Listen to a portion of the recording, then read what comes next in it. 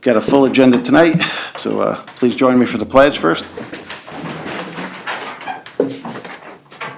Pledge allegiance to the flag of the United States of America and to the republic for which it stands, one nation, under God, indivisible, with liberty and justice for all.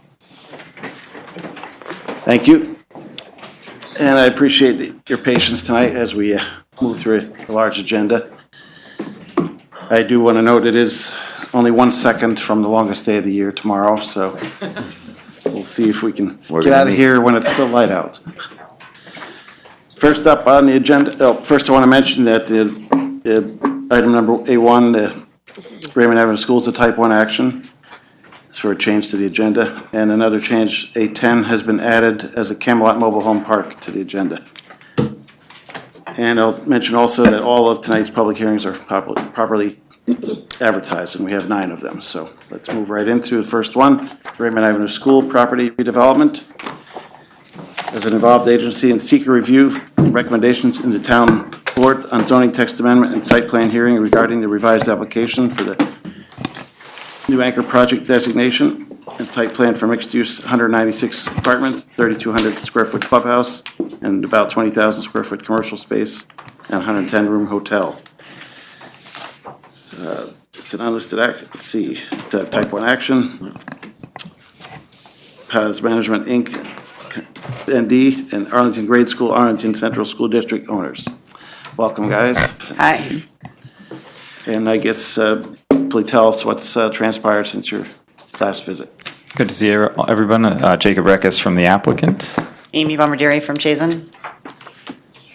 So since the last time we were in front of you, we've made changes based on the consultant's letters and have pretty much addressed the majority of them. There's new letters out, but we're working through that. We've received sign-off from the DOT and from OPRHP, and that addresses everything with the seeker requirements. So we're requesting to be referred back to the town board so that they can make a negative declaration for seeker.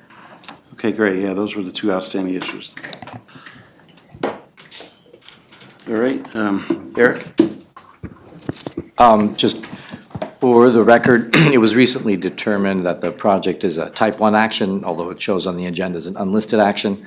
The lead agency will be recognizing that back when it goes back to the town board. The planning board is aware of that, and as Carl indicated, even though it's not printed that way on the agenda for tonight. And I'll also just add that Liz Axelson will talk about the planning review. The one additional item and procedurally will be that there's a public hearing open. If the board determines to continue the public hearing, we'll just need to identify a date to adjourn it to. Right. As long as you have that in mind, would August be good, or you think later? When's the next town board meeting? That'll be in Early July. but I mean, we're not going to, probably the earliest we would have a town board action would probably be August, because there needs to be a public hearing. So in reality, for site plan purposes, you wouldn't, I would say at least September is probably the earliest we could be back. well, let's adjourn it to August just in case, and then Yeah, that's a good idea. And then Yeah. we can always then we adjourn it could always again. adjourn again if Exactly. it's not ready. It's August 16th when we get there. August 15th. 16th. 16th. Okay. That's the next town, That's the next planning board. Planning board meeting. August 16th? That that we'll have it on the agenda for. Okay. I thought it was 15th, but okay. You're making this check. All right.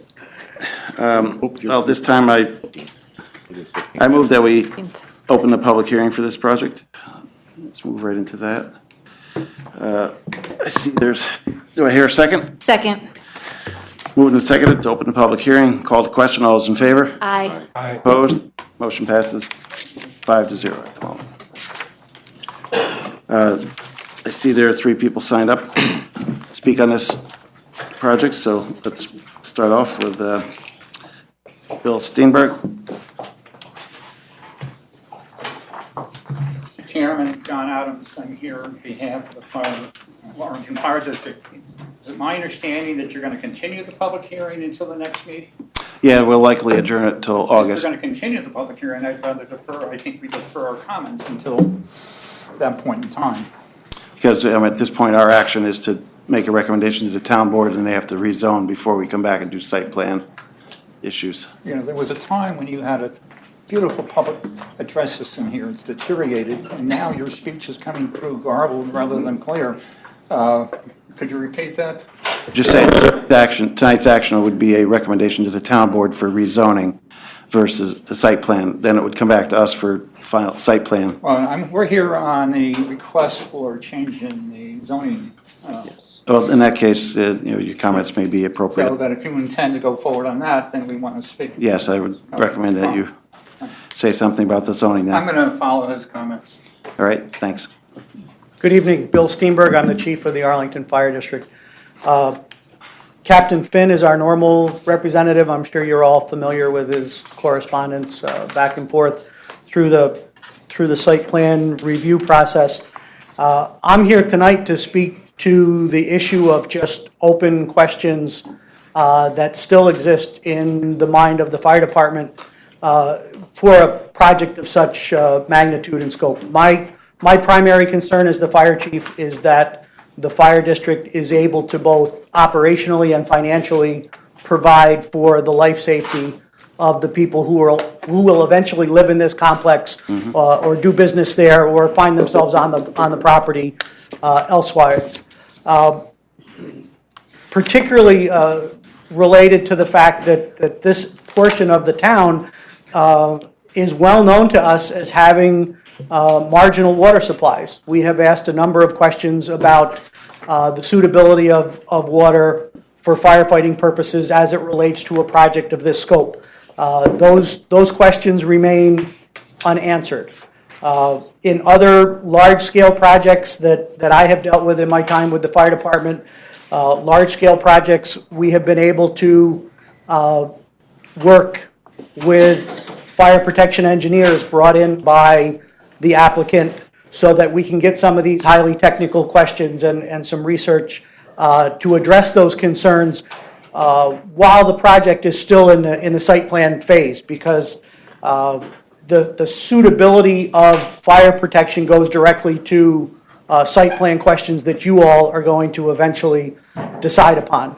A lot of the fire code questions most rightfully are taken care of in the building plan review and things like that. But there are occasions, particularly with projects of scope and magnitude like this, that the availability of the fire department to provide for the proposed site plan, I think, is a legitimate question for you all to consider. And as of this point, we have not been able to have those discussions with a subject matter expert on behalf of the applicant. We have some correspondence that they are pursuing a fire protection engineer. I have every reason to believe that that is the case. It's just a timeline thing at this point where we're not able to make an informed opinion and give a recommendation to the planning board one way or the other about our ability to properly protect the specific elements of that building. So we just want to be on record with you in terms of the operational concerns. We have outstanding questions. Most of them have been detailed to you through correspondence from Captain Finn, and we would be most interested in just asking you to be mindful that these questions remain open and understand our belief that getting those questions answered has to be done sooner rather than later in the site plan approval process, that it can't wait until a building plan review or something that's done in the building department. Thanks. Certainly, yeah, we'll make sure that happens in the site plan. Just want to remind everyone tonight that, we're trying to limit the comments to 3 minutes because we have a tight schedule today. The chief alluded to, I think, Yeah, that. alluded to the financial impact of this particular project. That's exacerbated, and you have to consider the totality of the circumstances affecting this application by the proposal by the applicant that they basically pay no taxes for 20 years, or they pay taxes, they pay it at a drastically reduced level. I know that's not a planning board consideration, but it's going to affect my following remarks. My remarks are, unlike the chief's, limited solely to the proposed zoning change. The first one is sort of a nitpicking one, but it's germane. In order for the town board to adopt any change in zoning, they have to adopt a comprehensive plan that justifies that. As the board is aware, the town board is engaged right now in a comprehensive town board comprehensive plan review. Whether or not this particular project should be approved should be part of that review. It should not be part of any piecemeal review. I know you have no control over it, but again, I'm nitpicking. Yep. Secondly, I've given to the clerk a chart I'm going to ask her to distribute among the members because the chart is going to fall into some of the following remarks. But one other comment I want to make. Part of the proposed language for the, I guess it's called the anchor project zoning, Yep. is a master plan.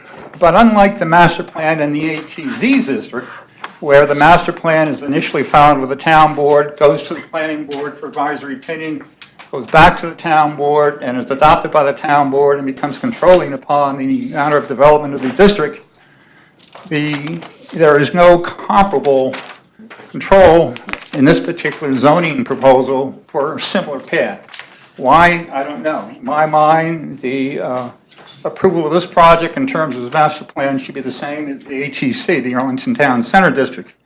So I ask that board take that into consideration. Thirdly, I consider this, in my professional opinion, to be spot zoning. And I'm going to explain why I think it's spot zoning.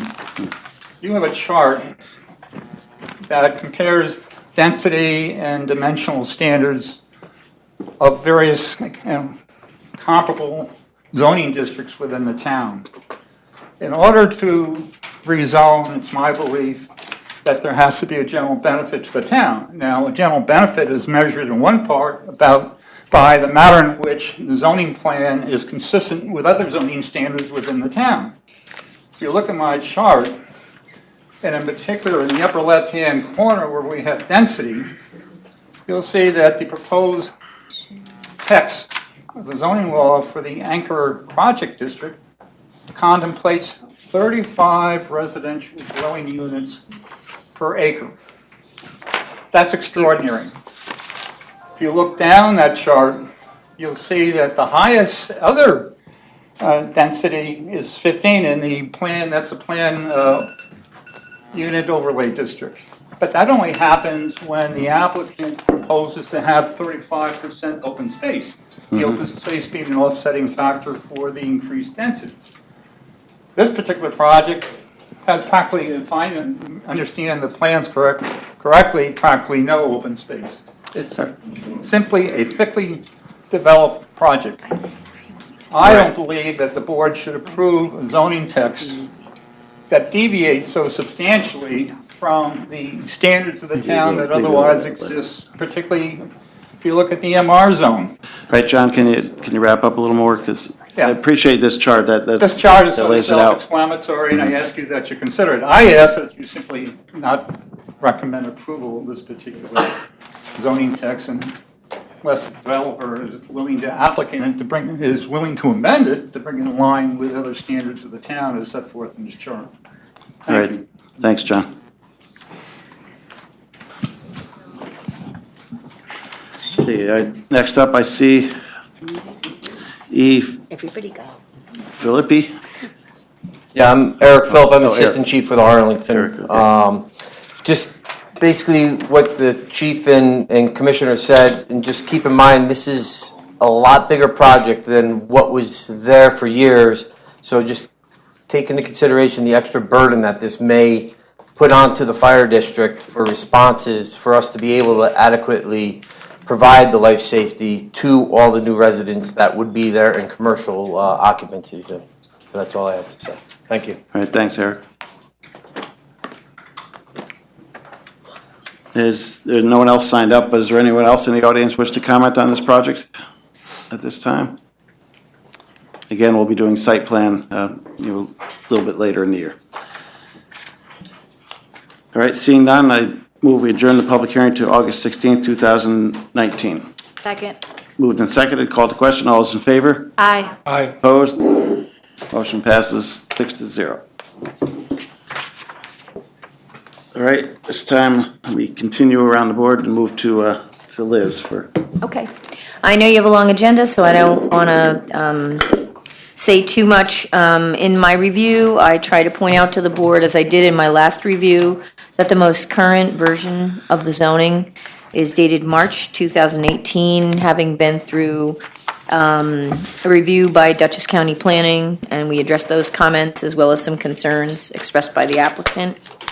I found that recent plan revisions result in a project that's consistent with the draft zoning, has been through considerable review in relation to town planning and policy. Then we had some information come in relation to the school building being removed, including an OPRHP recommendation letter, asking that a draft letter of resolution be provided by the applicant, which was provided. And then there was some correspondence with OPRHP about the draft letter of resolution, and we got a strong recommendation back that the draft, at least pending further review, provided significant mitigation for the removal of the school building. Let's see. So that conceptual acceptance was communicated to the board. I did a thorough plan review. The primary seeker review questions had to do with the historic aspect of the site and traffic. And we've received some commentary from our traffic consultant. I'm not going to try to recap that. And from New York State DOT that has given us the impression that most of those issues, mitigation has been described, and we'll have further plan detail on those improvements. So in the recommendation provided in my June 14, 2019 letter, just a moment, I don't think I introduced myself. My name is Liz Axelson, AICP Senior Planner from CPL, Planning Consultant to the Planning Board. So to the Planning Board, I'm going back to my page 3 recommendation.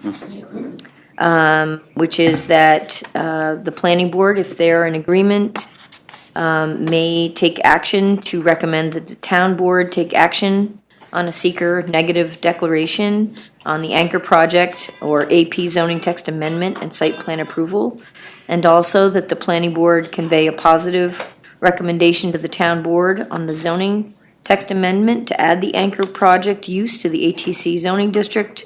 And also, I recommend that the applicant be directed to respond to the comments of the planning board and those received from town departments and agencies.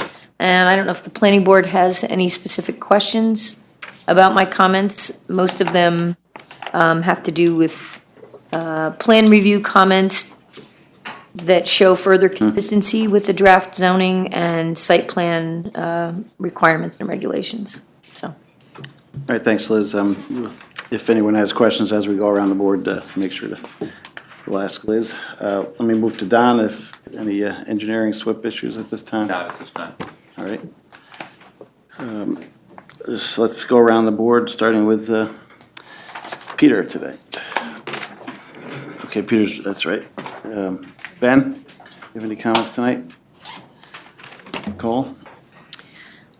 Hi, how are you? So I wanted to touch on what the fire department said. I think you need to get with them. It's obvious to me that they have some issues that you guys need to work out. I also noticed they had a comment about there doesn't seem to be any type of fire suppression for the garage. I don't know what you guys were going to do with that. Were you going to put some type of fire something in there for you're going to have a bunch of cars in there? We're going to be working with the fire engineer, so we plan to Okay. meet with the chief and Captain Finn. So, All right. we're definitely going to work with them through it. So, I also wanted to reiterate something that the building department had noticed. There doesn't seem to be any handicap accessibility by building, I believe it was E. E. Yeah. We'll Are you work guys with that. working on that? Yep. Okay, Yeah. and that's really all I had Yeah. for tonight. Appreciate that. And we agree. We offered today to meet with the fire department. We've met with them before. Okay. And, you know, I think it's, you know, our comfort level, we're fairly confident that when everybody sees that the property's been serviced by the department for a long time, so it's we understand the concern that everybody just wants to make sure final that they understand what's Oh, happening. absolutely, Yeah. safety's first, so, Yeah. thanks. Along with that, Building E, I think I noticed there was no stop bar coming out of the parking lot of Building E onto the main road. Maybe it was just hidden, but Yes, that Just should be a- added. Y connection there. All right, is that it, Nicole? Yeah, that was it, thank you. Bob? No, I don't have anything else. And Joan? No, I don't have any questions. I would just echo Nicole's concerns to, get with the fire department and make sure everybody's on the same page. Yeah, I'll also echo that, and, I noticed that, depending on the project, some have fared better than others. I know I think the Fox Run Apartments, they had a good record with the suppression system they put in as far as to what calls the alarms and what doesn't, Right. versus some of projects that are mandated to have a smoke detector right over the kitchen by federal law, and then that winds up in false calls, so however you work through it, just Right, and we've committed to using modern. want to avoid the false calls. Right, exactly, yeah. And want to thank you for using some porous pavement on the site. I saw that on the plan. Every little bit helps toward the drainage. And although SHPO agreed that you could not keep the building as an alternative, to make sure that you salvage historical items and reuse them where possible, and work with the Historical Society and Yvonne Yeah. as much as you can there. Yeah, and I want That'll to be share it. that, we've worked with the Historical Commission. They've been fantastic all along, and there's been a lot of back and forth with them throughout this multi-year process. Yeah. And so we're grateful to them. Okay, good. And make sure the building's well documented and et cetera. Yeah. All right, does anybody else have anything?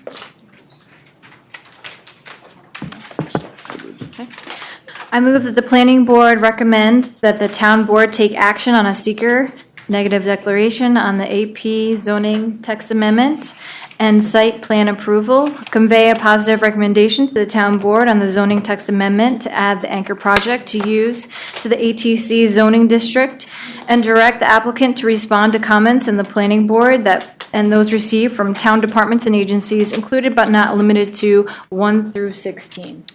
I just want to make one note on that. We had said we wanted to change item 2 about the positive recommendation to the town board on the zoning text amendment to add the anchor project use to the ATC zoning district as modified herein. We just wanted to make it clear that that's the latest version from March, what's the date, Liz? March 8th, 2018? Yes. Right, is the one that we're recommending forward. Appreciate it. So, yeah. March 28th, 28th. As modified. You agree to that in the motion? Yep. And there's a second for that? Second. Seconded again. All right, call to question. All those in favor? Aye. Opposed? Motion passes 5-0. One recusal. And one recusal. One abstention. Abstention, rather, not. All right, thanks. Thank you.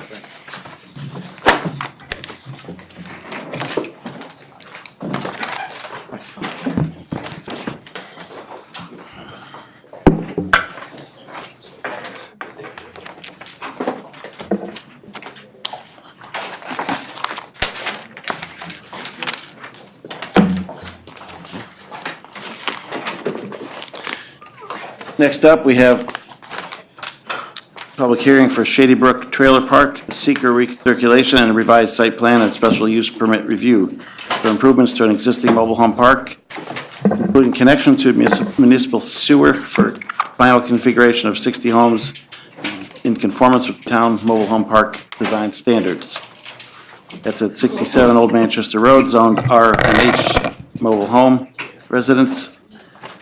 Site plan, negative declaration and resolution of conditional site plan approval and special use permit was adopted on August 29th, 2017, and reapproved February 21st, 2019.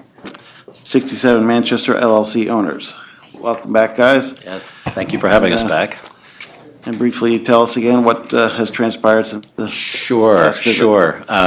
Since this is a public hearing, just a real quick narrative. This is an existing mobile home park that's fallen into some disrepair. There were at times up to 100 mobile homes on the site. Currently, there are issues with violations of homes not being conforming to code. The intention is to reconfigure the site to allow occupancy of 60 new mobile homes.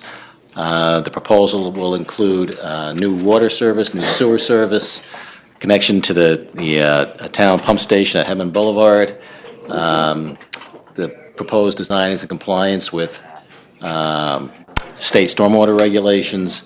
And what has changed since the last time that we've been before you is some really just some additional information to address some of the significant comments that were out and about after the last meeting, particularly pump station capacity. We provided some information to the town engineer.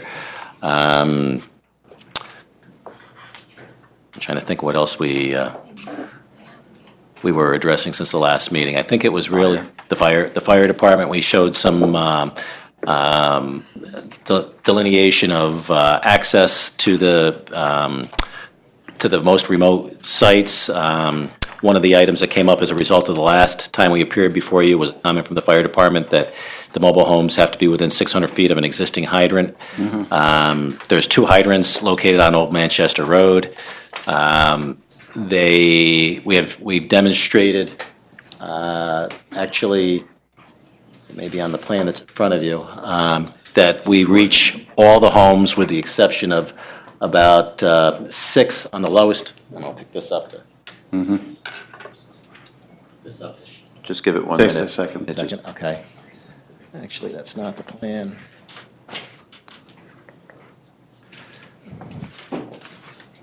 That's not the plan. Thought it was on sheet C4 there, but C4? which you had up. Was it not C4? The dotted line of the 600 feet, you mean? Yes, thank you.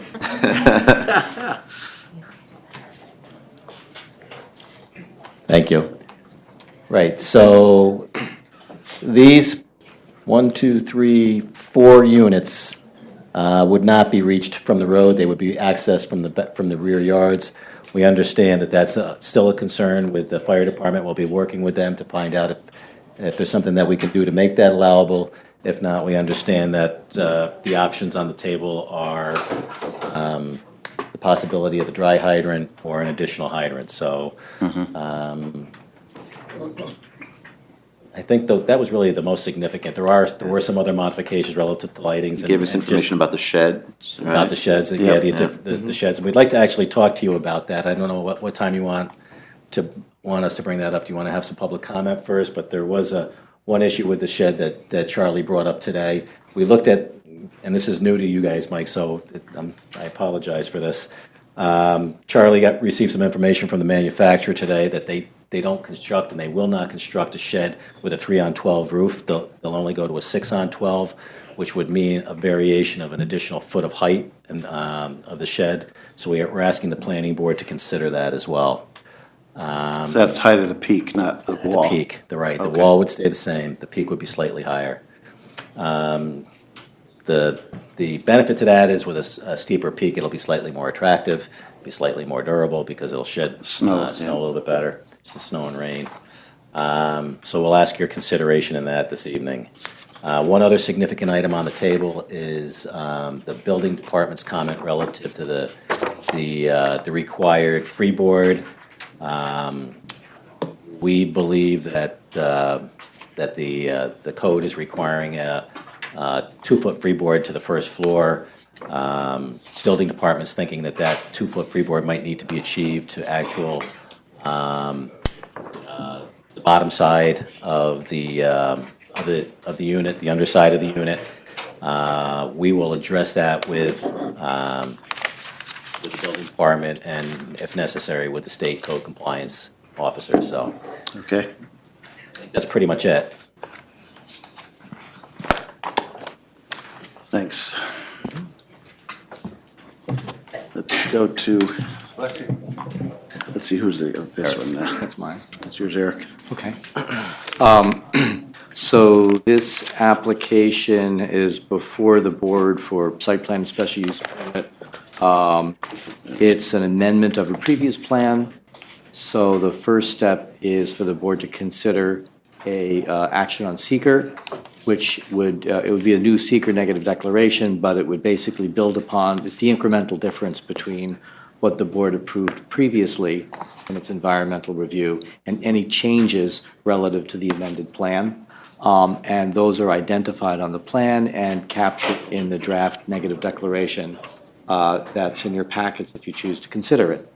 That basically has to do with the amended sewer, the water supply, all of the changes that the applicant has proposed, the revised layout, the grading, the backup pumping, floodplain mitigation, all of those things are captured in the negative declaration. Okay. If the board decides to proceed with that, then it could consider site plan and special use permit approvals, and you have resolutions to that effect in your packets.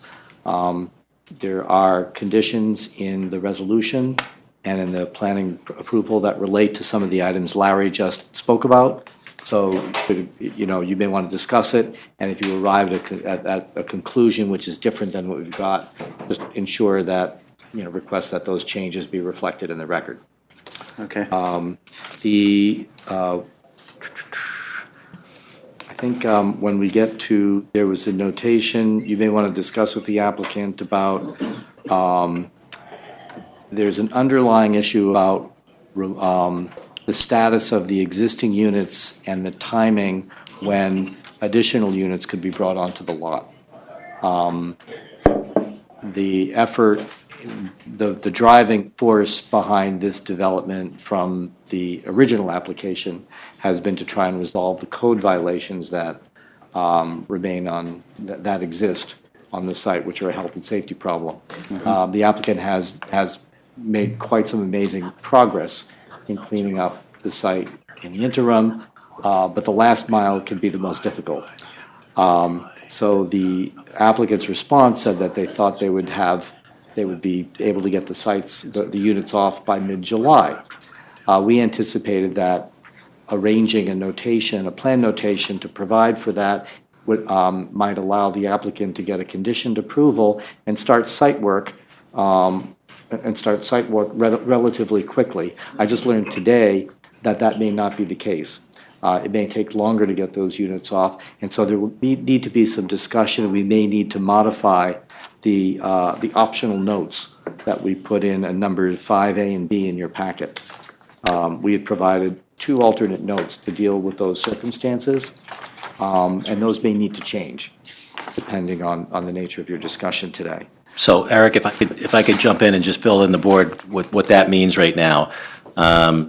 33 units have been removed. There's going to be another 9 removed in the July-August timeframe.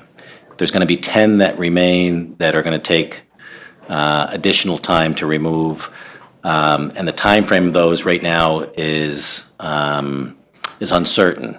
So the way that the project had been previously approved was with agreement between the applicant and the legal department that some form of legal agreement would be put into place prior to the chairman signing the plan that would satisfactorily address how those remaining 10 units might be dealt with, because it doesn't look like the applicant's going to be able to get those 10 units off before he would need to be able to begin the site work and to be able to be bringing in new homes.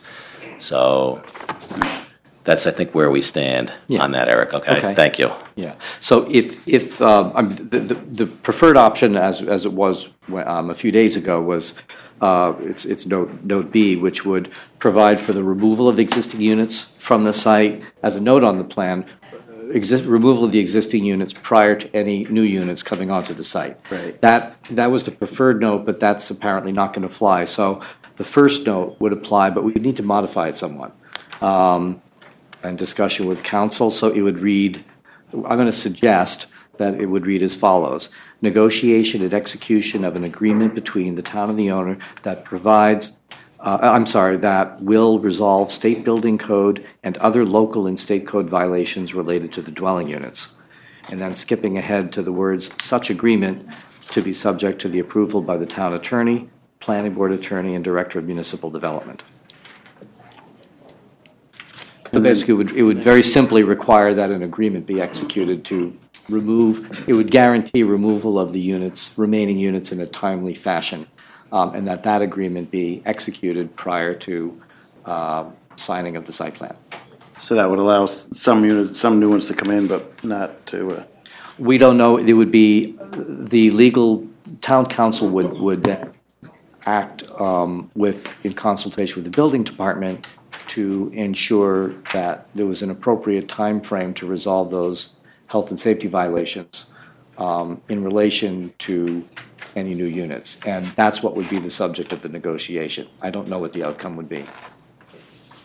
do you have any comments on that, Lisa? No, that was good. Thank you. That sounds, okay. So then B would be changed as well to, Well, When you get to the one of motion, we can just simply refer to, we'll have Eric read it in at that time, and then we'll be able to update the memo as we go, the resolution as we get to that point. sounds good.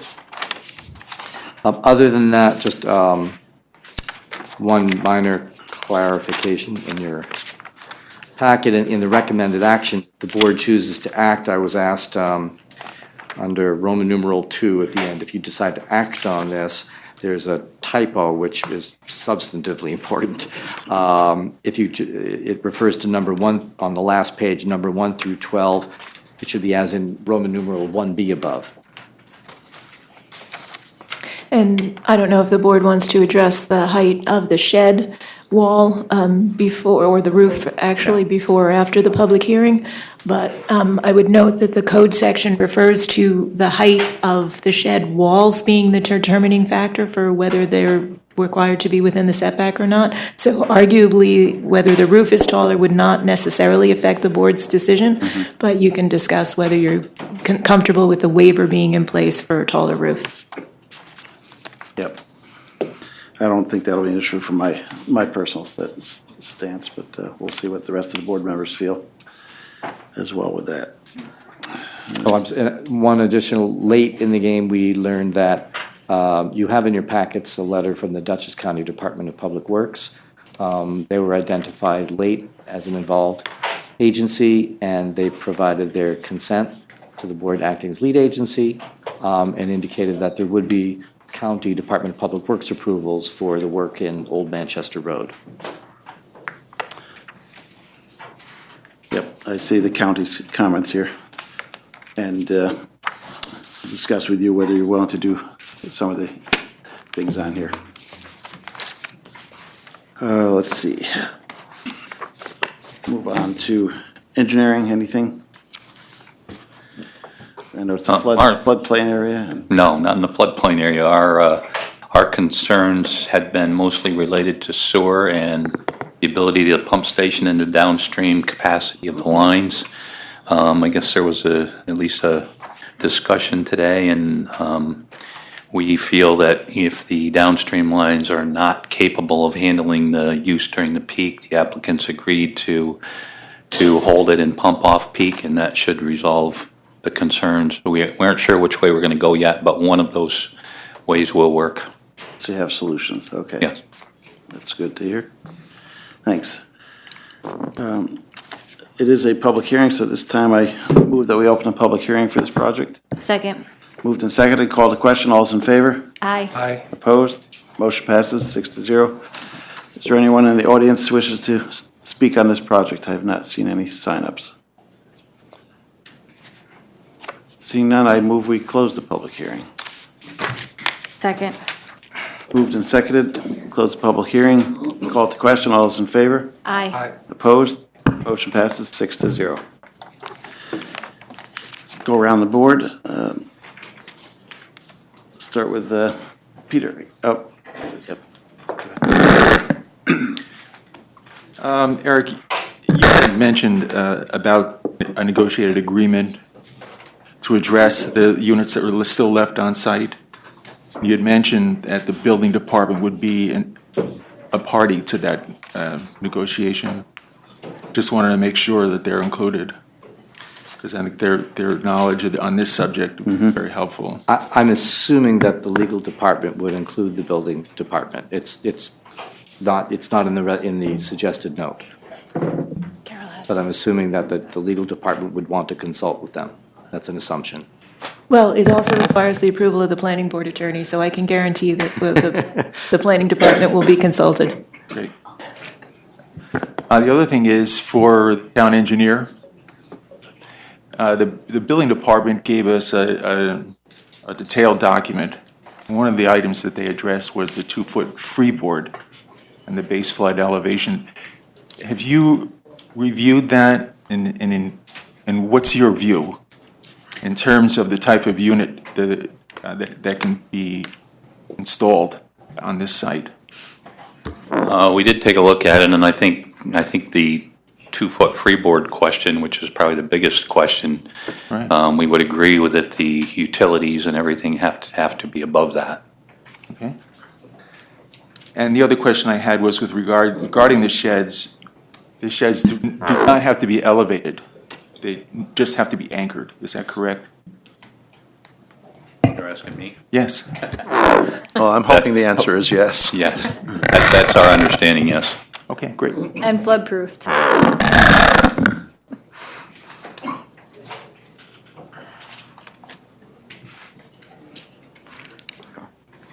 All right, let's move on to Ben. I don't have anything at this time. I'd like to see this get going. Yep. I echo that. It's great to see all the work you've done down there already to remove some of the old units. Definitely is progress. Nicole? Yeah, you answered a few of my questions already, specifically pertaining to the fire department. You might have to install a hydrant. That's what it sounds like to us. And yeah, that's pretty much it. I just wanted to touch on really quickly that there is a possibility that you'll have landing turtles. It is, according to the New York State Department of Environmental Conservation, it is possible that they're about a mile or so away from your site. So just be conscious of that when you're doing the construction. You move in the old trailers, moving the new trailers on, that kind of thing. So that was it. All right, thanks, Nicole. Bob? Just a couple of questions. The remaining 10 units, are there residents in those now? That's a big problem? There are, and, our purpose is to work collaboratively with them to transition them however best we can. I'm trying to accommodate the needs of many constituencies here, the building department being one, the town and its sensitivity to dislocating people being another, the New York State Department of Housing and Community Renewal being a third, because I've had conversations with them in Manhattan twice now on this, and we've done our best to be sensitive to these issues, and we'll continue to do that. We worked out an agreement with 4 residents last week, and they will be relocating mid-September. Others will be moving and relocating the end of this month, but there are 10 left that we still need to have conversations with. Obviously, we can't exercise free will, in this situation. But the overarching practical reality is, or legal reality is, that none of these trailers are code compliant. None of them can be made code compliant, if only because they're of such an age and vintage that it would not be possible to elevate them to comply with the freeboard requirements and base flood elevation requirements that are being imposed upon the park. And so, at the end of the day, these trailers cannot continue to exist, or manufactured homes cannot continue to exist. And to the extent that we can help the people transition, we've been doing that. And, but for the moment, we've concentrated on areas of the park that are the most susceptible to flooding, and the parts that where the possibility of remediating or making these trailers code compliant is absolutely non-existent. That's in the far back end of the park. So it's a process, and it's a process that we're taking seriously and dealing with as delicately as we can.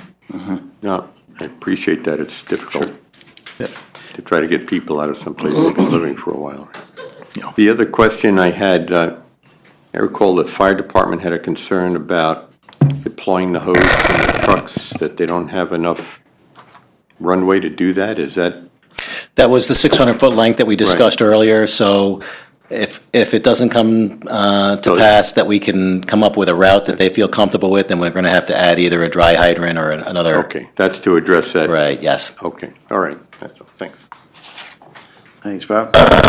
I just want to express my concern that Peter mentioned about there being a possible overlap between these 10 units and then bringing new ones on. So just going forward, I just, want to make sure we're all comfortable with whatever the ultimate, fix for that is in the agreement, and make sure the building department is on board with that as well. Yes, thank you.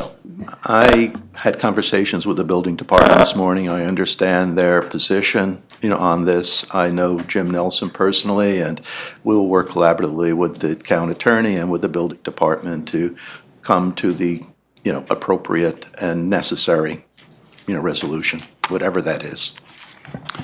I just want to clarify, it's my understanding that those remaining 10 units would not be code acceptable today, so they will eventually have to be removed, not reused. That's my understanding in speaking with the building department, that it is practically impossible to make any of these units code compliant, even the 10 remaining units. And first and foremost, there is that they would have to be elevated. It would require an engineer's inspection and report. It would require the original manufacturer's specifications for these trailers, which these trailers are 30, 40, 50 years old. Those documents no longer exist. And aside from the fact that some of them have elite additions and other accessories that were never permitted, building permit, COs and the like, and only licensed mobile home contractors can work on these homes, and there's nothing that can be done by self-help. So the cost of making them code compliant, if they could, is completely disproportionate to the value of the trailer, and elevating them the 4 or 5 feet and putting proper piers and foundations under them, which would be the tenant's responsibility, is a practical impossibility. All right, because I think that was one concern some of the board members had, that, not removing those last 10 to become part of the park. And no, they cannot become part of the park. I'm sorry to interrupt, but they. Right, that's great. It's great. Okay. The only other thing I see, is a new comment letter from the Dutchess County Planning. They recommended continuing that sidewalk along because the rail trail's right there. Is that something you'd be willing to look into?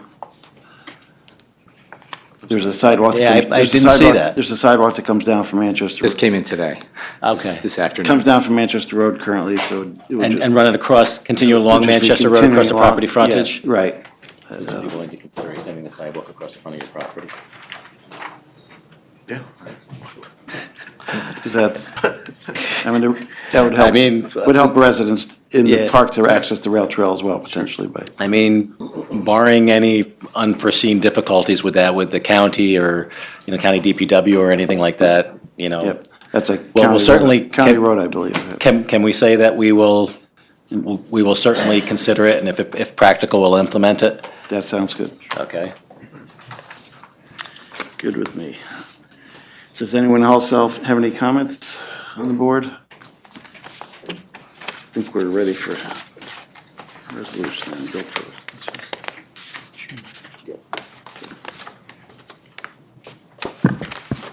I move that the planning board as lead agency hereby determine that the Shady Brook Trailer Park amended site plan and special use permit would not have a significant adverse effect on the environment and that no environmental impact statement will be required for the reasons set forth in the seeker negative declaration for an unlasted action dated June 20th, 2019. Do we hear a second? Second. Moved and seconded. Called to question. All those in favor? Aye. Opposed? Motion passes 6-0. I move that the planning board adopt the attached resolution in the matter of 67 Old Manchester Road, Shady Brook Mobile Home Park, for special use permit approval dated June 20th, 2019. Second. Moved and seconded. Called to question. All those in favor? Aye. Opposed? Motion passes 6-0. I move that the planning board find the amended site plan for redevelopment of the Shady Brook Trailer Park and fulfill the purposes of Chapter 210 zoning and of the town plan, and that the planning board adopt the attached resolution of conditional amended site plan approval in the matter of Shady Brook Mobile Home Park, subject to the following: the applicant shall respond to comments of the planning board and those received from town departments and agencies. Said responses to be reviewed by the planning department as to adequacy and completeness inclusive of the following: 1 through 12, as in 1B above, and 13 standard conditions of approval, A through D. And also the amendment from Eric to change the condition that, with the certificate of occupancy. Right. I don't know, Eric, if you want to read it again now for the record, if you have it in front of you. Sure. That would be good. Add that to the. So it's comment number 5, and the notation would be in accordance with omitting paragraph B is off, but paragraph A, as modified, would be a condition for agreement, negotiation and execution of an agreement between the town and the owner that will resolve state building code and other local and state code violations related to the dwelling units. Such agreement to be subject to the approval by the town attorney, planning board attorney, and director of municipal development. That's that note. The board, before acting on the resolution, might also want to discuss with the applicant what you want to do about the shed, because that's also in number 7. Right now, if you approve it as rated, it will provide for the note that we had crafted based on what's in the plans, which the applicant has said they would like you to change that to be something different, and we don't know what that is yet. So the wording on that would be to allow, rather than a 3-on-12 pitch roof, a 6-on-12 pitch roof. That's it? Just That's that it. change? That's it. Okay. You okay with that motion? Anybody object? No. All right, because it's the same wall height of the shed is what you Correct. said, so that's mainly what we were concerned with from the waiver. All right, do I hear a second to that whole motion? Second. Moved and seconded, called to question, all those in favor? Aye. Opposed? Motion passes 6-0. Good luck. Yeah, thank you. And, let's, one more thing. Architecture, since you don't have the new units yet, I move that we waive architectural review for this project. Second. Moved and seconded, called to question, all those in favor? Aye. Opposed? Motion passes 6-0. Thank you. You know, I know we've been here before with approval of this project, but this time it really feels like it's going to move forward and happen. I want to thank you all again for your continued cooperation. And, you know, I said it before, this took a lot of heavy lifting on both sides, and it's very much appreciated. And I think it's a feather in this board's cap. Thank you. I appreciate you taking on this project in our town as well and cleaning that up and getting some good housing for people to use. It's going to be a pleasure, it truly is, and I thank you all so very much. Great, thanks.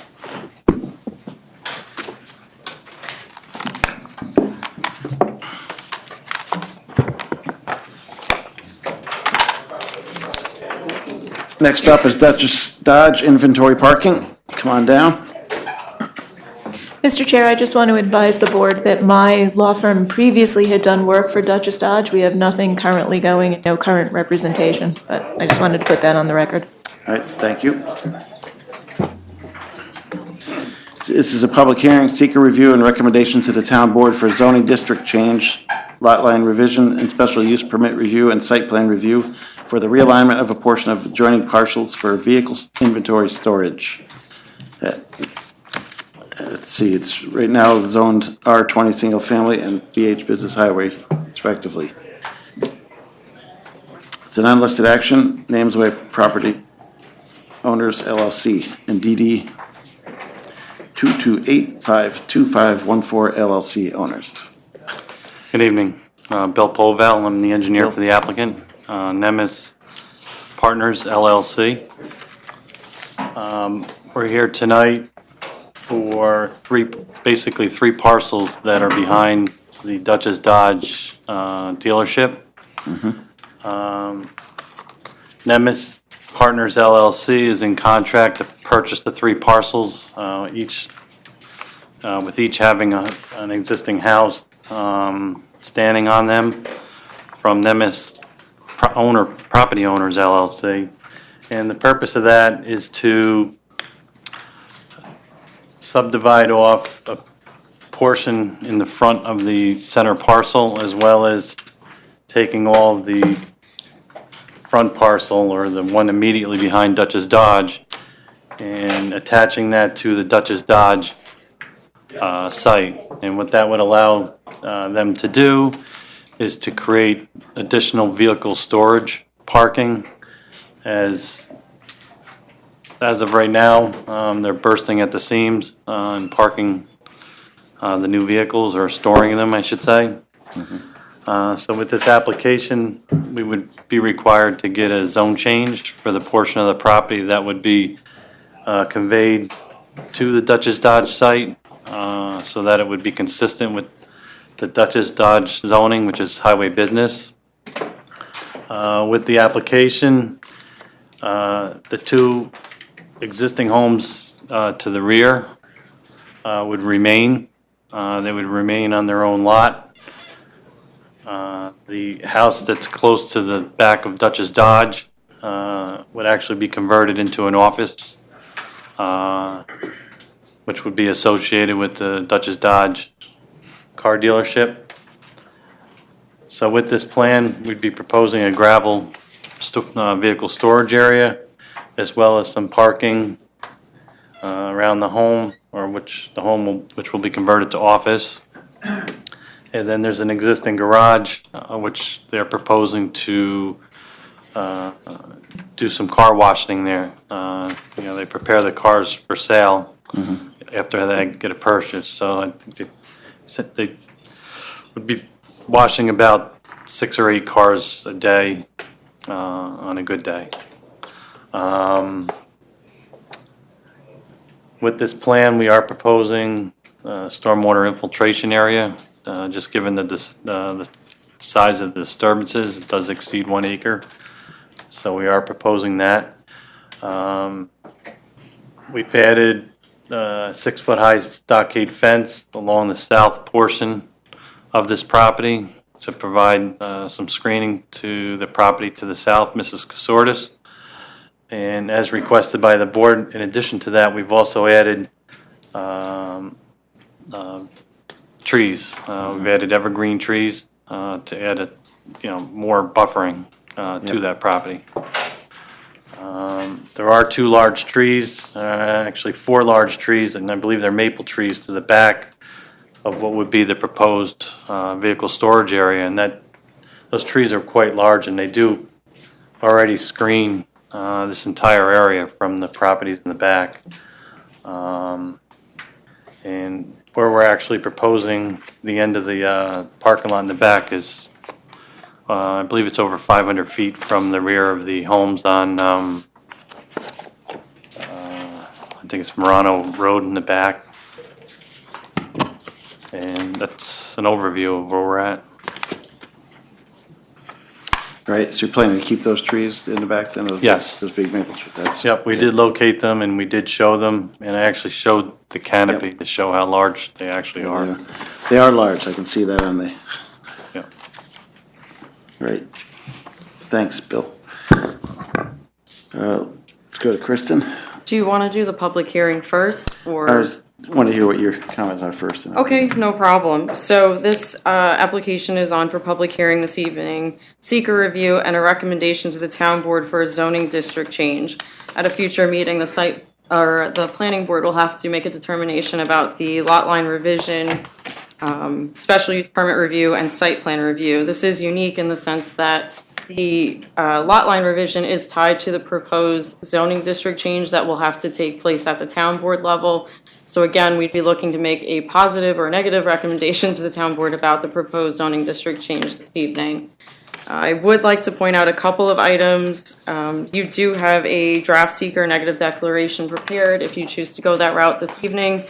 And I had to confirm and also reviewed engineering comments that called out specifically the contact with the OPRHP office. The applicant did provide a letter from March 2019 indicating that there was no culturally sensitive areas on the site. And one other item, I know I'd had a discussion with Bill earlier this week about the public hearing. I have actually had a couple of conversations now with the resident who lives south of the proposed action. She and the current owner of the dealership do have a friendly working relationship. But there might be still some concerns, and unfortunately, Ms. Sortis, I probably just butchered her last name, I apologize, Irene, she was unable to make it here this evening and may want to submit comments in the future. I would recommend that you adjourn the public hearing to a later date as opposed to closing it. To allow for any potential future comment. The applicant would not be responsible for renoticing the public hearing, so long as we stay current on that. All right, thanks. It is a public hearing, so at this time I move that we open the public hearing for this project. Second.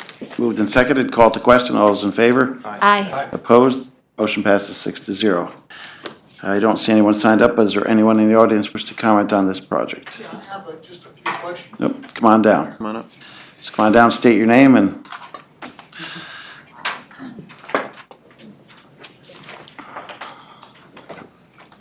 Hi, my name is Tom Mosher. I live at 22 Marino Road in the town of Poughkeepsie. My property is behind this property. My concerns are lighting, how close they're gonna come to the back of my property. I go right up to it. Okay, Marino Road you're on? I'm on 22 Marino Road. Okay. All right, yeah, there's quite a bit of land between the two, so I don't know if you can quantify that on the map. Yeah, but- it's approximately where the edge of the gravel would be on the back of this proposed parking area or vehicle storage area is about 500 feet to that back property line. Yep, so it's still. So that entire yard area for both homes would be maintained as well as all the existing trees. I did go back there and look, and I couldn't even see beyond where that driveway is. Yeah, it So goes there is a back, significant goes back pretty buffer. far, and they're using just that front portion of the, so there's a lot of land. Right, yeah. Yeah, just what's within their So why are they driveway. rezoning the back portion? They're not rezoning the back portion, They're no. not asking to rezone the back portion? That's correct. So as part of this application, there's a lot line revision to occur and proposed. The section that's closest to your property that's actually just shown in all white there is going to remain residential, Okay, so there's R20. There they're are not no even gonna proposed park cars changes. back there. Right. Correct. Okay, all right, thank you. No problem. And just to your point about lighting and landscaping for shielding or screening, we have asked for a landscaping plan and a lighting plan. They will have to adhere to all town code requirements in terms of lighting and full cutoff, especially when it's commercial and residential right next to each other. And that is enforceable by the town. Okay, thank you. You're welcome. And thanks for your comments. Anyone else in the audience for tonight? I move we adjourn the public hearing to August 15th or 16th, which is I think it's the 15th. 15th, 2019. Second. Moved and seconded, called to question, all those in favor? Aye. Opposed? Motion passes 6-0. Let's go around the board and get Don from engineering standpoint, any user. Just a couple of things questions for Bill. The aisle on the southeast property line doesn't look like it's 24 feet in width. Do you know what width it is? Is that the existing? Yes. I would have to check on that. Okay. And the other question is regarding the proposed parking bumpers. Sheet SP1 indicates parking bumper installation in alternating spaces. Is that what you're proposing, or? Yeah, really the intention of the parking lot bumpers was because this is a gravel parking lot, is to define a line. We felt it really wasn't necessary to have a parking bumper at every space because this isn't like customers driving in there and trying to find a space. These are all, this is all parking for the, for car, for the new cars. So,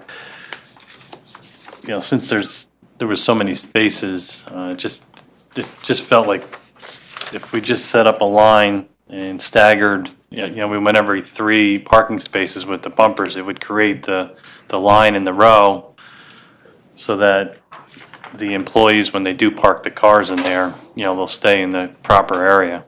Okay, I think one of the concerns is to make sure it's, that the aisles are kept open for fire trucks and such as well, so. Right, you and wanna that's, keep- like in the center area, So that'll- we put the bumpers down the center, so then all the cars would have to park against, where those bumpers are. I actually brought that up in my review as well, and I think for the vertical parking aisles, if they're defined on the end of each of those aisles, would actually make the fire department a little bit more comfortable about maintaining that width, so there is no ability to park and block those aisles to more fully define them. So that's in my review too for Okay. consideration. Yep, we can See do what you that. can do. Yep. That's it. That's it, Don? Okay. Go around the board, starting with Joan this time. The neighbor that you're referring to, the lady, she lives in the lot to the south of your parcel? Because I don't see a house depicted on that lot. She's in this area here. Her house is right in here. Oh, okay. Have you had any communications with, are there people residing in the Neem Partners LLC property? Where the house is? No, those 2 houses are actually being purchased by the Oh, okay. applicant. Oh, okay. So that he'll own both of those houses in addition to this new land. Okay, thank you. Bob? Anything? The storage area for the vehicles is gravel base, you said.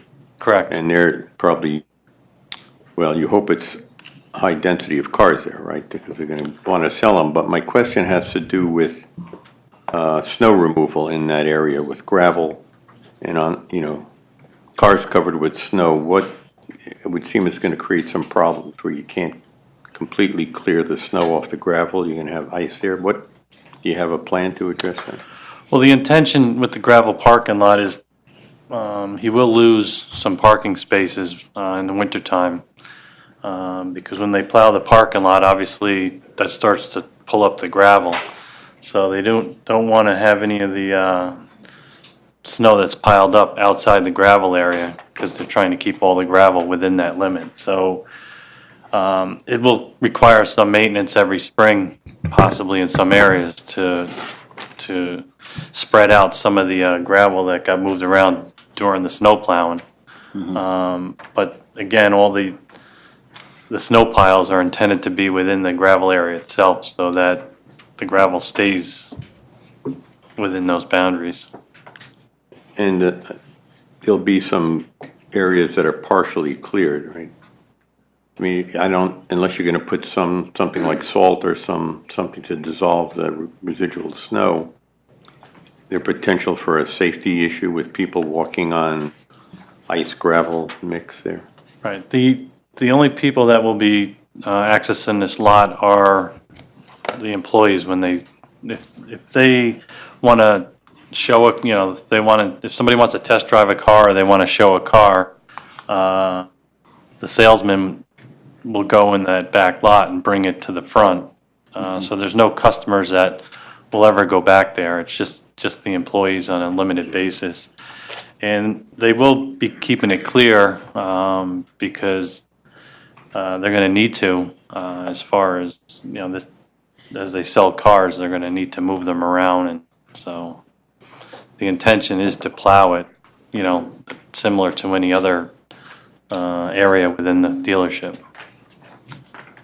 Okay, thanks, Ben. Yep. That's all. All right, thanks. Nicole?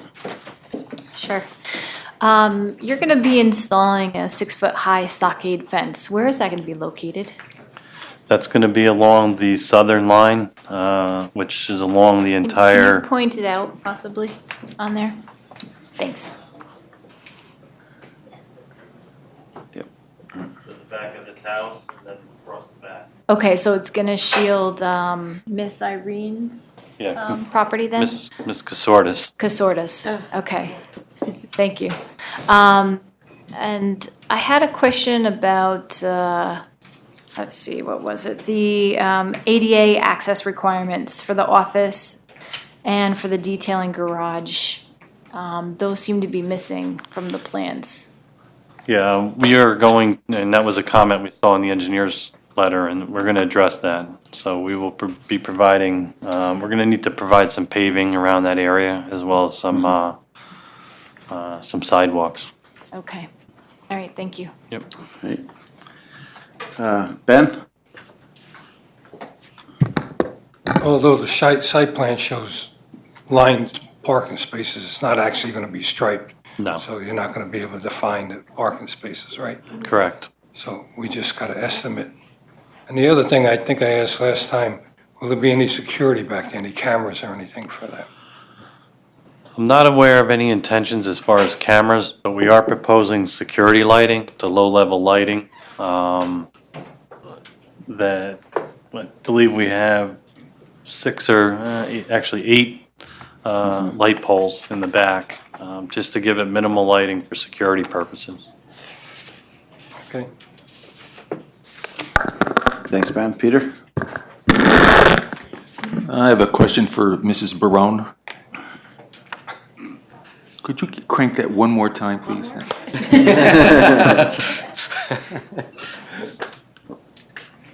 Longest day of the year is almost. Thank you. I think we have enough to move ahead. There are some issues we can resolve when we gets back to us, including the fire lane, setback, and some landscaping. But other than that, I think we're okay. Thanks, Peter. Yeah, we got to look at the setback as well, because that's under our purview from the property line. And specifically, you're referring to the landscape buffer, correct? Yes, Yep. landscape buffer. I also want to ask about, you're talking about the car wash being in that old house, or the detail building. Is this on septic or sewer? Or where does all that water go? That is something we're working on right now, because that house is on septic. Okay. So, we would look to possibly tie to that. Again, it would be. Single-family house septic is not made for that quantity of water, probably. Actually, the amount of water that they're going to use for the cars, to wash like 8 cars and to have an office, it's pretty comparable to a 3-bedroom house. Maybe. When you look at design flows. So that's something we are looking into, and we will be addressing that. Okay, thanks. I'm sure our engineering will keep that. Yes, I straight saw as his well. comment, and we're going to address that. All right, thanks. The only other thing I have, I noticed you had 6-foot fence, but I want to make sure that there's no light spillage also to their, she's used to whole dark sky back there, and light spillage outside the fence would probably be not good, so. No, we're Make sure proposing, we're proposing all the lighting internally within that parking area. And we did provide a lighting plan, and all the photometrics are on it. And Yeah, so if you like. take a look at that. It looks like a little bit outside, so just make sure there's cutoffs or whatever to keep and it within. Yes. Within the fence line. All right, thanks. I'm good for now. I move that the planning board determine that the proposed Dutchess Dodge inventory parking application would not have a significant adverse impact on the environment, and no environmental impact statement will be required for the reasons set forth in the seeker negative declaration of unlisted action dated June 20th, 2019. Moved and seconded. Called to question. All those in favor? Aye. Opposed? Motion passes 6-0. I move that the planning board convey a positive recommendation to the town board regarding the adoption of proposed zoning map amendment to rezone the 0.92 acre parcel 6159-01-120956 and the 3.15 acre of parcel 6159-01-065967 from resident single-family 2,000 square foot R20 district to highway business district BH district. Second. Can you repeat that? 20,000 square feet, actually, just to correct that. Moved and seconded. Called to question. All those in favor? Aye. Opposed? Motion passes 6-0. I move that the planning board defer action on the application pending a revised submittal, subject to the following. Respond to comments of the planning board and those received from town departments and agencies, and said responses to be reviewed by the planning department as to adequacy and completeness, inclusive of, but not limited to, 1 through 8. Second. Moved and seconded. Called to question. All those in favor? Aye. Aye. Opposed? Motion passes 6-0 again. Thanks. Okay, thank you. Sure we'll hear back after the town board decision. Have a good night. Thank you, Bill.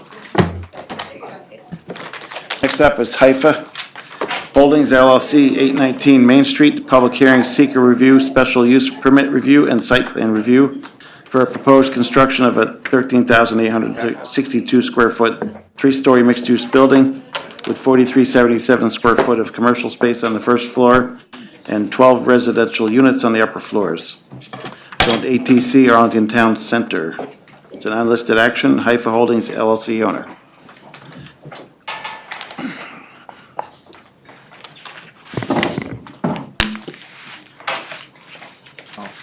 Thank you. Welcome back, guys. And let us know what you've done since our last submittal.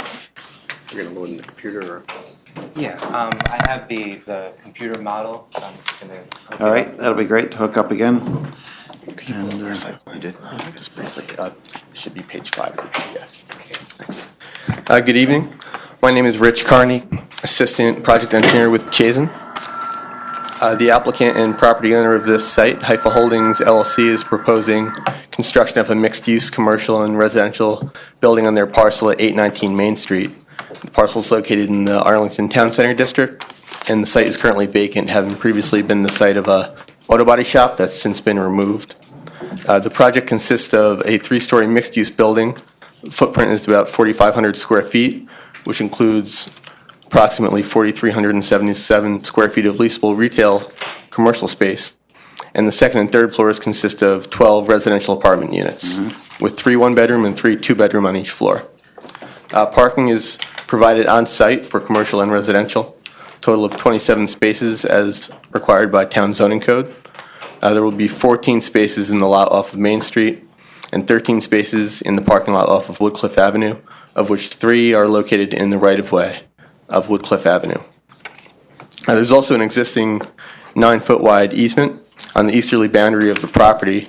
This easement is intended for access by the neighboring parcel at 823 Main Street to the rear of their property. This area lies partially on the project site, 819 Main Street, and partially on the 823 Main Street parcel, and we are proposing to pave the portion of the easement located on our parcel in order to ensure that the easement is suitable for access by the neighboring parcel. Is it a VGA or an HDMI connection? I have the HDMI. HDMI? What is it? HDMI. Okay. Sorry. We also have a stamped pavement pedestrian walkway adjacent to the easement area. And this, along with lighted bollards, is intended to provide a pedestrian-friendly access point to the Main Street retail level of the proposed building. Stormwater collected by the drainage structures is proposed to be directed to the DC DPW-owned storm sewer system in the Main Street right-of-way, pending approval by that department. The details of an agreement between the town and the property owner have for maintenance of the drainage structure and the parking spaces within the Woodcliff Avenue right-of-way have since been discussed in a meeting with the town highway superintendent. Storm and sewer and water connections will be made to community sewer and water systems located in the Main Street right-of-way. And finally, we'd just like to add that in light of information provided in the geotechnical report, we are no longer going to be using blasting for rock excavation, and we'll be removing those notes from the plan. Okay. All right, do you have your presentation ready? It seems to be coming in and out. Oops. But, You got it. The HDMI connection is a bit finicky. okay. I Have it now. I've noticed.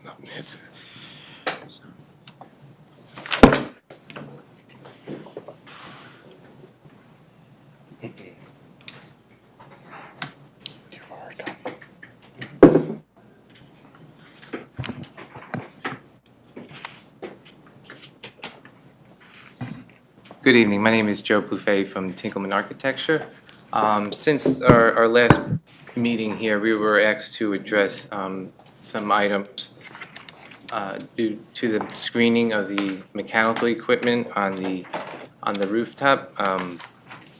And we have modeled it as it's going to be designed, which is going to be located in the center here on the upper portion of the roof. Just come up here on an aerial view of where it's going to be located. Looks like a nice day out in your simulation. So it's going to be in between two towers there, as you can see, and we have some mechanical louvers screening in between.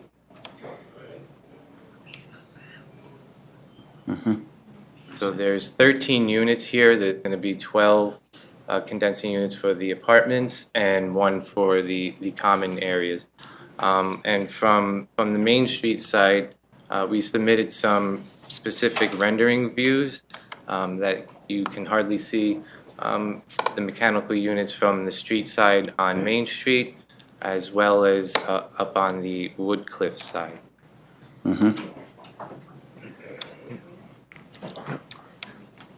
Climb those stairs. Yeah, that's what it reminds me of.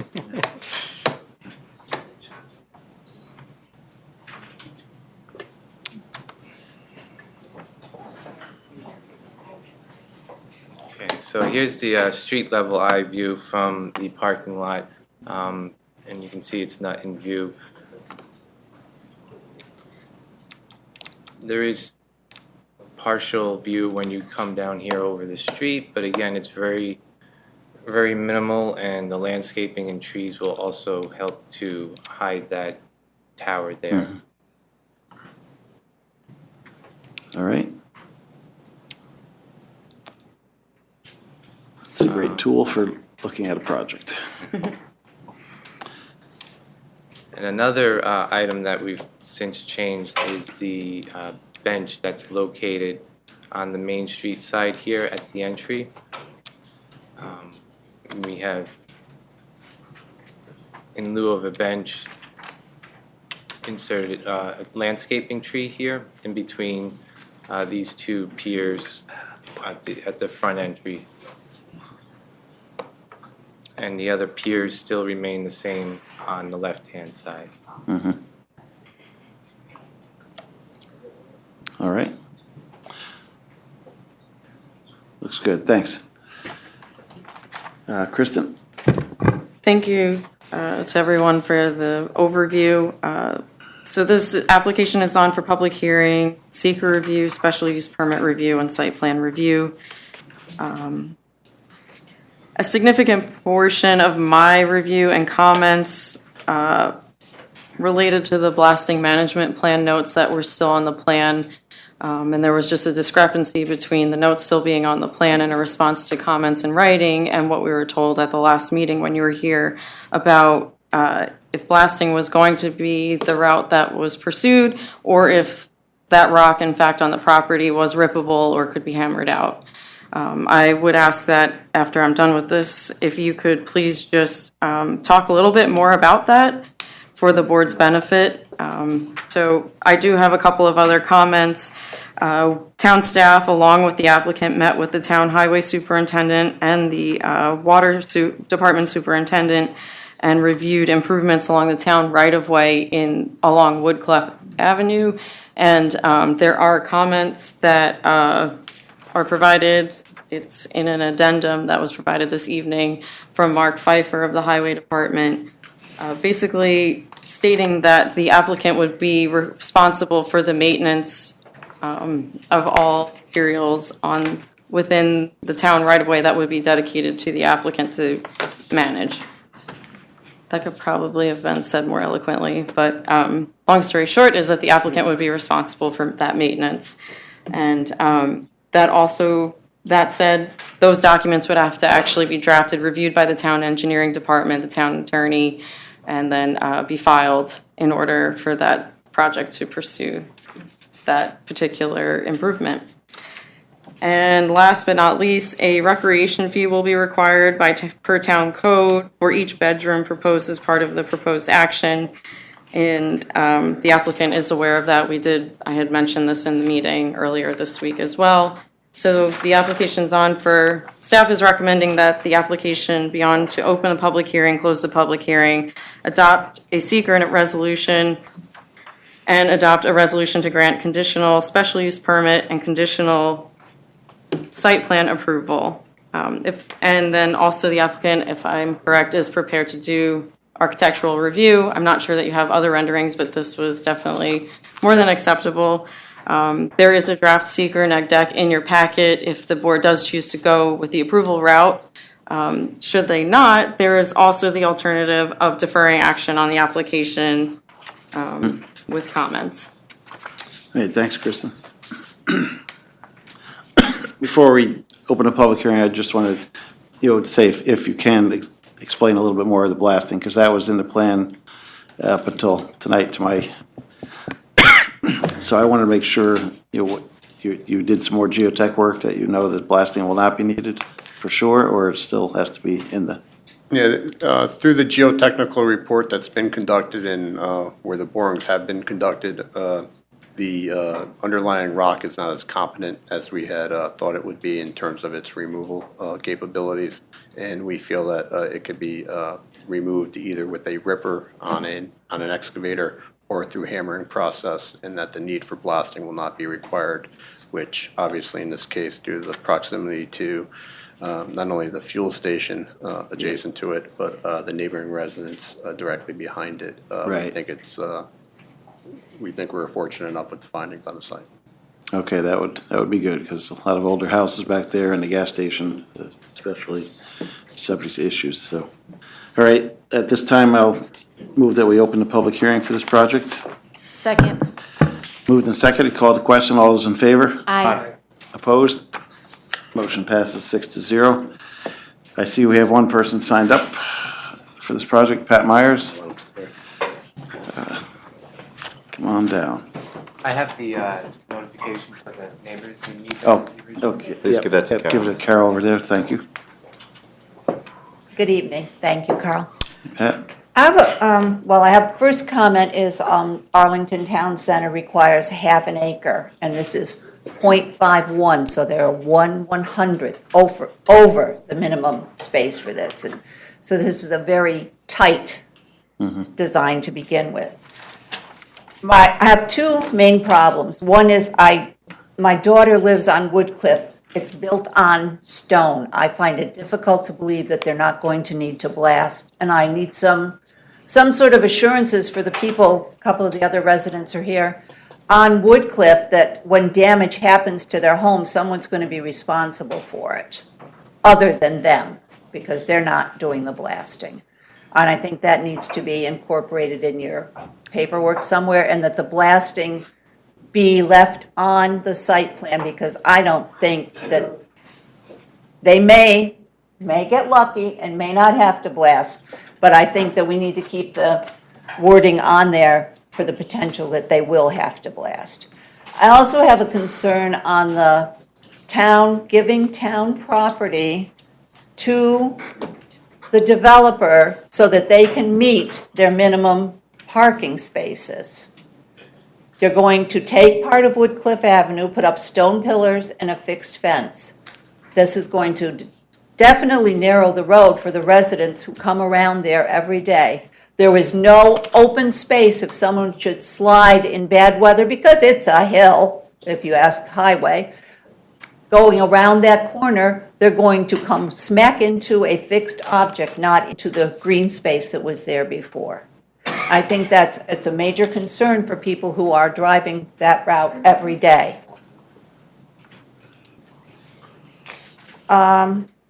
Really, that's my biggest thing. I don't think there's going to be, I think your renderings are lovely. I think they kind of overestimate the space and the green space there and make it look a lot nicer than, right now the piece of the wall from the old garage is still there because it's attached to the rock that we don't have to blast, and I think we all need to keep that in mind going forward. Thank you. All right, thanks, Pat. I don't see anyone else signed up. Is there anyone else in the audience wish to speak? Come on down.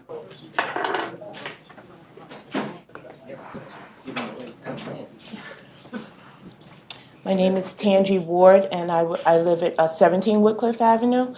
And most of it was covered, but I'm not real clear how the parking, Woodcliff was mentioned a couple of times in their presentation, and I don't see clearly from what they showed is how is Woodcliff Avenue going to be affected. Like she said, it's a hill, and then there's Formosa there now, that empty restaurant. Is that going away, or I don't know how it doesn't, the display doesn't really clearly show that. So as she said, that's just a hill right now, and even now, it's a two-way, and a lot of times if somebody's coming out to go in, you have to wait because it is narrow already, and then she mentioned it getting smaller, so those are my concerns. All right, thanks. Yeah, Formosa's not part of this. That remains as it is. So it's even tighter. Anyone else? Marta? Thank you.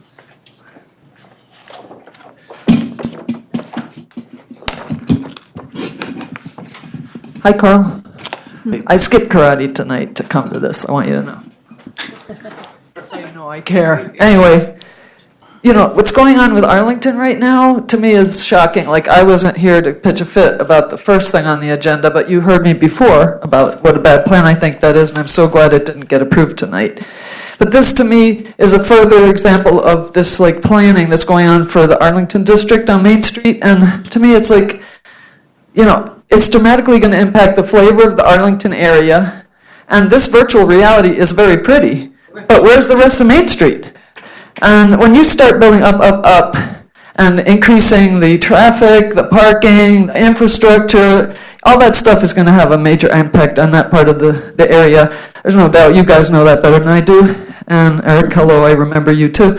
So I wanted to say that I really want you to think about, when you're representing the people of the town of Poughkeepsie, and even though none of you, as far as I know, are elected officials, you're an extension of the elected officials of this town that are supposed to protect the people who are paying the salaries, the people that are taxpayers, the people that live in these neighborhoods.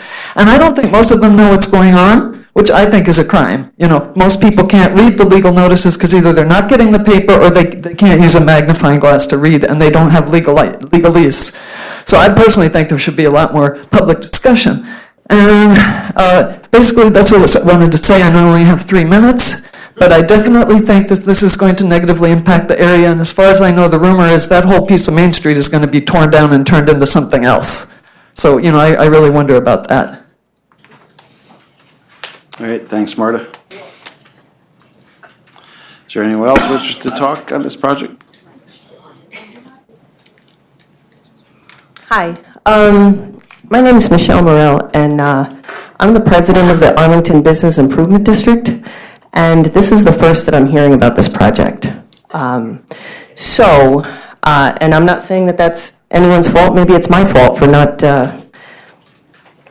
being more aware of what's actually happening on Main Street, but I would like to know a lot more about this before anything is really approved in concrete. So actually, I would just ask if maybe I could have an appointment with any of you to sit down and really see what you're proposing. And so I guess if that means keeping the public hearing open, then that's what I'm asking for you to do. Because I would like to take this back to the board, because I have not heard anything about this. Okay, thank you. All right, thanks.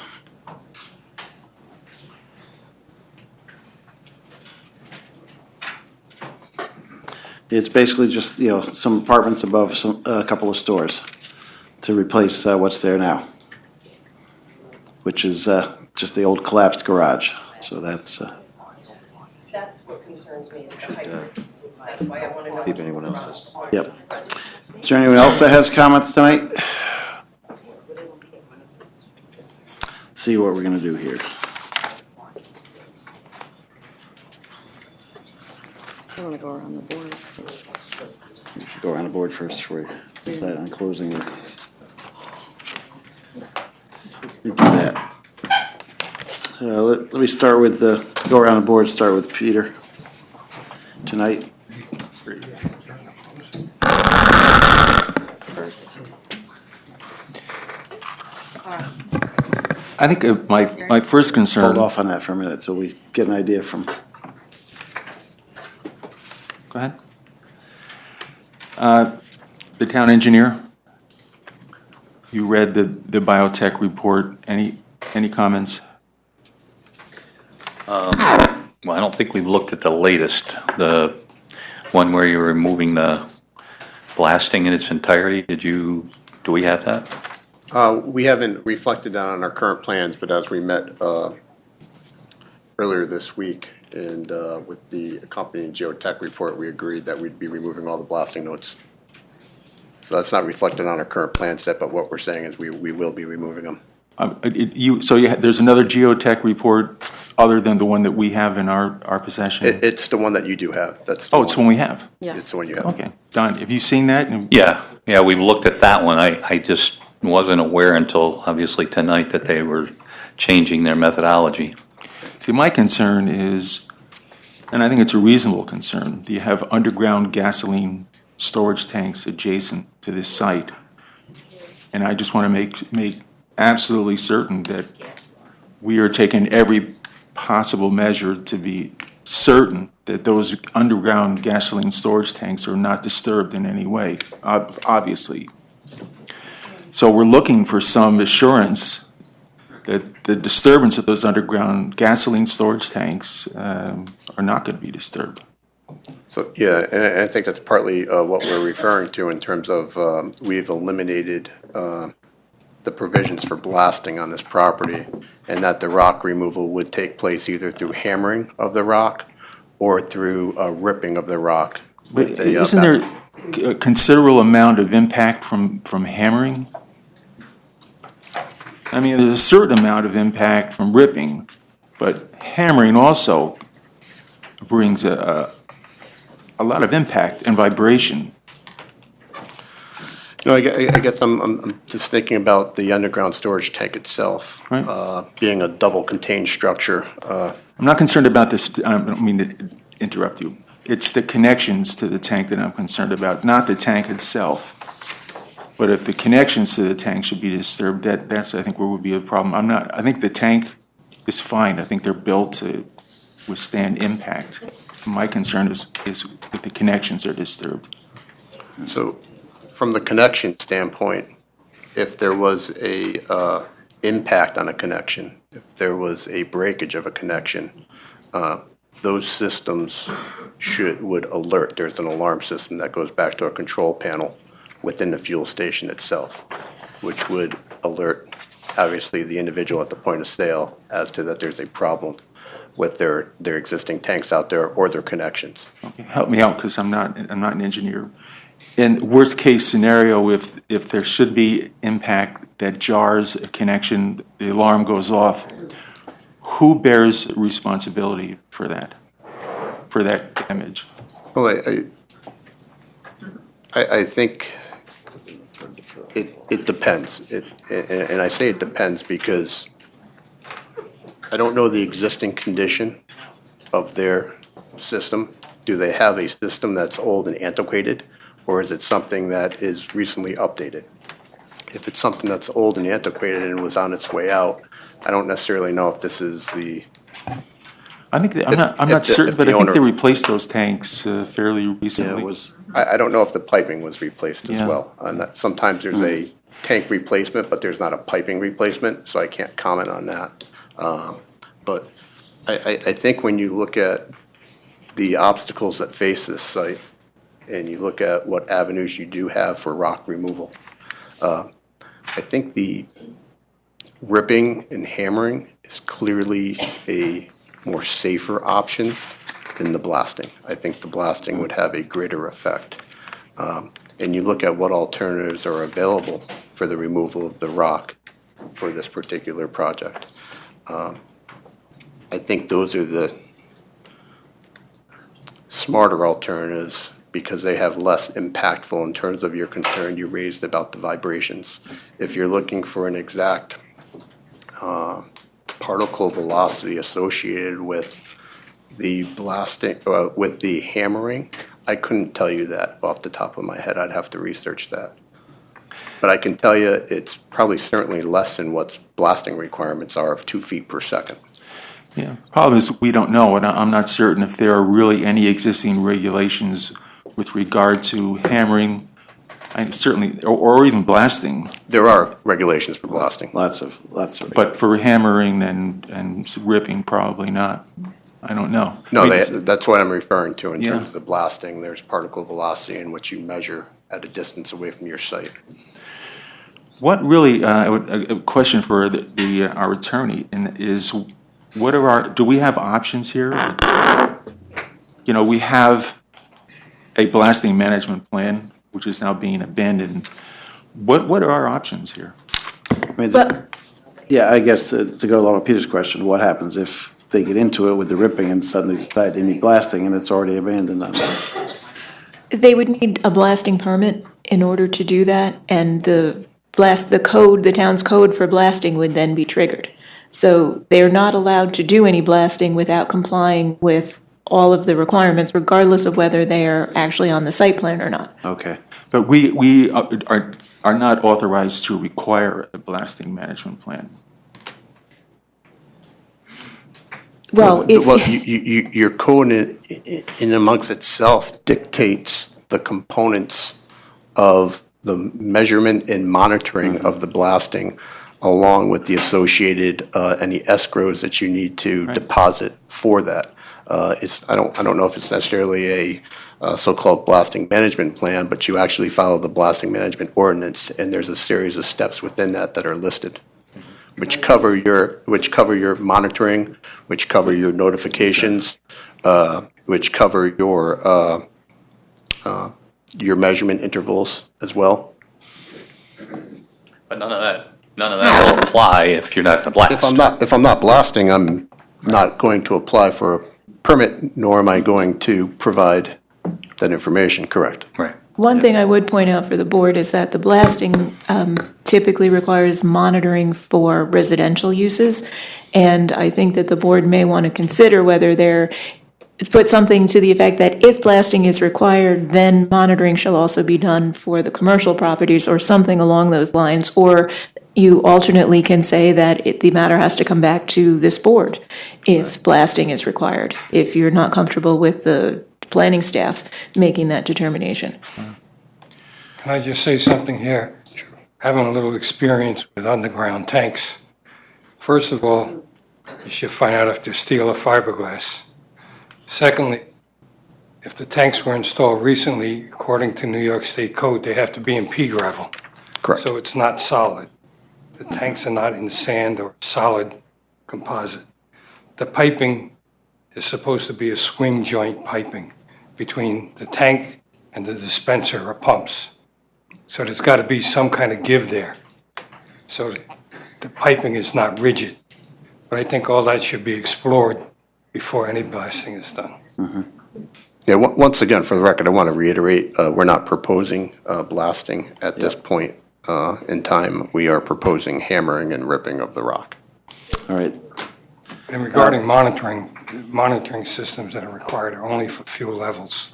I mean, as we go around the board, I want to get a feel, how do we feel like, are we going to move ahead on this project tonight or? Although I do want to point out, the monitoring that I was referring to, there are monitoring systems within the tanks themselves and within the piping, that if there is a leak, because you have a primary containment and you have a secondary containment, that notifies the control system within inside that there's a leak within the system. And I do believe this station was upgraded about 3 years ago, so it should have fairly. I know it was upgraded in terms of the tanks. I don't know if the piping themselves were upgraded. That's why I can't comment on the piping. Find that out. Any other concerns, Peter? So I think based on what some of this conversation is indicating and based on some of the comments from the public, I would go ahead and recommend that you would you've already opened, but adjourn the public hearing and defer action until we can get some more information to move ahead. Yeah, that's what we're. I do have another, Ms. Myers made a comment earlier with regard to the parking on Woodcliff. Now, how is the applicant coming into possession of those parking spaces? Or are they coming into possession, or are they simply going to have a maintenance agreement? Maintenance agreement. So they're not established.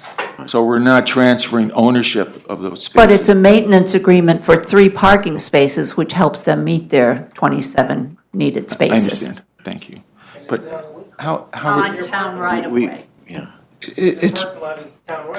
It's within the right of way, and I do want to clarify, there was a statement earlier that it's impacting the width of the roadway there. The parking is actually outside of the roadway itself. The roadway in that location is 28 feet in width. So the town is not conveying. Not property. Not conveying property. But here's the thing, the question that I have, because I've been up there, you're getting exclusive, that's, maybe I should rephrase that. How are these spaces going to be exclusive to your site? In other words, what is to prevent other people on Woodcliff Avenue from parking there?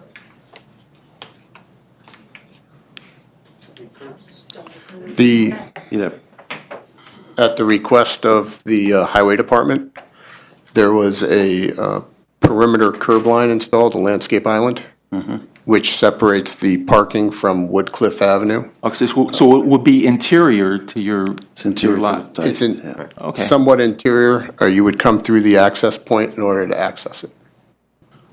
So it's not on the current pavement width that is there? No, this is outside of the pavement width. Okay. But the pavement, your parking lot pavement is extending out within the town's right-of-way? It's into the town, For the parking area, you're correct. It's into the right-of-way, but from what I'm understanding, just so the residents understand that it's not taking some of the existing blacktop that's there now. It's going to be adding additional blacktop for this parking use. And again, what's to prevent people on Woodcliff Avenue from parking there?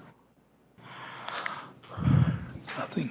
Well, stores, we could ask for It's not intended. signage, because stores can typically say, parking reserved for residents, for these residents. Yeah, that's the tricky part. How can we put a sign on town property saying that residents are excluded from parking within the town's right-of-way? I don't know that the applicant has stated that they are going to impose that restriction on these parking spaces. We are not. That's not the intention, and I can't tell you if somebody from Woodcliff is going to park Honestly, there. I wouldn't, that's fine. I don't really have any problem with it, other than we're using those 3 spaces in our calculation for your parking, and they're not exclusive to your site. In other words, anyone on Woodcliff, if they needed a place to park, if someone could park there. My concern is getting back to the calculation for parking, if it's a valid component in that calculation.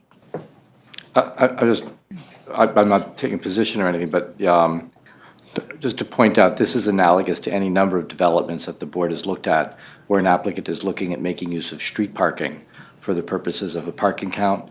Another Tinkleman project at 33 Arlington Avenue, for example, had 3 to 5 spaces located on at 33 Arlington Avenue, which were counted at the parking available for that parking. And the board has its discretion to permit street parking to be used towards the demand for a given project. In this case, it's a little different, unique in that they're proposing to create street parking where no curbside parking presently exists. But it is in the ATZ zone. Arlington Center zone does consider street parking as part of the counts, so that is something to consider. Thanks, Eric, for clarifying that. Let's continue around the board. Did you have anything further, Peter or Ben? Nope. Anything more? Joan? No. For answer. I'm sorry. I just wanted to thank you. I'd asked you several times about screening the rooftop utilities, and you did a nice job. Came out really good. Thank you. My only comment is just that I like the idea of conditioning the approval on if there's any blasting, that they would have to come back to the board, just so that we can address it if that issue does come up and the residents can feel comfortable. All right. Bob? Yeah, same concern. Really understand the need or lack of requirement for blasting before we go ahead. Because if it's not part of the plan and you got to do it later on, that's a big stumbling block. All right, cool. I just had one thing, that the zoning department, you probably read that, that if you're gonna be putting an LED strip on your monument sign, that you're gonna need a variance there. Are Yes. you guys still proposing that? No, we're gonna No. propose a fluorescent lamp fixture in that monumental sign. Okay, great, so then you wouldn't need a variance. Awesome. All right, that was it. All right, and I think all my questions have kind of been answered as we went through this too, with the blasting, the HVAC shield looks good, and architecture overall looks good at this point. Carl, just one more question.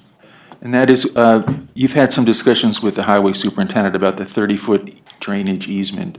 Where do those discussions stand now?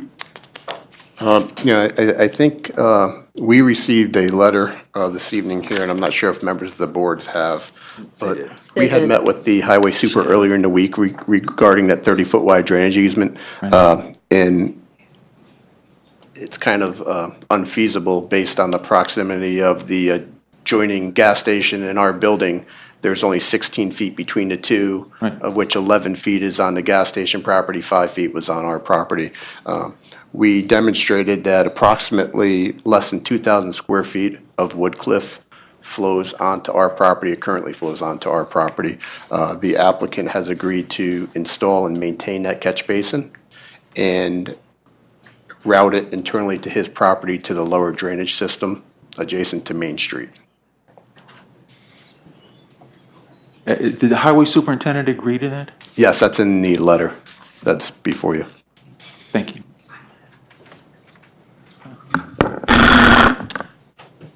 All right, we just got this letter. Haven't had time to look at it myself much. What's the board's purview? I think we're, as Kristen has said, we might want to defer at this point. I guess my question is, because if you're going to move ahead with a decision this evening, you're making a seeker determination. And I would want to understand as staff, if you would feel comfortable with the applicant submitting additional information to be reviewed by, say, the town engineer and other departments as a condition, or would you prefer that that information be submitted as part of a separate future submittal to come back before the board in an open public format? Well, I think the applicant, if there's no blasting going to occur, the board can move forward on a neg deck on the assumption that there will be no blasting. And then if blasting is going to occur, the applicant would come back, we would do a revised neg deck taking into account the blasting and other considerations at that point, I think, rather than doing a conditional neg deck now. But that's something that the board can discuss. But also specifically to some of the information related to the fuel storage, piping, and tanks, and the proximity. And also the fact that some people Yes. just found out about this project as well. So that's the other issue. Well, that's. We here nor would there, be but- willing, as part of the condition of this project, to eliminate, once again, the blasting, as we've indicated earlier. And in the event that if it is required, we'd come back before the planning board for a separate approval. Yep, Chris, I have a question for information. Are you aware of methods to, I'm aware of methods to monitor the effects of blasting underground and on foundations and utilities underground. Are there comparable methods to measure or monitor the effects during hammering or ripping operations? Can I just make a quick comment? I also work for Gasland Petroleum, and we've done numerous service stations throughout the Hudson Valley, probably over 70. And we've done numerous job sites where we had hammering on existing gas stations with the pumps and everything in line and operation. Remember, hammering is in comparison to blasting, is very minute damage or any kind of vibrations going into the tank or that. We've done even hammering on directly on top of tanks to remove 8 to 10 inches worth of concrete and replacing piping and stuff like that. And we never had any issues where hammering damaged any pipes or tank work. But just keep in mind, there's a lot of pea gravel, and that pea gravel itself absorbs a lot of that vibration. Thank you. Thanks for that comment. Let's see. I guess there's still some outstanding issues, so. Besides the blasting, what is the other concerns that are outstanding that are major stumbling blocks here? I guess I wanted to make sure we were reading this information from the highway department. So where does that leave you for the drainage then, if you can't get in there to maintain this? I forget. It's the responsibility of the owner of the property to maintain the drainage. Okay. Yeah, that's what I was going to say. The town does not have any responsibility whatsoever. So that pipe breaks and they have to get to it, they'll have to get to it themselves and take care of it.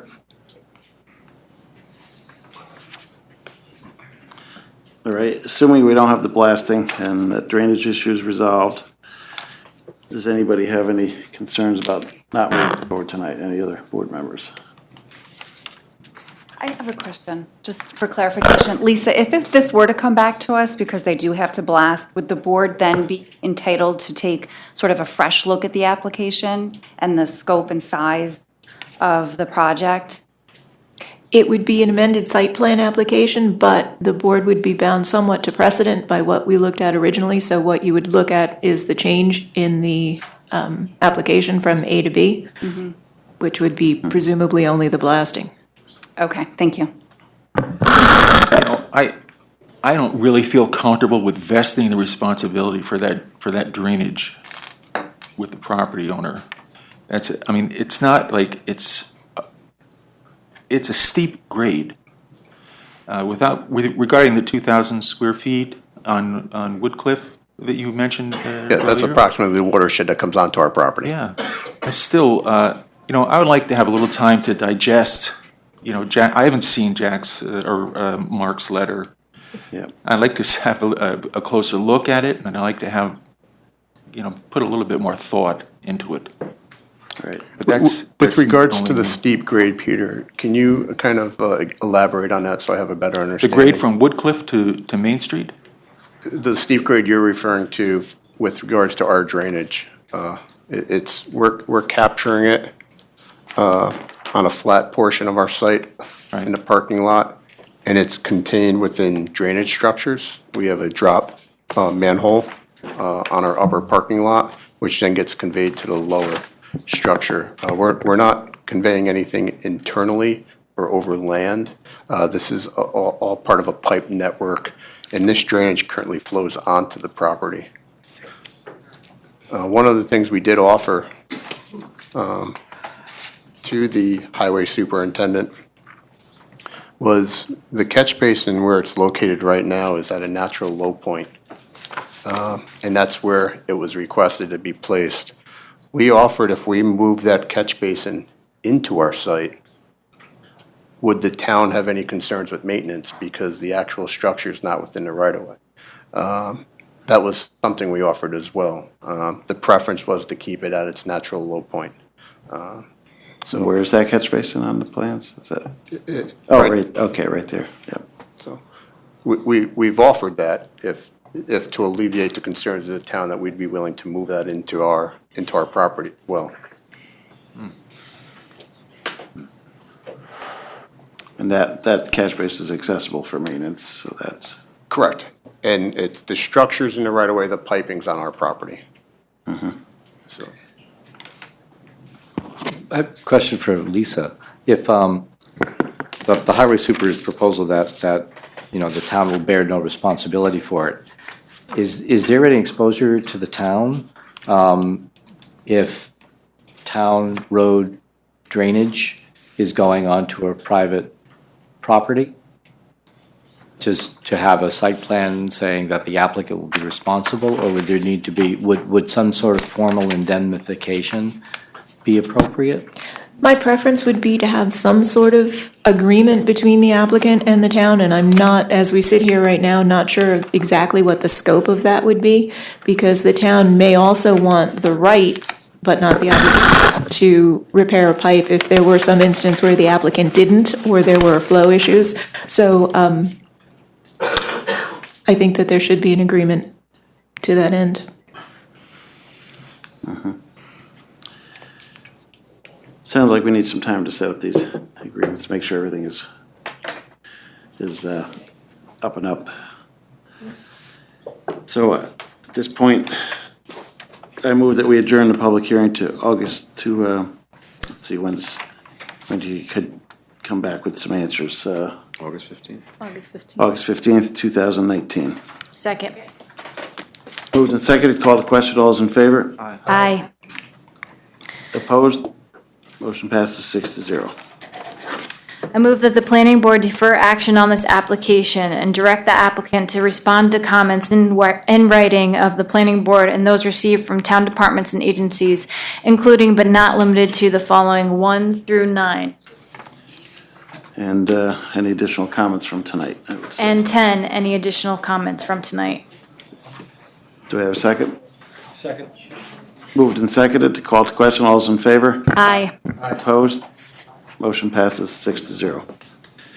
So will we assume we'll be getting a copy of the agreement from the town for the drainage structure that's referenced in the drainage and parking spaces and lighting that's referenced in Mark Pfeiffer's letter? Yep, so first steps will be you'll receive a decision letter documenting any comments from tonight for you to Correct. respond to. We'll be looking for some of that additional information.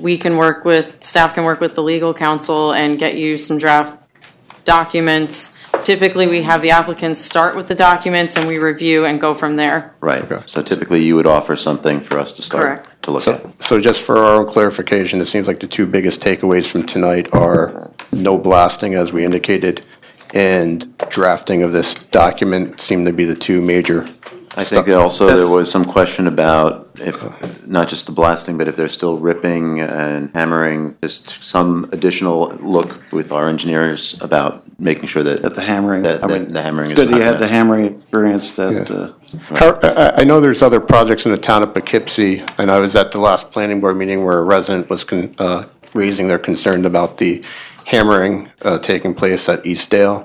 How have you guys monitored that, and what did you put into effect, so I can kind of look at those as measures to? I don't think it's, the fact that it's hammering, it's only one part of the equation. Yeah. The other part of the equation is, I'll say it again, underground gasoline storage tank. Understood. That is really what we're concerned about. We want to make absolutely sure that whatever we do doesn't impact you, them, or us. Correct, and I understand that. I'm just trying to get my arms around if there was measures in place possibly for foiling. There's gas mains along Route 44, so I'm assuming that would have been taken into consideration with impacts to those lines. That's why I'm just looking to see if there was anything that you guys It might wasn't have not nearly as tight implemented a for that site. project. Yeah. I mean, this is close into everything, and that rock looks formidable. Yeah. The geotech. No, listen, I'm just saying if there's something in. in place that I might be able to work off of as a starting ground, as I a understand. framework for trying to put something together for you.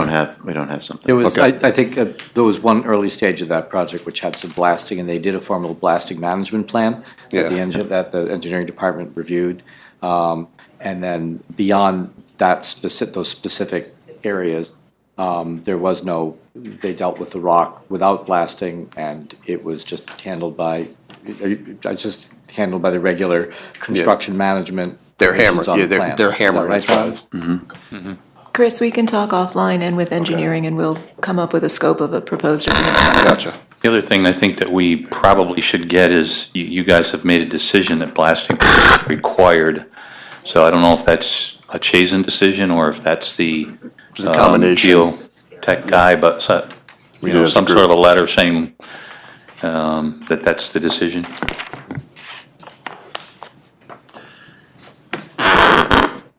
Okay. I guess I just hate for you to get into it and say, oops, we need to blast, and then you'd have to come back, but. I know, I understand. But it's just to iron out these details a little bit further. Okay. And, there were some neighbors that hadn't heard about it as well, so make sure I just want to make sure I had the public hearing open again for a little bit longer to I accommodate understand. I them. just want to make sure we tackle the concerns of the board, and if there's And framework we can maybe work reach off. out to the Arlington bid owner to talk to them a little bit. Thank you. Great, thanks. Thank you.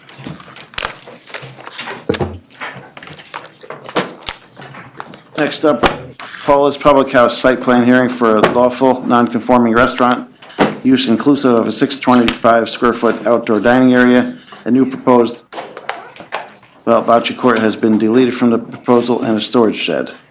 It's at New Hackensack Road, zoned R20 residential, 5.2 acres. Type 2 action, Yobo Properties LLC owner.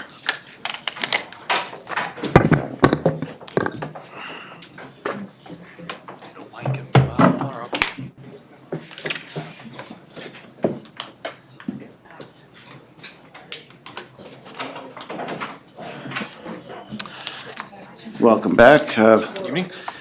You briefly describe what changes you've made since the last meeting. Since the last meeting, we did meet with staff. Not much has changed, the actual site plan. What we're proposing, there's just more information that we're providing on there, and some other clarifications that staff had requested. We still are providing the patio to the rear, and the shed, which are going to be really only changes to the existing site plan. We did remove the bocce ball court. Okay. Thanks. Go to Eric. Sure. Yeah, I think that's a good summary. Let's see, there's no seeker action to be taken on this project. It's a type 2 action. So the action before the board is to consider whether or not it would like to proceed with a site plan conditioned approval. So to that end, we have our comments. There is a site plan resolution that you received. There is also a supplemental recommendation that we just provided to you today with an additional 2 points, conditions. It's in our letter dated June 20th today. Basically, based on consultations with council, there are notes on the plan relating to occupancy. We're recommending that those notes come off, that it's not really appropriate for a site plan to manage occupancy. We also have been trying to get more information from the Dutchess County Health Department. Our last correspondence from them is 2018. We haven't received any further information, but we did learn that the plans that were submitted to back then did not clearly indicate the outdoor dining. So whereas before we were just leaving it to their response, now we're recommending that one of the conditions of plan approval be to get would be to get a response from the Dutchess County Health Department on the application as presently proposed to include the outdoor dining area, because we don't know what they will or won't require. Right. So those are the two additional That's not purview, comments as of today. not purview of this board. Right. So with that said, I think that's pretty much it. And then you have a bunch of things in your packets with information just received recently, and there's a public hearing. Right. Discuss and decide. Thanks, Eric. All right, let me move to open the public hearing on this project. Second. Moved and seconded, called to question, all those in favor? Aye. Opposed? Motion passes 6-0. I don't see anyone sign up for this, but is there anyone in the audience wish to comment on this plan tonight? Come on down, state your name, and My name's Anne Marie Andrews. I was here earlier with my husband and 10-year-old, but he started to get hangry, so they left. But we are here in support of Paula's. We're residents of the city of Poughkeepsie, but we frequent Paula's establishment. It's a great safe space. We go there with my son all the time. The previous establishment, my son never would have been allowed in there, so we're absolutely thrilled that Paula's is there. We're looking forward to what changes she's making so that we can enjoy it in a better and different capacity. all right, So, thanks. thank you. Anybody else? All right. Hi, my name is Michelle Morel, and actually this is why I came here tonight. The last item on the agenda took me by surprise. But I am the president of the Arlington Business Improvement District. I have a cafe myself on Raymond Avenue. My family has owned and operated businesses all over Poughkeepsie my whole life. Born and raised here in Dutchess County. I'm no stranger to what was on the property before Paula came in and made a beautiful place. Many people think that you just open a restaurant and automatically you become successful, and it couldn't be further from the truth. The statistics show that most restaurants fail within the first 2 years. And in order to be a successful restaurant now, you have to be very creative, and you have to come up with reasons for people to come to you aside from just your food. It's very well documented that the number one reason why people go to a restaurant is for the atmosphere. And it's also well documented that the most enjoyable atmosphere is outdoor dining. And Paula has created an absolutely beautiful outdoor patio. I've eaten there many times myself. It's quiet, it's serene, it's peaceful, it's beautiful. And beyond that, she has created a place where, dare I say, a mature audience member can go. They can enjoy music, they can enjoy food, they see familiar faces, and they can do it all and be home by midnight because it's all done earlier. I resemble that remark. But, a successful business in Poughkeepsie helps everyone. It helps the town, it helps the county, and it helps the state. And I would just, I would just say that if you vote against what she's doing here, then you are going to be cutting into more than half of what she can use to generate a successful business. And in turn, it's going to end up affecting all of us, the town that you represent, the county, and the state. So, thank you. Thanks for your comments. Michelle, no Elvis Presley? Huh? Well, Did you bring any Elvis Presleys? I didn't. If I knew that it could, no, that would not be, that wouldn't be appropriate. All right, anyone But I else? see a microphone and I want to sing. Come on up. I want to make sure we hear from everyone. Hello, my name is Laureen Manuel. I live exactly a mile from Paula's. I'm new to this area of Dutchess County. I've lived in Poquag. I just came from Millbrook. I lived in Hopewell. I originally grew up in the Bronx. I work in New York City at Fordham University. I want to say the restaurant is definitely classy. As she mentioned, it's an older crowd, so it's very pleasant to come in there. I drive from New York. I come, I sit down. Paula's is not only a restaurant, but it's a safe place. I lost my husband, and through all of this, through all my grieving and everything, he died of a terminal illness, Paula, and was there for me, picking me up, dusting me off. There's music there for you to enjoy. There's people, I've seen a lot of these people in here. Some of them I know, some of them I just met, but we will definitely run into each other later. So it's a very safe place. It's a peaceful place. It's a place where you want to go. The food is excellent. I always bring people there. I think that having the additional things that she is looking for to acquire for the restaurant will also boost the business in that for her restaurant, and it will also give all of us who go more opportunities to enjoy Paula's more. So thank you, Paula. And that's it. All right, thanks for your comments, and sorry to hear about your husband. Thank you.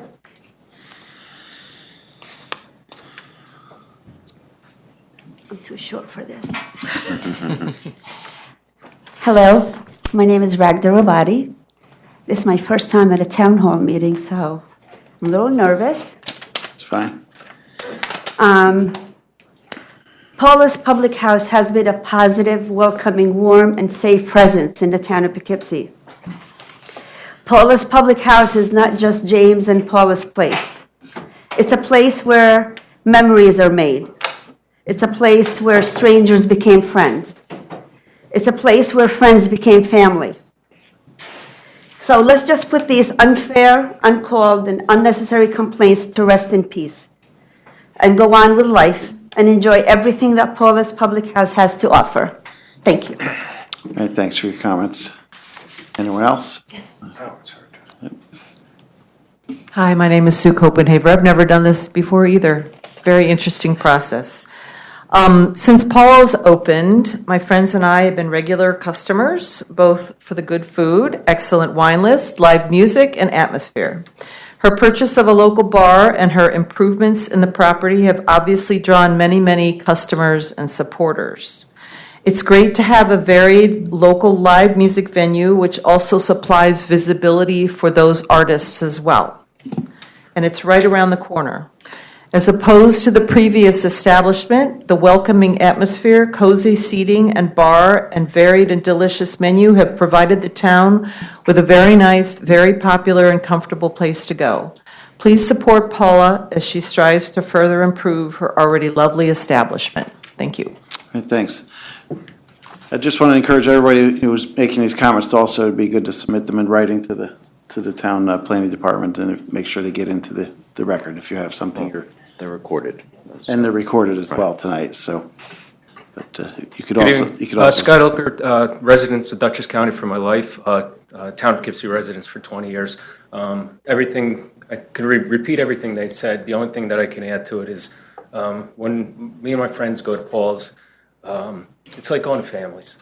It's like going to a friend's house. It's very unique. I hope the board does approve of all this. Thank you. All right, thanks. Any further comments? Okay, I don't know how to lower this. I'm Trish Engelhardt, and I'm just here to support Paula because she has done an amazing job. And the transition from the prior establishment to this is night and day. I just feel comfortable. I'm single, and I don't go out often. But when I went to Paula's, I just I go back because I feel safe. I feel welcomed. I feel like it's family, and you get to meet. I've met so many great people there. And I just continue to support her and her business because I think she's done an amazing job. So, All right, thank you. thank you. Anyone else wish to comment? Yes, we all love Paula's house. Come on up. My name's Kathy Lamry. I've been a resident of the town of Poughkeepsie for 40 years, work at the Adrian's Library for 29 years. And just like this other woman, it's like grief counseling there. I lost my loved one 1 month after being at her place for the very first time. I couldn't bring myself to go back for a year. And then when I went back, I told him, sorry, I haven't been. I loved it here. You know, I told what happened. Sit down, so welcoming, so safe. I can say all the same things that everybody else said. I will add, though, that from a business standpoint, she does so much for all the other businesses in the area. She has these interviews with politicians and business people that she posts and people can see. She has all kinds of fundraisers and brings awareness for anything from pet adoption to autism, and very involved. I've never even seen a restaurant, you know, do all that, actually. And I just felt the same way, that it was an old-fashioned kind of a place, because there's plenty of places that are beautiful and have wonderful food and have friendly people even, but she just goes that one step further than anyone else I've ever seen, and really just adds so much beauty, you know, to where we live. So, thank you. All right, thank you for your comments. Anyone else? Come on down.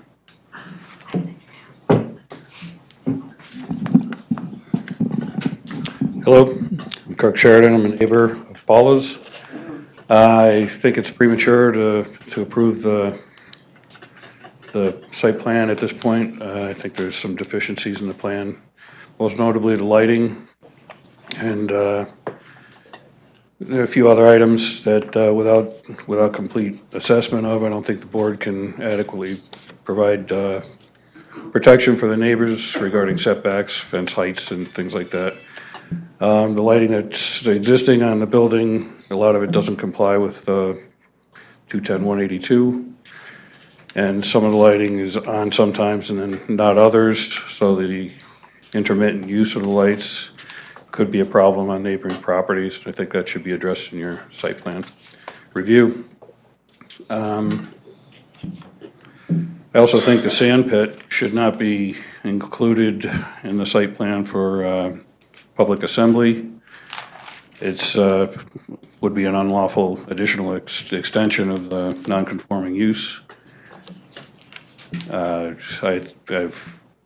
heard that it's been considered an accessory use, and I'm not sure if that's the case, if that's been designated by somebody. But if it hasn't, I don't think it should be allowed to be used for public assembly. There's no shielding from the neighboring property. The fence is open there and down to the creek. And if the board is considering approving this tonight, I would hope that you would consider adding another few conditions to the approval. One being that the liquor license be restricted to only the 625 square feet allowed in the backyard. Currently, the liquor license covers the entire fenced-in area, which is over 2,500 square feet. And I would also ask that there be a condition placed that there be no outside bar.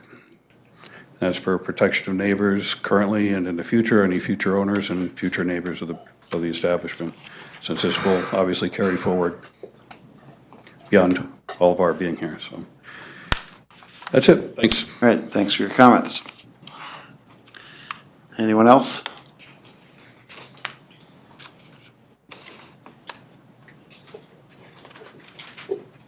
Good evening, my name's Albronello, I live in Ward 6. My concern with this is... Could you please just, I'm sorry, could you just please point the microphone down? Thank you. I'll just hold it. Sorry, okay. My concern with this is traveling Route 376 on my way home daily.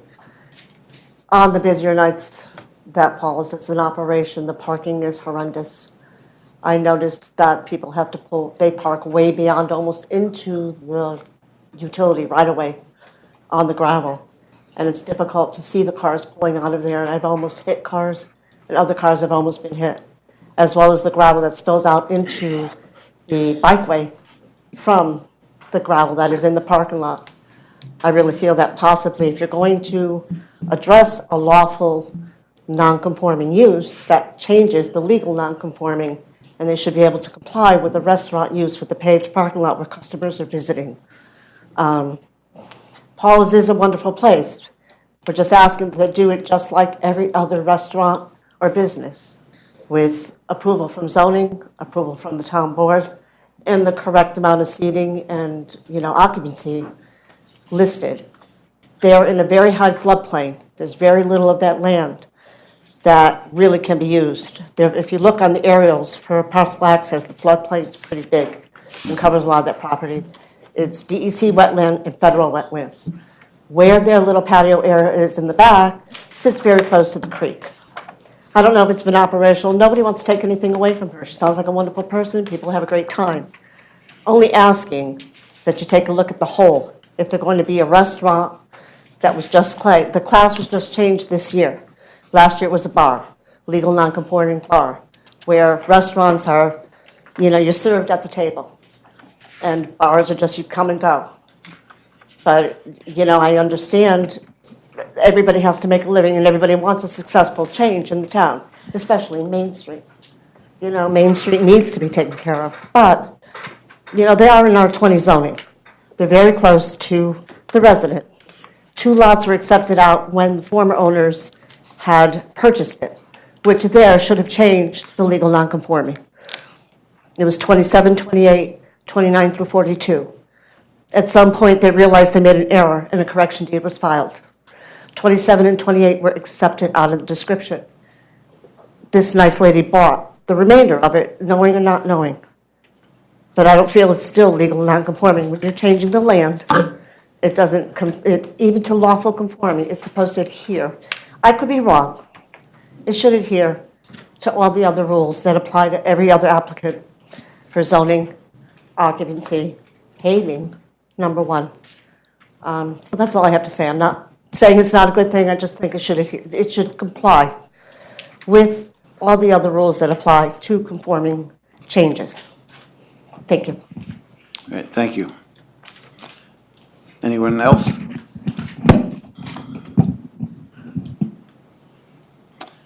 Thank you all for your comments. I move that we close the public hearing. Second. Moved and seconded. Call the question. All those in favor? Aye. Opposed? Motion passes 6-0. Can I just ask Lisa to say something about can you explain the legal nonconformance and how that fits into this? Sure. So the site has always been some form of food establishment, whether it's qualified as a restaurant, a bar, or a tavern. What the planning board considers is what the use is in terms of the zoning code, and as the zoning board found in 2016, they called it a restaurant/bar, and that's what this board considers. In terms of any other uses that may affect the occupancy, those are outside the scope of what the planning board does, because those the occupancy is determined by the fire code and the building code, which is enforced by the building department, and therefore not part of what this board considers because it's outside the scope. Mm-hmm.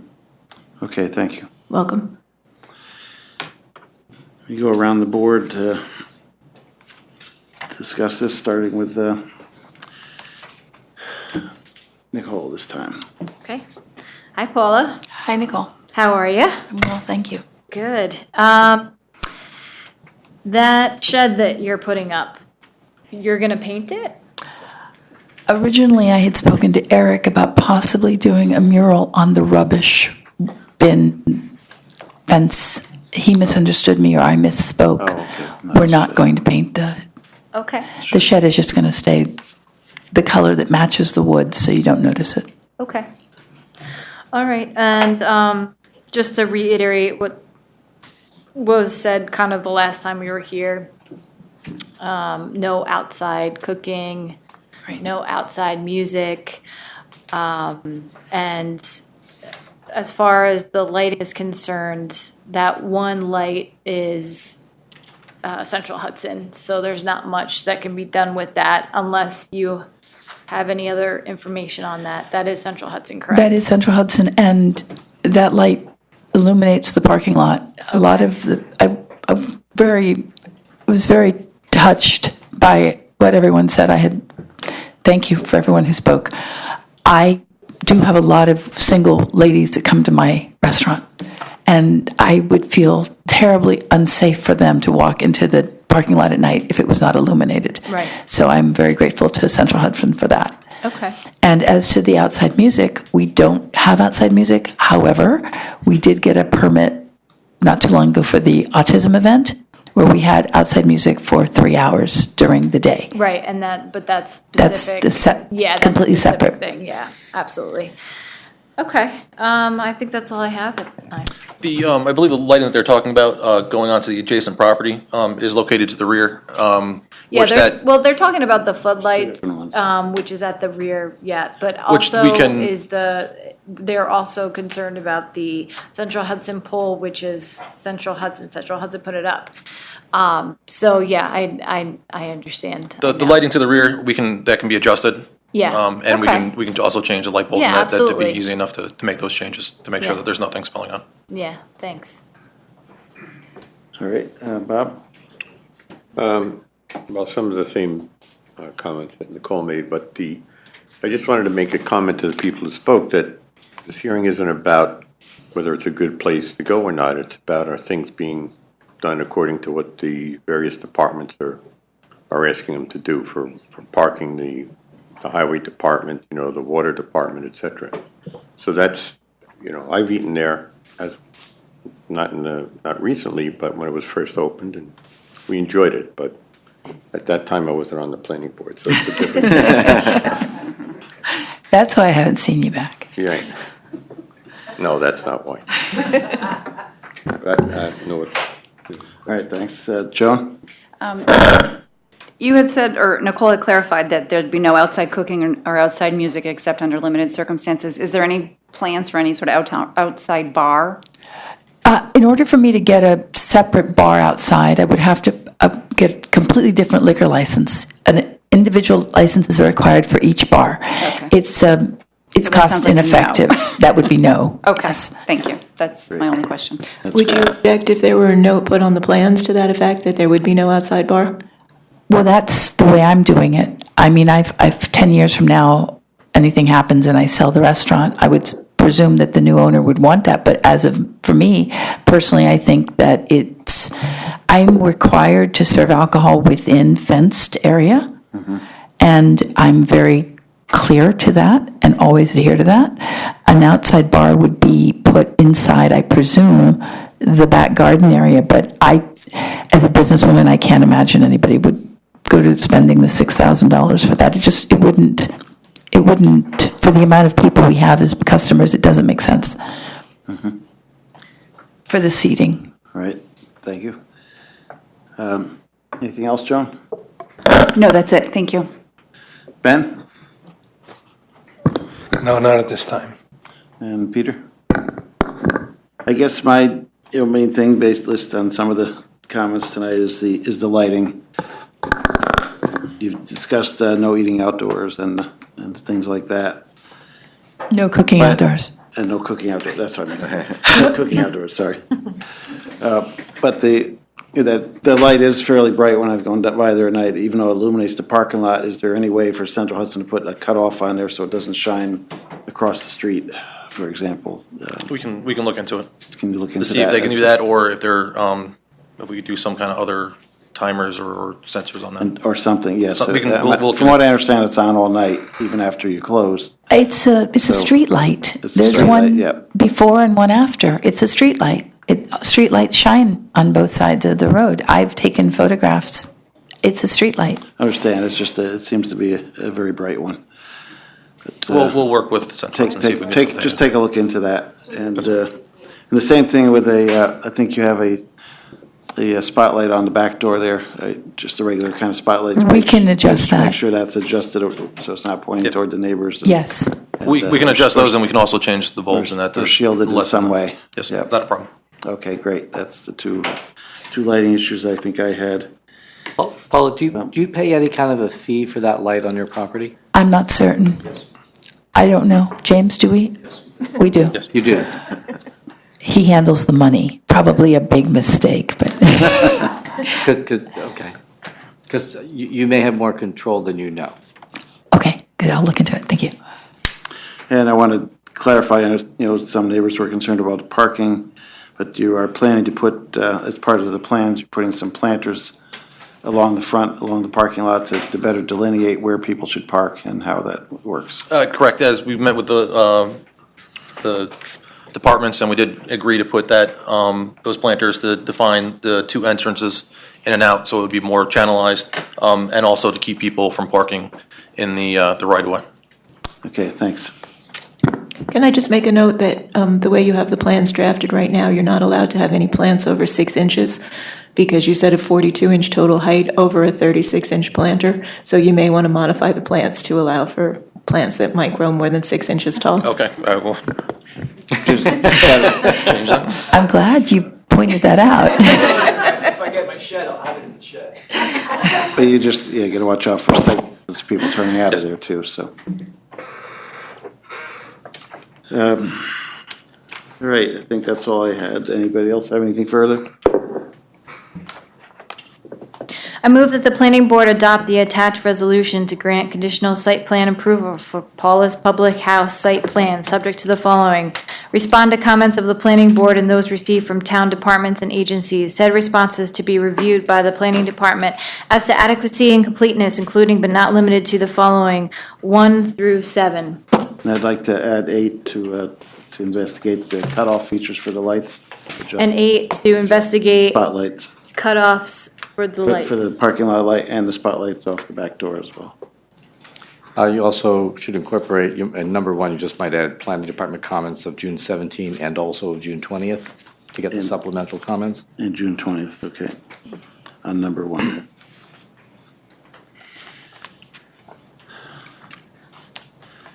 Okay, let's approve that motion to include, and anybody second? Second. Okay, it's been moved and seconded. Call to question, all those in favor? Aye. Opposed? Motion passes 6-0. Thanks. Thank you. Good luck, and Kyle, do you want to just have the planning board, there's a structure proposed, the shed, do you want to have the planning board waive or conduct architectural review for it? Just to close it out so it doesn't come back again. Can I call James up here? James? we have a picture of the shed here that you've Okay, presented. you got it, okay. So I move we waive architectural review on the Second. shed. Moved and seconded, call the question, all those in favor? Aye. Motion passes 5-0. Thank you very much, thank you.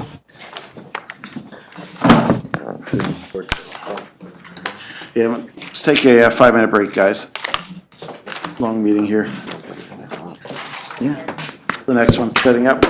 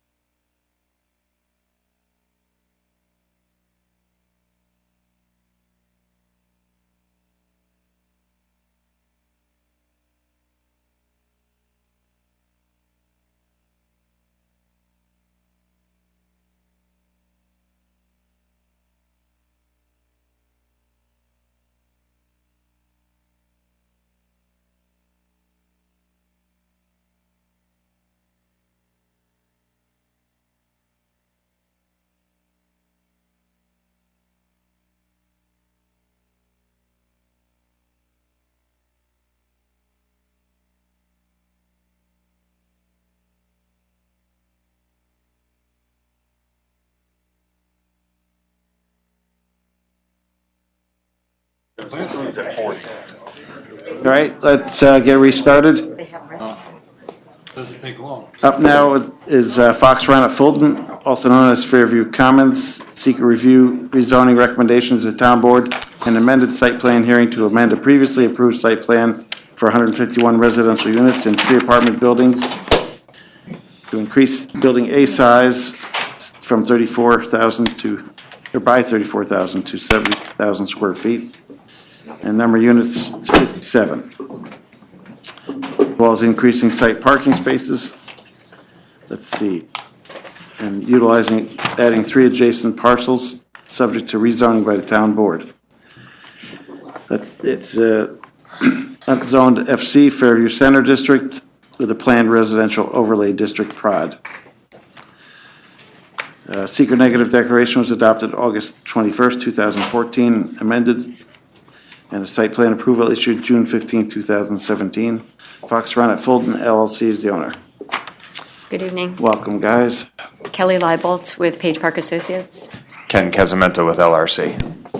Thank you for that summary, Mr. Chairman. I think you kind of covered everything. So are there any questions? I know everyone in the back would be happy. I'm going to give you a very brief presentation. I know you have a lot of additional applicants tonight, but I just want to keep it at 100,000 feet and give you an overview of the project. And then after the meeting, we're going to ask if we could meet with planning staff and the engineering staff just to drill down through some of the comments that you have. So I go through this. This is just sort of the chronology of the approvals. This is a rezone application. So the application started with the town board, and there was a brief review with the town board, and then it was referred over to the planning board to do the seeker review of the project. Of course, the planning board obviously is doing the seeker review now, so this is where kind of the tennis match begins. Once the planning board completes their seeker review, we then go back to the town board so they can review the rezone and the prod overlay district. And after that, then we're able to come back to the planning board for the site plan review. So I know you're familiar with this, but just a recollection for everyone that it's a bit of a back and a forth. Right. The property location, and I do apologize for this photo, it's very old, but this was all that I could find aerially. The existing site, if you recall, was approximately 14 acres. And the reason that we're here is because we acquired additional properties that are adjacent to this piece. The first parcel that we purchased was Lake Street, which is in the back of the property. Oh, I have the arrow on the wrong lot, I'm sorry. It's at the end of Lake Street, yes, everyone. I just wanted to see if you were paying attention. A small lot that's adjacent to our property. Yep. And then, as everyone knows, we've commenced the purchase of the Avello Brothers property, which is essentially 2 lots. It houses their office, and then in the back, their equipment. So collectively together, we are able to bring the property total acreage up to over 15 acres. So the approved site plan, again, just for a recollection for everyone, Building A was a total of 15 units. Building B was a total of 78 units. And Building C was a total of 58 units. And we were approved for 451 parking spaces. What we built everything a bit backwards. So we built Building B first, and that ended up totaling 73 units. And Building C totaled 74 units. Why am I telling you this? Essentially, there were a total of 151 units that were permitted by this board under the seeker determination. Under the prod, we could have built additional units under the zoning code, but we had agreed on 151 under the seeker determination. We had an allocation in the building drawings for so many units per building, and we ended up, once we built the project, we were able to put more units in the existing building within the existing square footage. So at the end of the day, we were only allowed 4 units in Building A. And so if you look at the neg deck, again, we were approved for 151 units. We built 74, then we built 73. So essentially, there's only 4 units left under the neg deck that we have for the approval. With respect to the parking, and again, Eric, we can kind of grind through some of these numbers, but just again, at 100,000 feet, there's several different existing parking lots that have been built on this property, totaling 487 parking spaces. So that was then, and then, of course, now we're moving forward to now. The proposed site plan is, again, a 4-story structure with 57 units. The building will also have a small portion that's non-residential as well. And we're doing some reconfiguration of the parking spaces and adding additional parking on the Avello parcel. So those are the addition. In addition, we're proposing a modification to the pedestrian connection over to Fulton Street. So we're proposing that that would be on the west side of the building. And we're also proposing some additional outdoor recreational area. And we're showing a basketball court on the south side of that Avello piece. We did provide you with the building footprint. I know it's hard to see on these drawings, but again, we're just staying at 100,000 feet. We provided you with the building footprint so you could get a sense of the layout. It is the same architect. It's nearly identical to the existing building. If anyone would like to do a visit, I'm happy to take anyone through there. In addition to the non-residential space in the 2 existing buildings, we're proposing some additional non-residential space in this building with the inclusion of a fitness center, and management staff, and then a mailroom. The building renderings are essentially identical to the existing buildings. This is looking west if you were standing at the entrance where the gate is for the property. So again, a 4-story structure with the entrance in the center. And this would be if you're looking east. So if you were on that walking path, if you were actually on the rail trail or the future rail trail, this is what you would be seeing if you were elevated high. And just for ha-has, I just wanted to show you, this was the rendering that we had actually included in the original approval, just to give you a sense of the nearly identical buildings that, that we had built and that we're proposing. The management group is still the same management group, which is United Management, and I just wanted to throw that in there because I think at the last time that we had the seeker review of this project, there was a lot of discussion and dialogue about the management and the safety of this facility and how it was going to interact with the residential neighborhood. And I think last month was kind of a testament to how well this group has done and how well the owners have done. There was a lot of anticipation about problems at the site and continued issues with residents and parties and fire calls and so forth. And if you recall, the fire department came at the last meeting and indicated that the call volumes are significantly lower than they had expected. Right. We did provide you with some of that information in the documentation that we gave you. So that's really my summary for tonight. I'm happy to answer any questions. And also, again, if everyone or if anyone individually would like to walk through the buildings or through the site, I'm happy to take you through the facility. All right, thanks. And it looks to be a mix of 2-bedroom and 4-bedroom Correct. Units. Yes, correct. All right, Eric? Thanks, Kelly. You did all my work for me. So you have our comments. We'd welcome a sit-down with the applicant to work through the numbers and make it work. I think the main thrust of the staff review is that a lot of the application dealt with Building A, but in order to make procedural progress and send it back to the board, to the town board, we need to get the data on the plan to address the overall prod, inclusive of the modified Building A. So I'm happy to sit down and work through that. I guess the only other point I make for Kelly and for the board is it would be helpful, since that is the ultimate goal, is to address the overall prod for the site, including extra parcels, to provide a little more language addressing how the proposed development conforms with the intent and purposes of the prod. Some people have raised questions about that, so it would be good to have that in text, in writing from the applicant to support any decision by the board. Thanks, Eric. Any issues yet from an engineering standpoint, SWIPs or? Nothing that I'm sure we won't work out at the next meeting. Great, thanks, Don. Just go around the board then, starting with Joan. I don't have any questions. Bob? Just, what are the characteristics of the residents who'd be there? Do you have any ideas or plans on how, what This type- is market rate housing. It's open to anyone in the public. Currently, all of the residents in the facility are college students. We were hoping that, of course, Marist is here tonight, and we've had dialogue with them. They do have a significant graduate program that's starting at the school, and we were hoping to work with them and possibly create a portion of this building that would be devoted to graduate students with a little bit of a modification to the interior layout. Mhm. But this is market rate housing, so it's open to the public.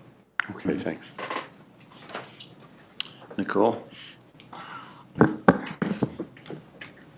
just had a question here.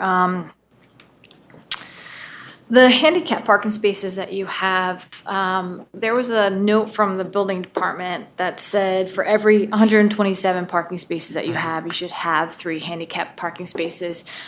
Do you guys have that? Is that? We'll review it and go back through it, and if we have Okay. to adjust and add one in, Okay, we'll because it find. looked like maybe you guys were short, so. Yeah, based on his count and the numbers, and that's what we have to go through with Eric on the total whole, as a whole. Okay. And make sure we're there, because we looked at it as a holistic instead of just in the one small area. So we'll work it out to make sure we do meet those requirements, though. Okay. And town highway work permit, you might need that, right? We don't have any road work that's required, but we may have some utility work in Fulton Street. So yes, we would get the permit if we need to. Okay. And you just talked about, the residents. That was one thing that we all kind of brought up. Peter, do you want to elaborate on that a little bit? You want to talk about that? My turn, I guess. Okay. All right. Thank you. That's it. Okay, thank you. Yeah, I mean, it sounds like you focused on just this building A, but it has to fit into the whole site. Let's see, Ben? I'm going to pass it over to Peter. You down, Peter? How do you define market rate? You say these are going to be market rate, They're open, the apartments are open to the public. but you use the term market rate. What rate are you using? You want the rental rates? Yes. I can provide those to you. You'll provide them to us before take any further action. Sure, if it's a requirement, I can give it to you Just for as the an next example, submission. the market, according to the Dutchess County Planning Department, their 2018 survey for a 2-bedroom was $1,479. Are you prepared to commit to that rate? No, I'll tell you what the rates are. I can provide those to you. Would you say? What Dutchess County Planning provided is an average of That's average. housing. Well, Yeah. true, I think most people would say a market rate would be the average rental for a 2-bedroom apartment, which is about $1,480. I will provide you with the rental rates, Okay, yes. to I be can provide that. certain that it is a market rate, because our definition of market rate and yours might be totally different. Okay. So it would be helpful to know what the actual rent would be before we go any further.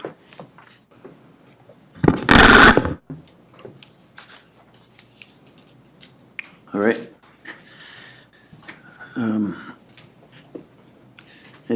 Anything, did you have anything, Ben? You just, okay. This time, I just want to open the public hearing. Second. Moved and seconded, called to question, all those in favor? Aye. Opposed? Motion passes 6-0. Is there anyone in the audience wish to comment on this application? Marta?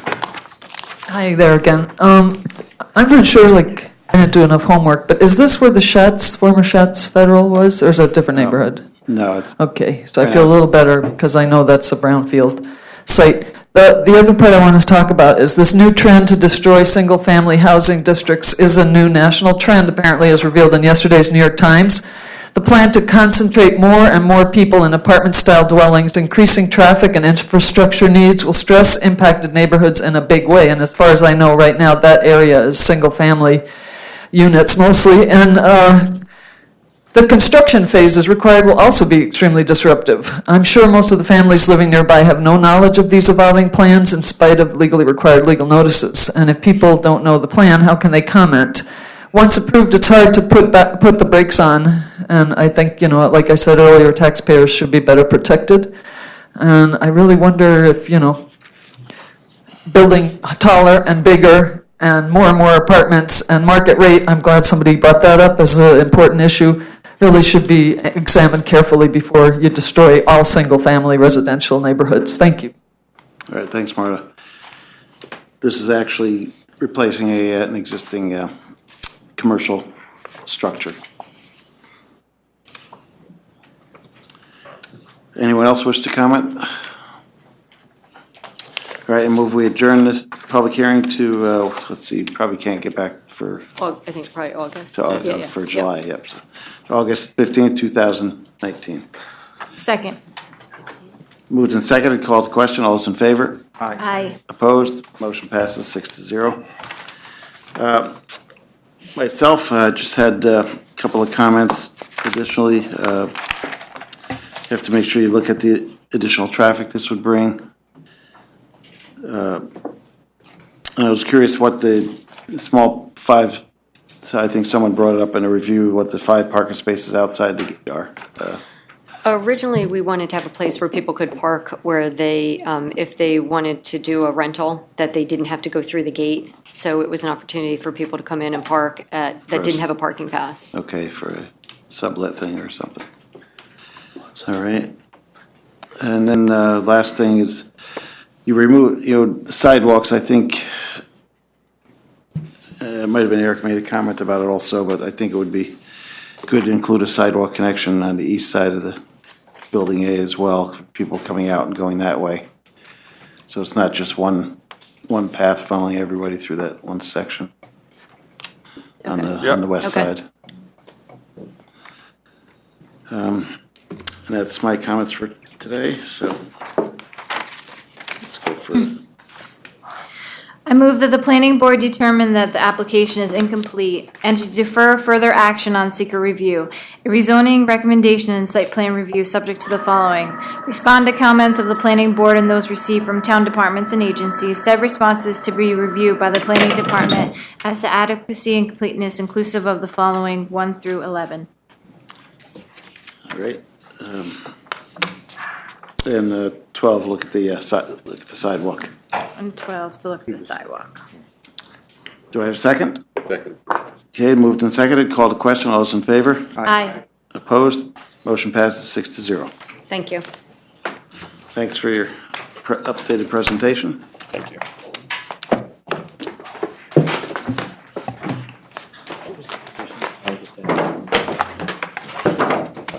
Next, Verizon Wireless, New Hamburg Fire District.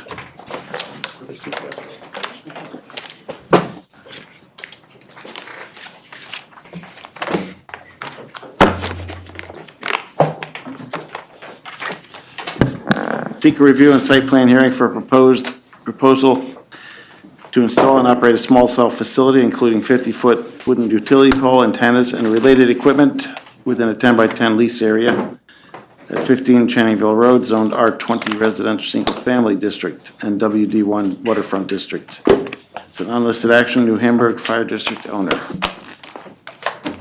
Welcome. Thank you. Thanks. Thank you. My name is Allison Phillips. I'm with the law firm Young Summer here representing Verizon. With me tonight, we have Andrea Armstrong from Aerosmith Development and also Mike Crosby, Verizon's RF engineer. Since our last appearance before the board, we provided additional submissions to address the comments received from the various departments.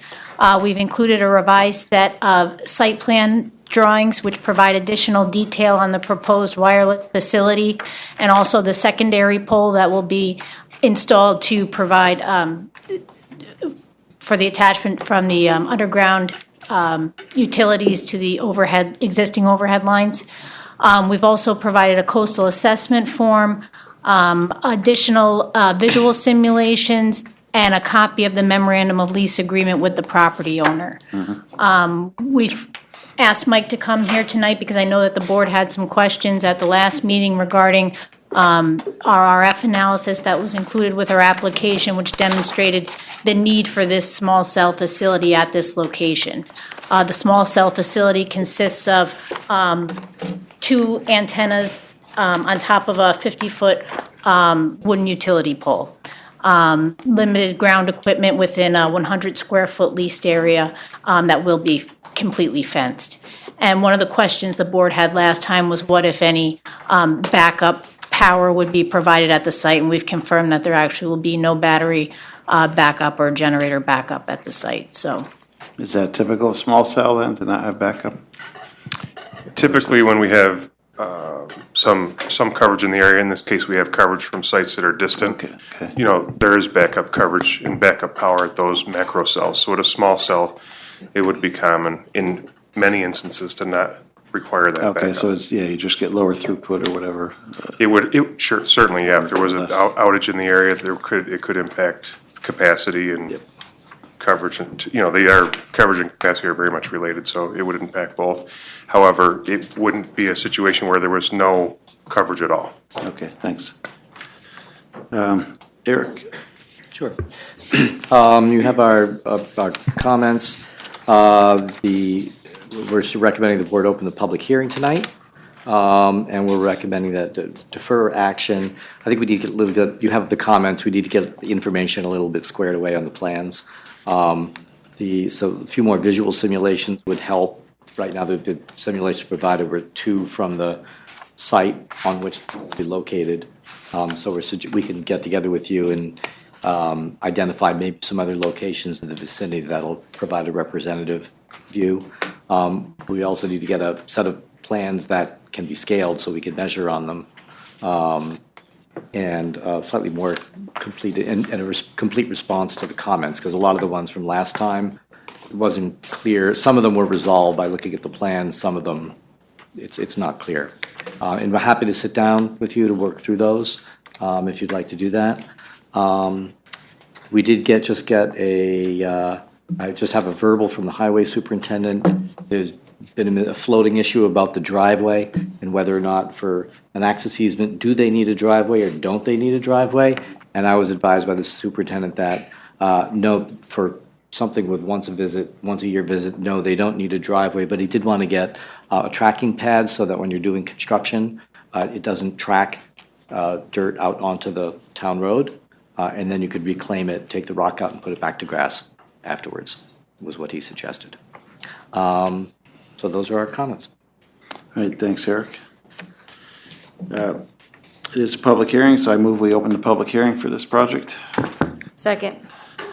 Moved and seconded, call the question, all those in favor? Aye. Opposed? Motion passes 6-0. Is there anyone in the audience wish to comment on this application? You can see I had a lot of concerns about tonight's meeting. I don't know if you're aware, but right outside this town hall facility, there is what is referred to as a stealth pole, which is a monopole cell phone tower, a very sneaky one, thus the word stealth. Unfortunately, cell phone towers, which are extremely hazardous to public health, cannot be objected to on that basis, something similar to corporations not being responsible for the harm caused by their products or side effects of production processes. You're talking about putting up a 50-foot pole in a little tiny hamlet called New Hamburg, 50 feet wooden pole with these antennas sticking off of it. I live very near the Verizon facility in the city of Poughkeepsie, and I'm being bombarded with cell phone tower radio frequency radiation, which is what this gentleman represents with RF. Radio frequency radiation is another word for microwaves. We are not supposed to be bombarded with microwaves 24/7, and right now in this room we are being bombarded. And eventually this makes us very sick. Now, a lot of people have raised privacy issues, and I think they're serious, but to me your health is number one. And right now in Dutchess County, there's 138 people with ALS, which used to be called Lou Gehrig's disease. That's a high number. There's more and more people getting Parkinson, more and more people getting MS, more and more people getting Alzheimer's, more and more people getting dementia. Guess what? All of those neurological disorders are directly linked to the increase in RFRs in our world, including the ones right outside this town hall. And all of those antennas talk to each other and talk to all the smart meters which measure water, gas, and electric. And if you want more information, just look into the film called Take Back Your Power, Investigating the Smart Grid by Josh DeSol, DESOL. You can find it on Netflix, cyberspace. You can go in there and find this. It's a documentary. It spells it all out. And if you look at the industry, they say it's perfectly safe. Well, of course, the industry said asbestos was perfectly safe. DDT was perfectly safe. It's not perfectly safe, but I know you can't go against it just because it's unsafe. So you can think about it being unsightly, because from the river, it's not a pretty sight. From the land, it's not a pretty sight. Again, we're talking about a residential area of single-family units, and they're already getting more and more problems right there in cute little New Hamburg. But I'm telling you this, Verizon is not a good neighbor and does not care about the people that they are serving, and they're making a lot of money serving us. And I really think that you should think about whether or not public health, not to mention privacy issues, is significant. And you're talking about a facility that is public, which is the New Hamburg Fire District, turning it over to a huge private corporation for a big pole. It's not a large space, but guess what? It has a humongous impact. And all these cell phone towers talk to each other, and now they're talking about the G5, or is it 5G? I mean, we can't go without it, and yet we know that's going to be even more detrimental to our health. So, maybe you guys don't understand or know about this stuff, but I have been paying attention for a while, and in my neighborhood, more and more people cannot walk right. They have to use walkers, their legs are shaking, they can't, I don't know if you know anyone with Parkinson, but my mom died of that a year ago in March, and I got to watch what happened to her. And I see all my neighbors and friends going down the tubes pronto. I'm getting older. I'm not ashamed to say I'm 60 years old, and, we all decline. But do we have to rush it? Do we have to pay to be murdered by our municipalities and the corporations that serve us so that we can be high-tech while we all go down the tubes? Are my 3 minutes up? I think I've made my point. Yeah. Thank you. All right, thanks, Marta. You're welcome. That sounds like a good movie to look into. Please. Anyone else wish to comment on this application? All right, seeing none, I move we adjourn the public hearing to probably August 15th, 2017. Second. Or 2019, sorry. 2009. We just went back in time. We did. I moved and seconded, called to question. All those in favor? Aye. Opposed? Motion passes 6-0. Let's go around the board for additional comments. Start with Peter this time. Thank you. Thank you. You provided us with some data. And I have a couple of questions about the data you provided. You have a chart here, capacity utilization average in Balmville. On the chart, you have a 9-month period, April 18 through January 19. And based on my calculation, you're operating there at about 35% of capacity. Your comment is that the red dashed line is the limit where the sector reaches exhaustion. There's only one period there, maybe it looks like it might be a week, where you exceeded exhaustion. How do you account for that spike? Well, Whereas the rest of it, I would say 95% of it is way below that exhaustion line. Sure. Yeah, there's a couple things to note here. So for the Baumville site, we'll just note that that's 4.5 miles away. So that's a long distance for that site to have to cover in and across the river into another county. So that's a long distance. That creates certain capacity situations for us. So in this document, I've provided 3 different capacity metrics associated with that Baumville sector so that we could try to understand which parts of that site is experiencing capacity issues. The chart that you're referring to, that's our average AC. So that's the number of channels that are available on the site. So that chart shows, like you said, that there's spare capacity available. Now, as far as that one spike is concerned, there could have been some sort of a mass calling event that took place. I don't know the specifics that took place there, but we're not saying that this particular chart is the sole justification for why we need the New Hamburg site. In fact, what we're really trying to do is trying to show that in the case of Baumville is strained because of the distance. So when you look at the chart on the prior page, which is page 8, you'll see that that's the ASEU. So that is a measurement, and there's a description that shows you what ASEU means, but this is a particular portion of the capacity that's heavily affected by users that are in distant locations and the burden that puts on the site. So in this case, you'll see the difference between the two. I have a purple line on there, and then I have the dark red line. I know that depending on your printout, it may be more difficult to see. But what's important to note about why this site is important to this application is the 700 megahertz. That's the lower frequency that we operate. That has better propagation characteristics over a long distance. That is heavily overburdened to the tune of several 100% throughout the year. And it's actually a 12-month chart. I know the dates on there don't show the full 12 months, but it is a 12-month historical chart to try to give you, the board, and those viewing this, an opportunity to understand what is the trending of the site, how is this site doing capacity-wise. And what's also important to note is the dark red line, which is our AWS band. That's the higher frequency, that's higher capacity, but unfortunately, one of the cons of having those higher frequencies, even though it provides higher capacity, higher bandwidth, higher throughput speeds, increased number of callers, is that it doesn't do as well over long distances. So in the case of Baumville, that is very poor serving to no serving in the area that we need it to be in the area of New Hamburg Fire Department. A couple of things. Number one, it doesn't really seem to support your argument to a layperson, but I understand what you're saying. The other thing is, why don't you put this in Baumville instead of the town of Poughkeepsie? Well, we already have the site in Baumville, and it's not doing the job. So now we need to go to where those users are overburdening that long-distance site. So just keep in mind of those three charts. I'm asking you just as a layperson, I'm not arguing with you. I just want to trying to figure out why, because everything that you're doing here seems to be in an effort to assuage problems that you're having in a community across the river. That's a good question. In the town of Poughkeepsie. And it mentions here that in your data, it says here, under public necessity, the project is necessary to enable Verizon Wireless to provide adequate, safe, public utility personal wireless service to this portion of the town of Poughkeepsie. However, it doesn't seem to be, don't seem to be installing it for the town of Poughkeepsie. It seems like you're installing it for the town of Baumville. I think that's a fantastic question, and it's important because that's why I get the big money. I take things for granted oftentimes because you remember, when you do a certain thing every day, sometimes you become desensitized. So I really do appreciate the question.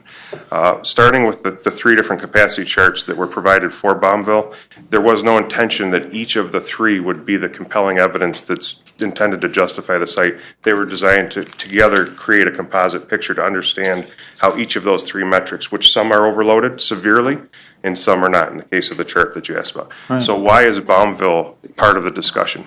So the New Hamburg, what we call the New Hamburg Fire Department project area, there's a relatively densely populated residential area there that's subject to terrain limitations, has certain natural boundaries like the river. And that site, in that area, has been served by long-distance sites for a very, very long time. So as our network evolves and the traffic increases on the network and the customers demand more and more services in many different ways today, those long-distance sites become overburdened, and we can't continue to provide the services at the quality and capacities necessary from those faraway sites. So in order for the residents of the New Hamburg project area to be properly served, we actually need a New Hamburg Fire Department project site to cover those folks, because we just can't do it from that far away anymore. It's not working. Okay, well, let me ask you this. We're doing this to alleviate Baumville's problem.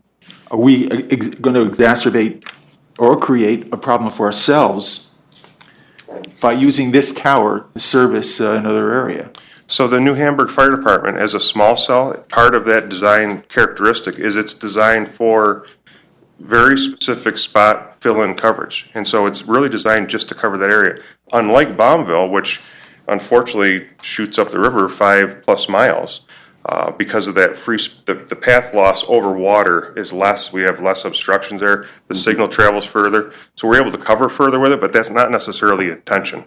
That's actually a benefit for the New Hamburg Fire Department project area, but it's actually a disadvantage for that site because it overburdens it. The last time your group was here, the question was posed to you to come back to us and explain why you couldn't site a 50-foot pole behind the fire department near the tree line.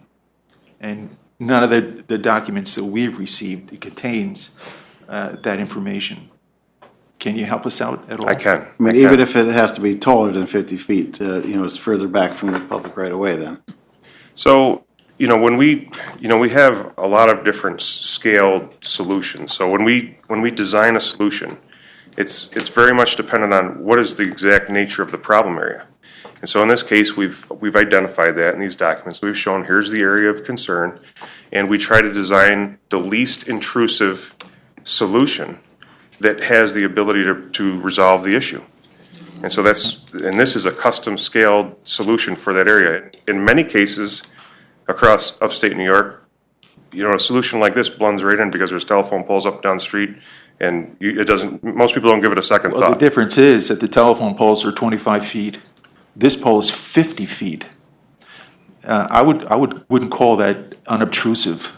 I mean, at least in my understanding of the word. I agree that there's certain relativity, and it depends on the perspective, and I agree with your perspective that, I agree with your perspective that in this case, the proposed utility pole is certainly significantly taller. But in the terms of the use of utility poles across the state, 50 feet is a very average height for a wooden pole. I travel from Buffalo, Rochester, Syracuse, Albany, Scranton, Wilkes-Barre, Binghamton, Utica, Ithaca, Watertown, you name it, I go there.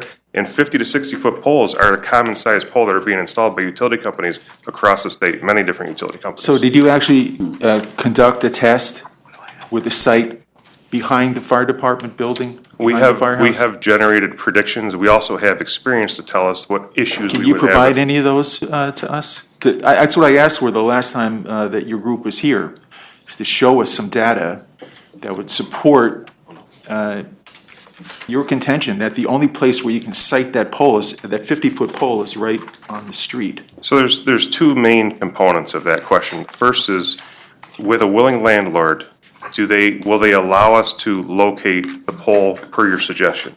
So I would defer, has our landlord established that we're allowed to locate elsewhere on the property?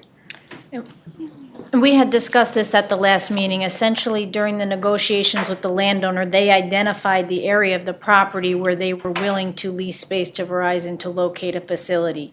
Based on the analysis, it was determined that the location the landlord was willing to lease was able to meet our objectives with a small cell facility. So that was the only available site essentially on this piece of property, because it's the only location that the landlord was willing to provide the space. To your recollection, did the subject of the placement of the pole to the rear of the property by the tree line ever come up? Was it ever discussed at all? I entered into the lease negotiation stage when the property, where the area had been identified, but it's my understanding from the previous real estate person who handled this, that was the area that was identified, because actually Verizon wanted it closer to the building and the landlord didn't, and they identified that as the best location for them based on what they may want to do with the property in the future, their use for it currently. That was an area that worked for them, and also for the access, because they wanted access to the site to come from the road and to cross as limited amount of their property as possible. Was there any discussion about siting it actually on the firehouse itself? Yes, that was actually Verizon's preference, and that is not what the fire department wanted at all. They did not want it on the roof. Okay, thank you. And the second part of so that's the first part, and so I'm limited as to what locations to evaluate based on what's actually available to me. But to answer the second part, which would be, yes, the height would vary, but that form fit, trying to minimize the impact to the community by the edge of the road, even though that may be most visible, because it's most visible, it also works best. So in that situation, we're able to get away with the least amount of height as possible. If we were to move it, it would become larger, and it might not be what we would call a small cell anymore. It might become a macro, then we need 100 by 100 lease space, and then there's shelters and generators, and the nature of the site changes drastically as it changes categories. So we're trying to keep it small. I can just say editorially that, if this is these 50-foot poles are a wave of the future, it does not. I don't think it doesn't really bode well particularly for neighborhoods, residential areas. Thank you. Peter. Ben? You answered all the questions I had. Excellent. Nicole? I can just note, just to follow up on, at the last meeting, you asked us if we knew what the height of the existing Central Hudson poles, utility poles were. And at the time, we had estimated 24 feet, but we had since gotten confirmation from our surveyors that poles on the average, those poles are 35 feet. So I found that surprising. You say on average. I think 35 feet for a utility pole is probably higher than average, but I'll take your word for it. But that's what they're currently saying is 35 feet. Yes, and that's the height of the second utility pole that we're proposing that would provide the connection to the existing So overhead that would line. match the existing height one and then Right. down from there. Right, Nicole? I don't really have anything. I think the first time that you came in front of the board and we were talking about smart cells and stuff like that, I think I was one of the people that said, well, we see it everywhere else on a electrical pole, so why wouldn't we do that? So, I know the 50 feet is pretty high and whatnot, but I have no problem with it. But there's things that need to be worked out, so. Thank you. Yep. Yeah, but I mean, you can't co-locate on an existing pole because it's too low, is what you're saying for your. They're too low. That's definitely one, as we try in many instances where we can to locate on existing utility poles. The laundry list of limitations of the poles that we can use, you start off thinking, hey, I could go on this one, this one. The next thing you know, you can't go on any of them because either they have a transformer on them, or they have a light on them, or they have a guy wire on them, or they're an intersecting pole, or, and just the list of, and what we are trying. And Central Hudson, you have to co-locate if they have primary power so many feet under, so you can't achieve the height that's required. A lot of times it ends up being around 22 feet is usually, Yeah. because usually the primaries are at 35, and then usually where we end up in what they call the communication space is around 22, 23. Okay. And in some instances where we have a very dense, it might be in a village area where you have a lot of commercial, a lot of maybe multi-story residential, and that's just a nice little infill pocket site, it might make sense. But in a case like this, the demographic in that area, the way it's spread out and there's some terrain, we need more than that in order to get the job done. And there's topography there. Yeah. Would that be different if you put more than one site? And, so as opposed to having the one site, would you be able to have 2 or 3 lower ones and achieve the coverage objective? We get into that situation sometimes as well. Yeah. There's several variables with that can be cost prohibitive, or again, you start getting into, well, you can't have the 3 that you would want, and now the design ends up different. So that's the more components you get, the less likely it is to work out. And with one, we have trouble. So we certainly consider that, though, if that's agreed to make sense in that situation, we definitely look at that. In this case, that's not something that would make sense for us to do here. Okay, I mean, we just want to keep looking at all the alternatives because it's right in their face there. Understood. Bob? Yeah, so New Hamburg right now is supplied by the site in Bombville? Is that what you? That's one of we have a couple different sites. We have a site in Wappingers, you're probably familiar with the water tank. We have the water tank, we have the state police, and then we have Bombville. Those 3 sites contribute. The 2 that I've noted in the RF justification are the Wappingers, I believe it's called Wappingers Falls Water Tank, and then the Bombville site. Those are the 2 that I've noted. And those 3 sites, they have battery backup? Those 3 sites all have battery backup. So with this installation and no battery, in the event of an outage or an emergency, they're going to be jumping on the existing sites, which are already overloaded. Correct. And I think you said that there's going to be problems, maybe getting connections. You're not going to be able to connect to the cell signal. I'm just wondering, is there some, potential problem when people in this situation need to contact someone for an emergency, they're not able to get through on a timely basis? So, when you answer a question, sometimes you're replaying your answer in your head after you've said it. So when I answered earlier, I probably should reword a little bit how I answered that. So in the event that this small cell were to lose commercial power and go out of service, the coverage that we currently have in the area would be the same as we have today. Right. So there could be situations where today there's already coverage issues in some homes in that area. It wouldn't be any different from that. Now, from a capacity standpoint, the existing sites could be overburdened as well, because there could be an increased demand if people have lost commercial power, they've lost their Wi-Fi routers or internet, and everybody's jumping on their phones to look for information or going onto their utility company's websites and filing a complaint, whatever. So that could impact those sites that have the backup power, regardless of whether this site would go off the air or not. But in the event that this one were to go off the air, it would default back to the situation that we have today.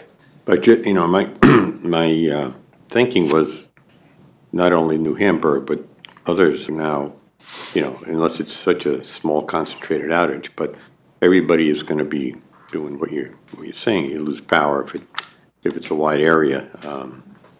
If Bombville gets impacted, they still have the battery backup.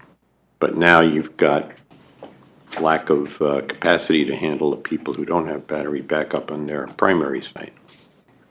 I'm just, I don't know. This is one of those business decisions where you look at a situation like we have here and you say, do you want to have improved service 99.99% of the time or no improvement 100% of the time?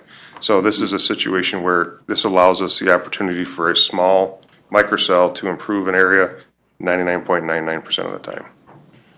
At the times, I lived through, I forget when it was a freak storm in the fall, and we were out for 5 days before they could get power back. So in today's world, that's like an eternity, we have to go up to Panera to get a Wi-Fi signal. The good news is Verizon has the largest network with the most sites that have backup, power, whether they be natural gas, diesel, propane. We have a large fleet of portable generators. So if the area was impacted for an extended period of time, and this was something that, hey, we were out for a couple of days or however long, and we got a lot of complaints that, we were experiencing an issue like you've alluded to, I believe the opportunity would exist to still bring a portable generator out to back that up. And, a lot of times with fire departments or other places, we have these emergency operations centers get set up. Usually we hear from New York State EOC or the state police or sheriff or somebody, and they just say, hey, we got 50 guys out here at our headquarters and your site's off the air. We have a guy out there with a generator right away. So not that we're not applying to have a generator. Luckily, that's not a rare, luckily that's a rare occurrence. So. It's rare for any one given area, but when you work on a large area like we do, we do see quite a bit of what you're talking about. But anything else, Bob? No, that's it. All right, Joe? Thank you. I just have 2 questions. I just want to confirm that you did have a conversation with the landlord requesting that you have access to place it in the back, and that the landlord said no. I personally, like I said, I came in after that area had been identified. So, but according to all other discussions, this is where the landlord wanted it. And that was where it was identified that they would want it placed. Specifically, if they had that conversation to put it in the back, I know that they didn't want it to interfere with their existing use of the property and that they preferred it closer to the road just for easement access because they didn't want, it driving all the way through the property to get access to the back. But specifically, I did not have that conversation with them. Okay. I didn't do the real estate part of it, as the engineer, but the conversations that I've heard, we did originally ask for the pole to be located adjacent to the building, somewhat centrally located, but that area is either currently in use or planned use. There was discussion about behind the building. It's quite developed back there. There's been a lot of development. There's a lot of access for what they have going on back there. And from my knowledge, this was the location that was preferred by the landlord. Okay, we can close this. I'm sorry. Oh, yeah, just a quick question. This is silly, but a 50-foot pole made of wood is totally feasible. It wouldn't have to become another substance or material because of the size of it? 50, so when we say 50 feet, it's the 50 feet would be above ground. There's approximately, I think, something like 8 feet of that goes in the ground. So it's really like a 58-foot pole, but it's 50 feet above ground level. And wood pole is totally fine for what we're doing. We do that all over the place. Okay, thank you. In the additional detail that we provided on the revised site plans, it does show the additional detail of below ground, which was something that the board had requested. Yeah, before the meeting, maybe somebody on the staff could just call the chief and ask him, what. I have done that, and we haven't been able to get. We need to. I need to find out how strongly they feel about this. Yeah, what happened? Right. That's all. We can find that out before the next meeting. We've got to do that because I think that I know next to the building there they may be expanding additional bays, for example. That may be in the way that may be how it ended up in this corner, but there's that. Even it's only a couple feet below the grade that's at the front in the back there. So if the pole has to be 60 feet high or whatever, if it's that back corner, you can access it entirely over pavement. And it seems to be totally out of the way, just looking at They their, didn't want us to go through just looking at the aerial. their parking area at all. They didn't want us to access through their parking area at all. That was, I mean, it would avoid but it's not like you're accessing it every week or something. It's like. No, I think what the board wants to know is, I think they understand that from the board's approach for site plan review, they want to understand what's the technical constraint behind. It's not technically, locations where it is or is not technically possible is different than where it is or isn't possible for some other reason, like the owner would prefer not to have it here. There's two different evaluations. So I think they're looking for you to help them understand. Maybe you need to show them both the answers to both of those questions, but I think what they're saying is it's two separate questions. So Yeah, I mean, it is, if the owner. Like last time we met, you said that you were talking about how there were some technical constraints to the rear and the sides of the property, and some of the questions had sought to get some graphics to indicate, simple graphics to illustrate that, which I think might answer some of the question as well. So I think it's a combination of the two questions.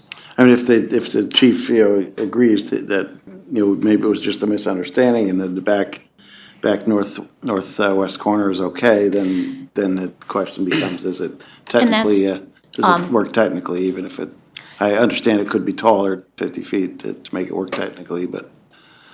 And that's just one thing to keep in mind. There may be technical aspects on the fire department side that make those other locations in their mind unavailable because they have plans that we aren't privy to expand the bays. Right, they maybe have something planned there. Exactly. That we're not aware of, so. Right. We just want to touch base with them, I guess, and understand that, but.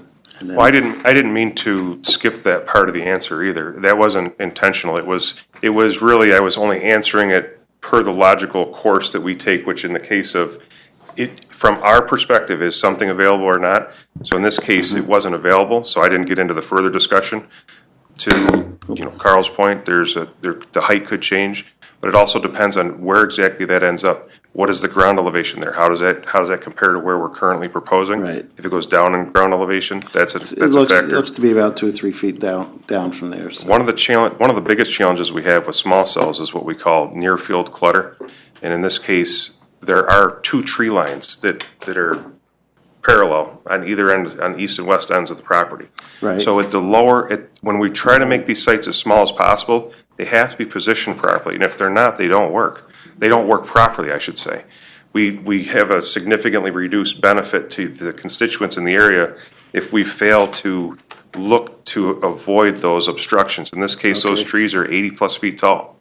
If the trees, it could be a tree thing as well. So the trees are one of the main considerations. And so that was why I think there was a discussion at one point in time, we'd kind of indicated that there was sort of a triangular shaped portion of the property. So if you were to start from either end of the property on the east and west end near the road, and if you were to draw a triangular shape towards the center of the building, that area would have the line of sight that we need in order for the site to work properly. Line of sight is... And that did not include the back, yes. I mean, the whole building is surrounded by forest, basically, so, but it is the most open on the front. Which gets us into a macro situation, by the time we have to build something tall enough to overcome those obstructions, and that's a whole different animal that, we're trying to avoid that. That may be the answer too, but I just want to get it all clarified for the next meeting, so. Okay, I apologize. I really was prepared to discuss that, and we've had discussions about that previously, but I didn't intentionally not get into that part of it, so I apologize. I mean, we also want to make sure we hear from the fire department more clearly what their view of it is and how they're planning to use the property in the future. And just thinking of next steps so we can, start preparing. I appreciate the offer that we can meet with the town's planning staff, which I think will be really helpful. We understand it sounds as though the board would like to see some additional visual simulations, and you have some additional locations in mind that you can communicate to us. I also realize that we need to add some additional detail to the plans to identify the existing water main on Channingville Road. That was something that was in the original comments that we failed to catch and put on this set of plans, so we can do that. We would like to, continue this discussion about the access improvements. It sounds as though at a minimum, the recommendation was that we provide some gravel pull-off during construction. And we had discussed with the landlord, our plan was just to, basically not alter the lawn and just drive right up to the facility for installation and then, repair any divots or, replant grass as needed after the fact. And we'd still, prefer that option because it really is, just lessens the overall impact on the property. And that's what the property owner wants, that's what we want. And I think, ultimately, it can be achieved without any adverse impact on the road or any. I think any of the points there's always issues like that. There's always details. So we can follow up when we talk. Great. You can talk with Mark. You could explain a little bit more about what's really involved, because if you provide some more information, maybe he'll agree. You don't need the rock if you're only doing A, B, C and not D, E, F. Mhm. So we'll talk and we'll follow up. We could talk with the highway super and find out what he needs. That's great. But I think it kind of depends on, you need to provide a little more information about what you're going to be doing there so that he can respond to that. And we can do that. And Great. without the battery backup or generator or something, it's, it minimizes the equipment that goes there, I guess. So, all right. I move that the planning board determine the application is incomplete and that the planning board defer action on this application subject to the following. Respond to comments of the planning board and those received from town departments and agencies. Said responses to be reviewed by the planning department as to adequacy and completeness, including but not limited to the following, 1 through 7. And number 8, investigate with the. Investigate what? Investigate the alternate location with the fire chief and And 8, investigate what? the alternate location. Alternate So, location. the northwest corner is what I'm thinking of, but it may not be technically feasible. Just trying to get it away further from the houses if possible. Second. Moved and seconded, called question, all those in favor? Aye. Opposed? Motion passes 6-0. Thank you. Thanks again. Thank you.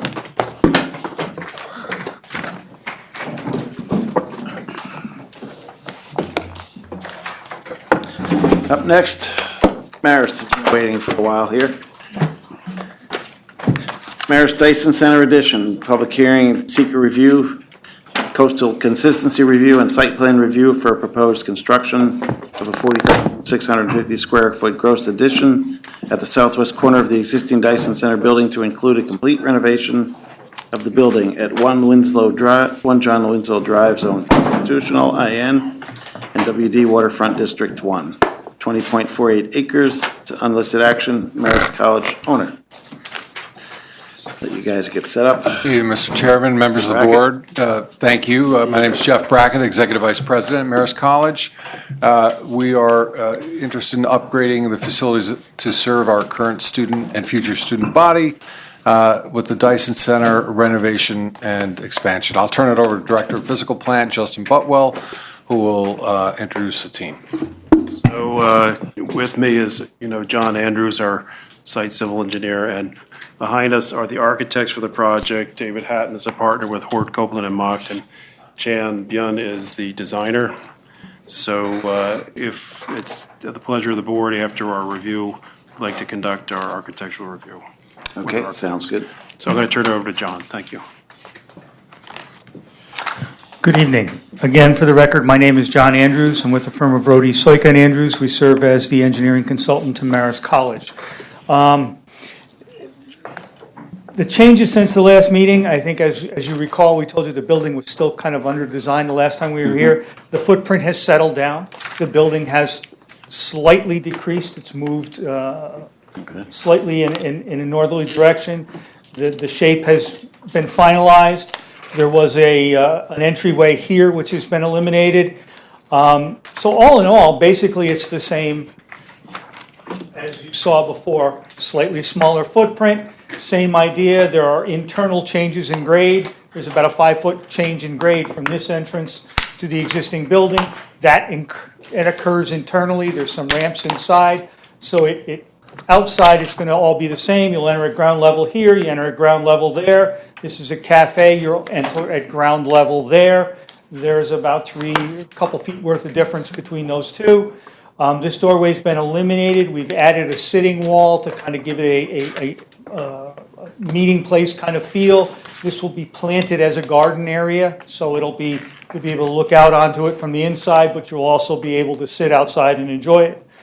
We tried to eliminate as much as possible a lot of the concrete. We narrowed down some of the walks and we put in some opportunities because the goal here is to keep this open as kind of like the quad feel. So if you recall, it's graded slightly. It kind of a nice even grade all the way to the top.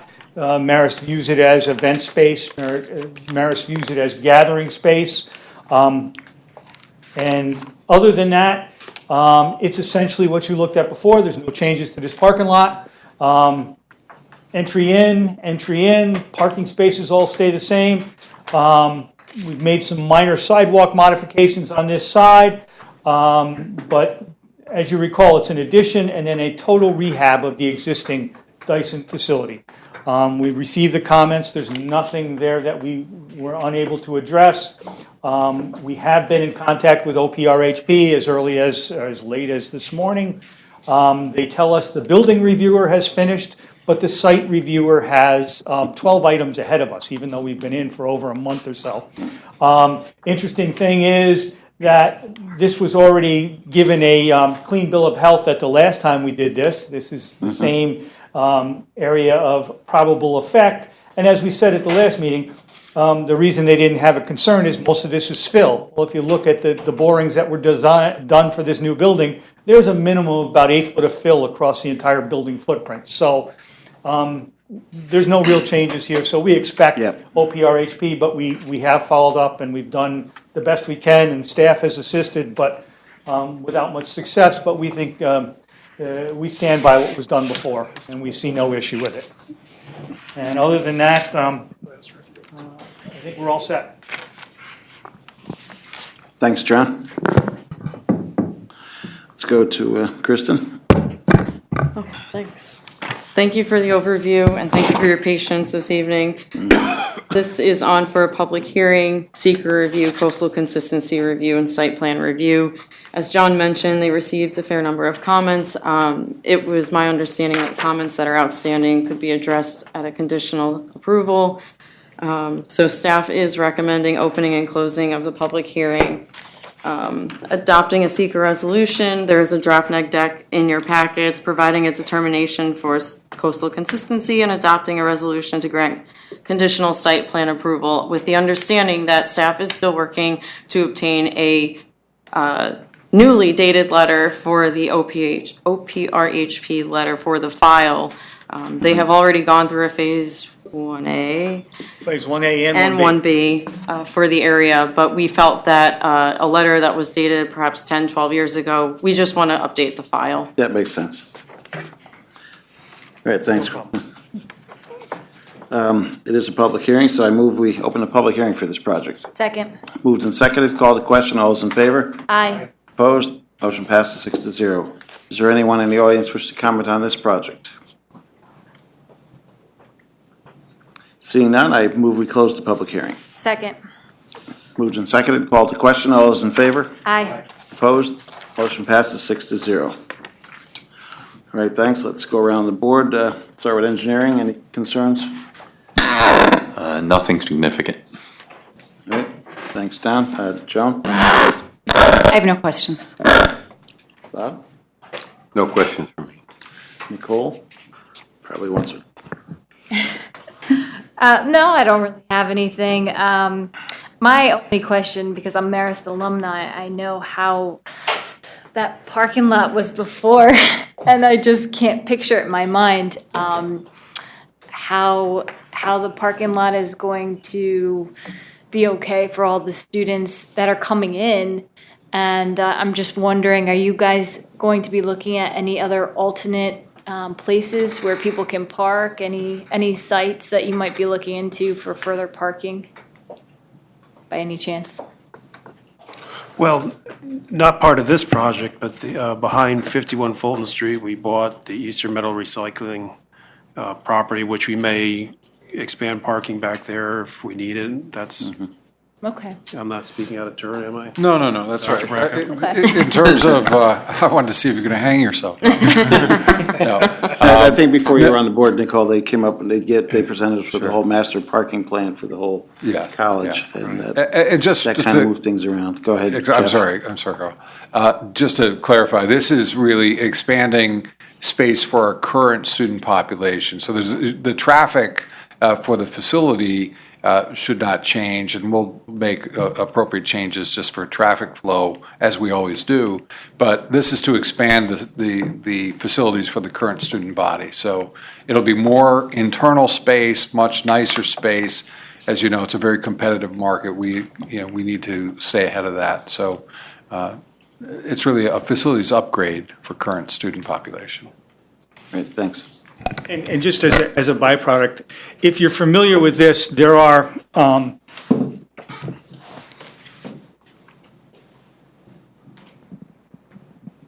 just to follow up, there is this parking lot. It is one of the few that have vacant spaces, but a lot of the facility also uses the Foy townhouse parking. A lot of staff parks there. That's why we've kind of reinforced that walkway and given it a node, so that we can spread the parking out, and we believe that there's enough in the general vicinity, including all this. And that's one of the, I dare say it, but it's one of the better parked areas on campus. You can usually find a parking space there, unlike certain other areas, but we think it works pretty well right now. Okay. Yeah, that was really my only concern. I hear you guys are ripping up the pool right now, or around the pool. Yes, mechanic. Putting new tile. You're putting new tile. Are you going to be replacing the pool or no? No. No. Okay. Nicole wants to go back. You're welcome back anytime. All right, thank you. Anything else, Nicole? No, that was it. Ben? I don't have any concerns. And Peter? You make our job easy. As I told you before, you fill in all the blanks. I also think it's great that every time you bring in a design, it's clear that you're designing for human beings. And I think it's great. Keep up the good work. Thank you.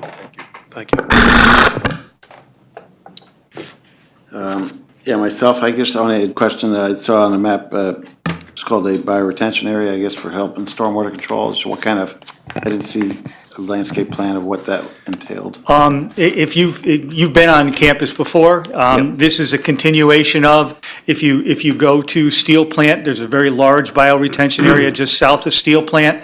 It's very nicely planted. It blooms about 3 different colored plants during the course of the year. If you look at across the street at the Natural Science Building, there's a rather large bioretention area along the southern side of that building. It's very well planted. And if you go up to the new student housing, there's several up there, including, nobody realizes it's there, but between the stone wall that runs along Route 9 and the first building, I'll call it Building A, it now has a name, and Ward Hall, thank you. There is a rather extensively planted bioretention area. So the thought here was our landscape architect actually, in this case, had us move it up closer to the building, and he's going to plant it a little heavier so that it serves as kind of like a focal point for that south end of the building. It's right off the southwest corner. Right. So it'll really snap, and it'll be a nice appearance. But that is shown on the planting plan as well. Okay, sounds good, thanks. Get nothing further, so might as well. I move that the planning board hereby determine that the Marist Dyson Center addition site plan would not have a significant adverse impact on the environment, and that no environmental impact statement will be required for the reasons set forth in the seeker negative declaration for an unlisted action dated June 20th, 2019. Second. Moved and seconded, called to question, all those in favor? Aye. Opposed? Aye. Was that an aye or no opposition, right? Motion passes 6-0. I move that the planning board determine that the Marist Dyson Center addition site plan is consistent with the town of Poughkeepsie's approval of local waterfront revitalization program. Second. Moved and seconded for waterfront revitalization consistency. Called the question. All those in favor? Aye. Aye. Opposed? Motion passes 6-0. I move that the planning board grant conditional site plan approval for the Marist Dyson Center addition site plan subject to the following. Respond to comments of the planning board and those received from town departments and agencies, and said response to be reviewed by the planning department as to adequacy and completeness inclusive of but not limited to the following 1 through 7. Second. Moved and seconded. Called the question. All those in favor? Aye. Opposed? Motion passes 6-0. And you're prepared to do architectural? We are. So I invite David, Chan's going to do it. Chan Byun.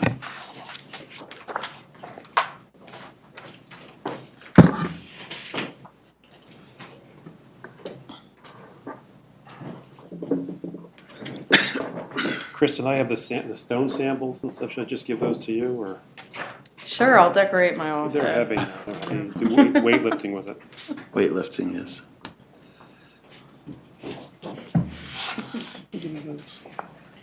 Just grab If I this. put a piece of paper here, can I put the samples here so that you don't see better? Sure. Thank you. Sure. That'd be a nice paperweight. There you go.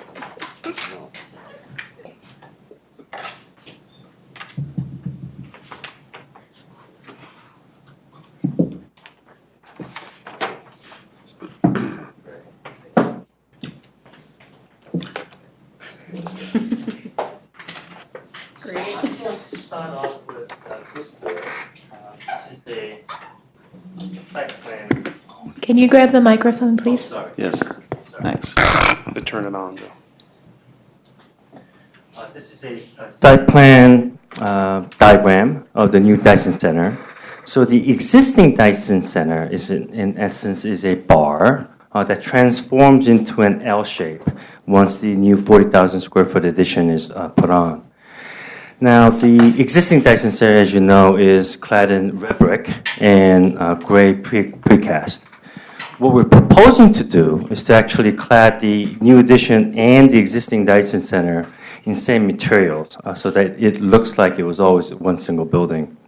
Now, before I speak about the exterior elevation, I just want to point out that on the ground level, in the shape of an L, there is a new corridor, a very active corridor that has a lot of glass on the inner side of the L that begins or ends, depending on how you look at it, with two main entries.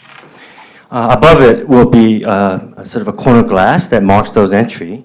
And that's significant as I begin to talk about the exterior because it divides the L into two parts. There's an outer layer and then there's an inner layer. And the way we use the material as a sort of a theme to that. So I'm going to now go to the elevation. As we speak about this, the north, I'm going to refer to this as northeast. I'm going to go around the building. Northeast, northwest, southwest, southeast. Okay, it's going to do a loop, okay? So this is the northeast. This faces the parking. And you'll see that this is all existing Dyson Center, and the red brick is no longer there, and is clad in granite. We're also redesigning the facade so that the openings of the building emulates the scale and proportion of the Hancock building. That's very close. And as we go around the building, this part of the building here is actually existing. And this part of the building is new. And you can see that it's very difficult to tell what was existing and what was new. This is the new Dyson Center. And you can tell that there's a sort of repetition where the offices are, or repetition where the classes are. And then there are other different programs that animates it differently. And I think you're familiar with the more recent Dyson Center, Marist buildings that emulates that. What I'm going to do when I talk about the material is I'm going to zoom in right here so you can see it a little bit more since you're far away. I'm going to use this board. Okay, can you all see that? So that part right there is a blown up of this. Now Marist has 3 blends of granite. There is a light granite, that is about 60%. There's a darker granite that's about 30%. And there is a 10% of a sort of a pinkish. So we are proposing to clad these sides using the same granite. The only thing that we are differing is that we are proposing not natural shapes or rough cut that are on the more recent granite clad buildings, but to do more rectilinear, 3 feet by 10 inches, 14 inches, about 18 inches. And the finish is actually what we call flame. So it has a more smoothness to it than the rough texture that you might be familiar with in the current Marist campus recently built buildings. The reason for that is the surrounding buildings, Fontaine, School of Communication, they're non-granite. So what we think that the way we utilize the granite is that it respects and responds to the more recently built granite-clad buildings, and at the same time, it is in harmony with the other buildings that will be there that are not clad in granite. Now, as I continue to go around the building, this is the southwest, and there's the entries that I mentioned. This is new, and this is actually existing. And above it are corners, special programs reside there. They're glassy, so that you mark the corners. And then you can see that the granite stops there and granite stops there. And on this inside, the material is lighter. Now, if I do a section here and look at that side, which is this elevation, it's very similar. This is the existing Dyson Center, and this is new. And you see that there's a lot of glass at the bottom. And that is because of the corridor and circulation that I mentioned at the ground level. So when you look at it, also the columns are behind the glass too. So there is nothing really coming down. It's really light and airy. So what appears is that the facade is lifting. And so we felt that the use of granite would be too heavy. So in order to lighten the feel, we are proposing to use, it's not the actual sandstone, but, limestone, but lighter color limestone that is used throughout the campus. And basically it makes up this and this. So if I look at a facade right here, that is this, you'll see the contrast between the granite and the smooth limestone. Now the other materials is basically repeating what exists. Gray, glass, gray metal panel, mullions, glass. Now you notice that there is a red vertical band. If you're very familiar with Marist campus, both historic and modern buildings, on some key large openings, there are brick accents that outline the opening. So in lieu of doing it in brick, we're proposing to actually incorporate the reddish color that is matches the color of the red brick, and to actually incorporate into the current wall system. So you make a reference to the historic significance of the archway, but we're doing it in somewhat of a modern way. I think the only thing that I want to mention, I forgot to add, was that on the granite side, we'll also have a base about 1 foot high, so that the limestone also comes to the front. Now, we mentioned limestone, but when we generated this, these are heavy materials, so we couldn't generate a board to carry all this. So I hope this suffices. But if limestone becomes cost prohibitive, you're familiar with science building. And there is a side there that actually is done with precast, but it's done in a way that it emulates limestone. So the intent is that we will maintain this sort of a beige tone on the inner layer. And our hope is that this design, because of the location of the Dyson Center, is able to respond to the context of the mostly recently built granite buildings, as well as the buildings that are very immediately surrounding this, like the Fontaine and the School of Business, which is very different in character. Thank you. Thank you, Chan. All right, thanks.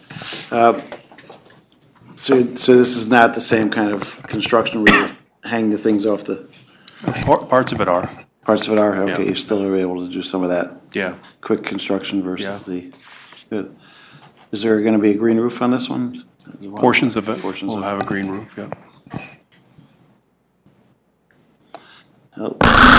Next review, comments, anyone?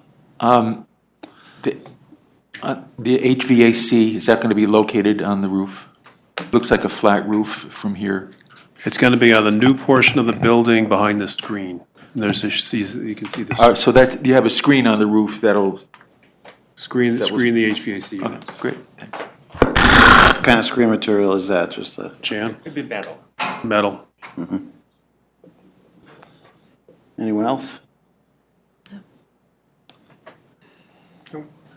I move we accept architecture as presented. Second. Great job. Moved and seconded, called to question, all those in favor? Aye. Opposed? Motion passes 6-0. Thank you. Thank you. Good, thanks. Don't go away. If I may, Kristen, do you want the color board as well as the samples? You don't have to take them. I can take You don't have to take them, we can. Leave them in my office. I'm not gonna lie, I want that cube one. I'm afraid what you might do with it, but. You never know.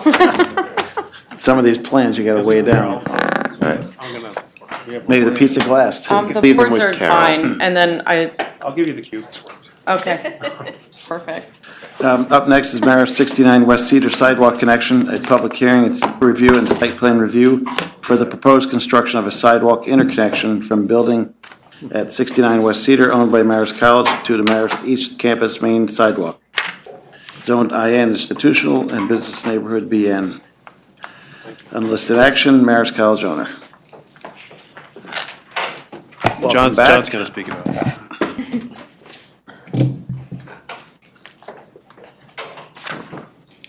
Yeah, once the glitz is over, the hard work is left to Justin and I.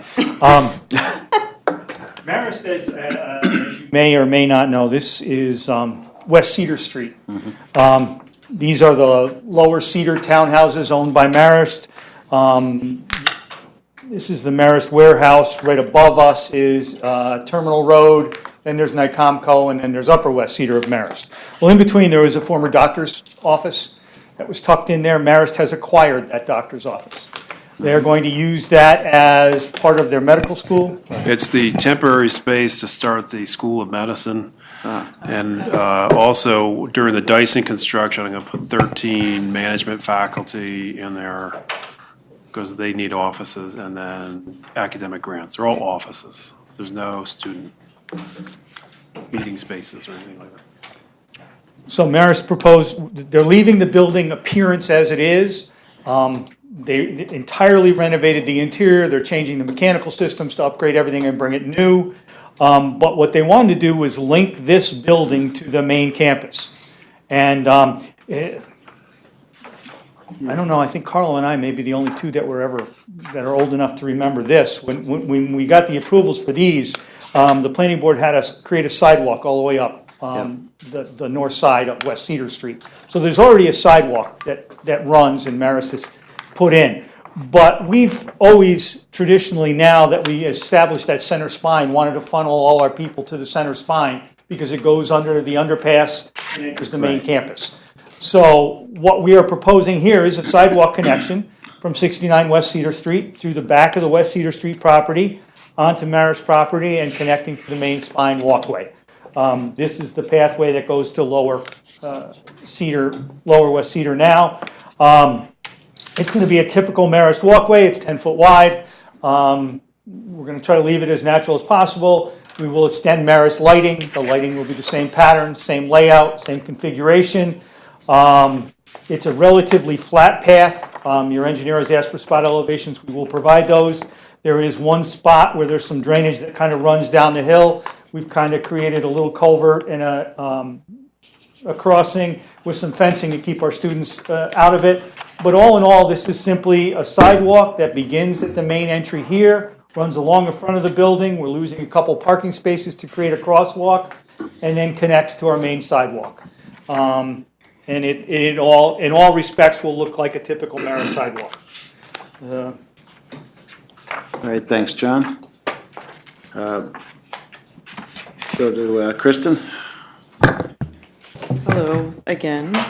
This application is on for public hearing, seeker review, and site plan review. The action is proposed as an unlisted action. Staff just asked to add a tree clearing note restriction to the plan. And I do have some comments under my site plan review. So staff is recommending to open and close the public hearing, adopt a seeker resolution, and adopt a resolution to grant a conditional site plan approval. Any outstanding comments based on my conversations with staff were fairly straightforward and technical. We can just get some more information on the plans and work with Marist to clean them up a little bit. All right, thanks, Kristen. It's a public hearing, so I move we open the public hearing for this project. Second. Moved and seconded, call the question, all those in favor? Aye. Opposed? Motion passes 6-0. Is there anyone in the audience wish to comment on this application? Seeing none, I move we close the public hearing. Second. Moved and seconded, call the question, all those in favor? Aye. Opposed? Motion passes 6-0. Let's go around the board. Let's start with Joan. I have no questions. Bob? No question. Cole? No, I believe you probably received some notes about this, but for any areas that there might be traffic, maybe a yield to pedestrian sign or something like that, but you guys know that, so that was the only thing. Peter? Ben? I guess my only comment, you got to be careful. It looks like there's a fairly straight path through the woods there already. So you don't expect to clear too many trees, or? Excuse me, if you were out there, there's not too many trees along the route here. Yeah. And actually, the original design was laid out by the landscape architect, so I have a couple thou shalt not touch trees that are on there, so that's why the path kind of wanders the way it is. So, and if you also noticed, a lot of the trees had been disturbed or damaged during one of those storms, so we don't expect to take out anything significant. I'm just looking at an aerial view right now, and it looks like just a natural path through the trees already there. Pretty much, yes. So disturb a lot. The only thing I didn't know who was going to be using the building and what, and it's a wooded area, if you needed to have an emergency call box or something along the path like you have in some other areas of the college. But if it's you said students would not be. We could probably have one. It's not a bad idea. It's a good idea. Right, just something to consider. Quick question. You mentioned the sidewalk in West Cedar and that this is going to be for the School of Medicine. And I know Marist is doing a lot of work with the hospital just across the street, as well as Vassar Hospital. You have the PA program associated with right nearby. Should there be, would it be too much to paint a crosswalk to get a connection to West Cedar? Is there a reason not to do that or to do that? The School of Medicine is a MD program. It's a partnership with HealthQuest New Vans. That'll be the other down at the Vassar Brothers Medical Center, and it's a building constructed by HealthQuest in the city of Poughkeepsie. Mm-hmm. This is just space to staff up prior to that building's completion. And after they're gone, I'll use it as swing space. As we do renovations, I always need swing space for people to go to. That's really what it's for. So you don't expect a lot of foot traffic across West Cedar then? None. Associated with this? None. Okay. Right, good question, Eric. That's, all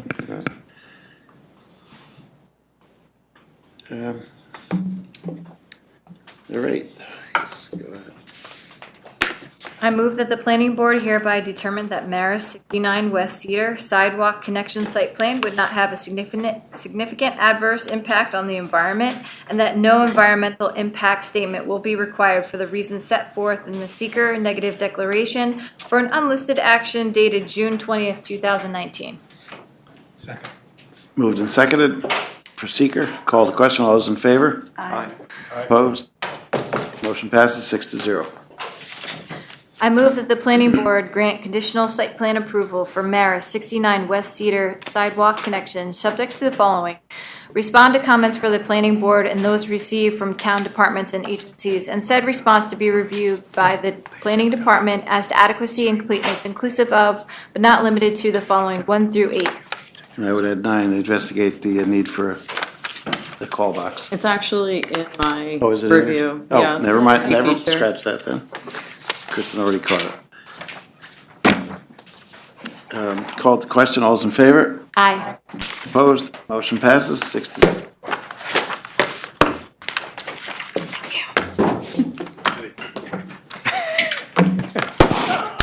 Yep.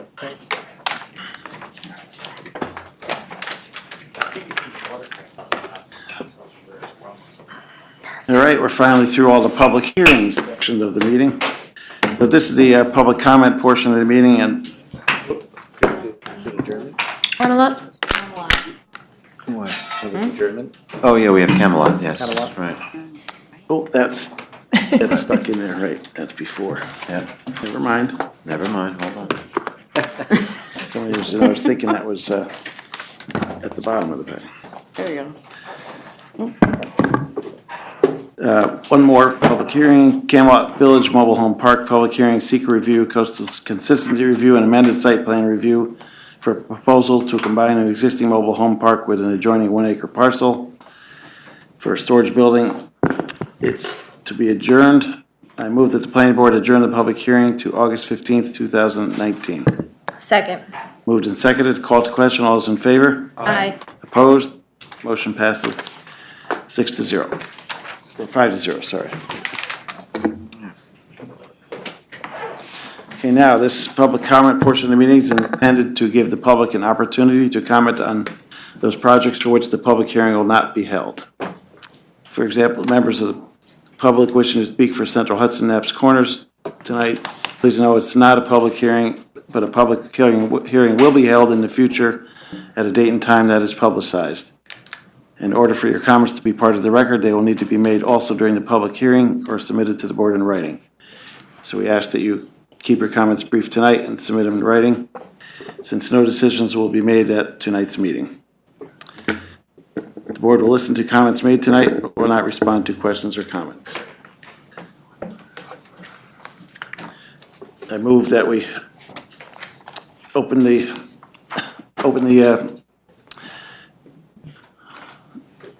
meeting for public comment on any other agenda items tonight.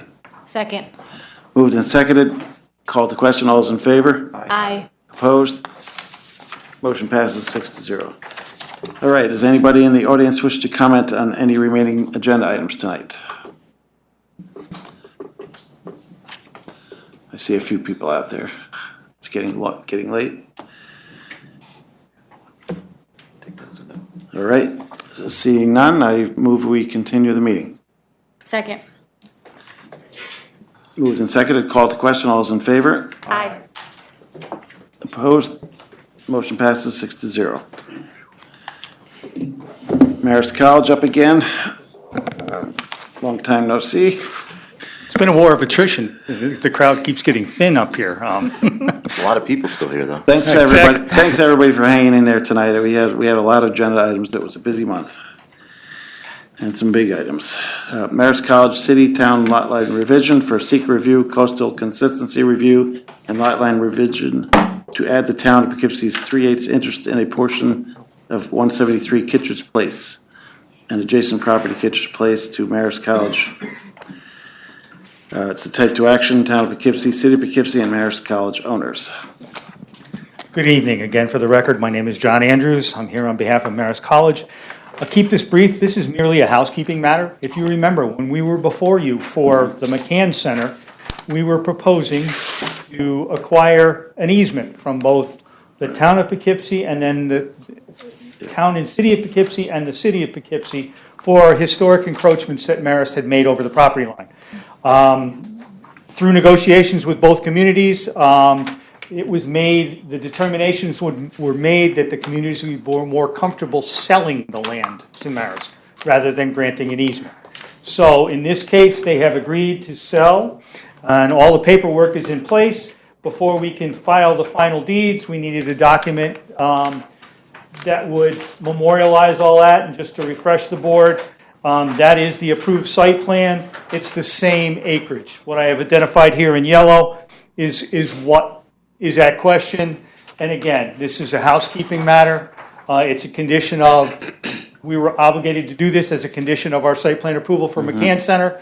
We're not ready for a CO yet, but we will be before Christmas. So we want to get this resolved and filed. We need your approval for this lot line amendment. Sounds good. Thanks, John. Kristen? Thank you, John, for the overview. This actually appeared before the town board in December with a resolution to move this forward to the planning board for a lot line revision approval. So that is what is before you. The action is a seeker type 2 action, and staff is recommending adopting a resolution to grant conditional lot line approval. The most important part of this approval is that they have 60 days to get the filing taken care of. So that would be Monday, August 19th, 2019. You would be allotted an additional one-time 60-day extension from that. So we can just go with this and see if something comes up. As far as I know, as I sit today, all the work is in progress. You have the deeds for the land to Marist. We're in the process of preparing the deeds for the balance of the property, which is what your law requires. I have resolutions from both the town board and the city council. So they're prepared to sign the map when it's ready. So everything's in place. We expect within probably the next 2 weeks, we'll have everything resolved and on your plate. Thank you. Just wanted it to be out there for the record. Stranger things have happened. Believe me, they have. So that is available to you if you should need it. So I will make a note of that. In August, we can stay in touch about it. If we need to extend Hopefully it, we'll be finished long before August, please. There you go. Sounds good. All right, thanks, Kristen. Yep. Let's just go around the board for this. No engineering issues, I assume, Don? Joan? I have no comment. Bob? Nothing particular to this, but as a Marist basketball season ticket holder, is McCann Center going to be back to whatever normal used to be? Parking and that kind of stuff? You said December, and that's after the start of the season. By the start of the school year, the exterior work shown on this site plan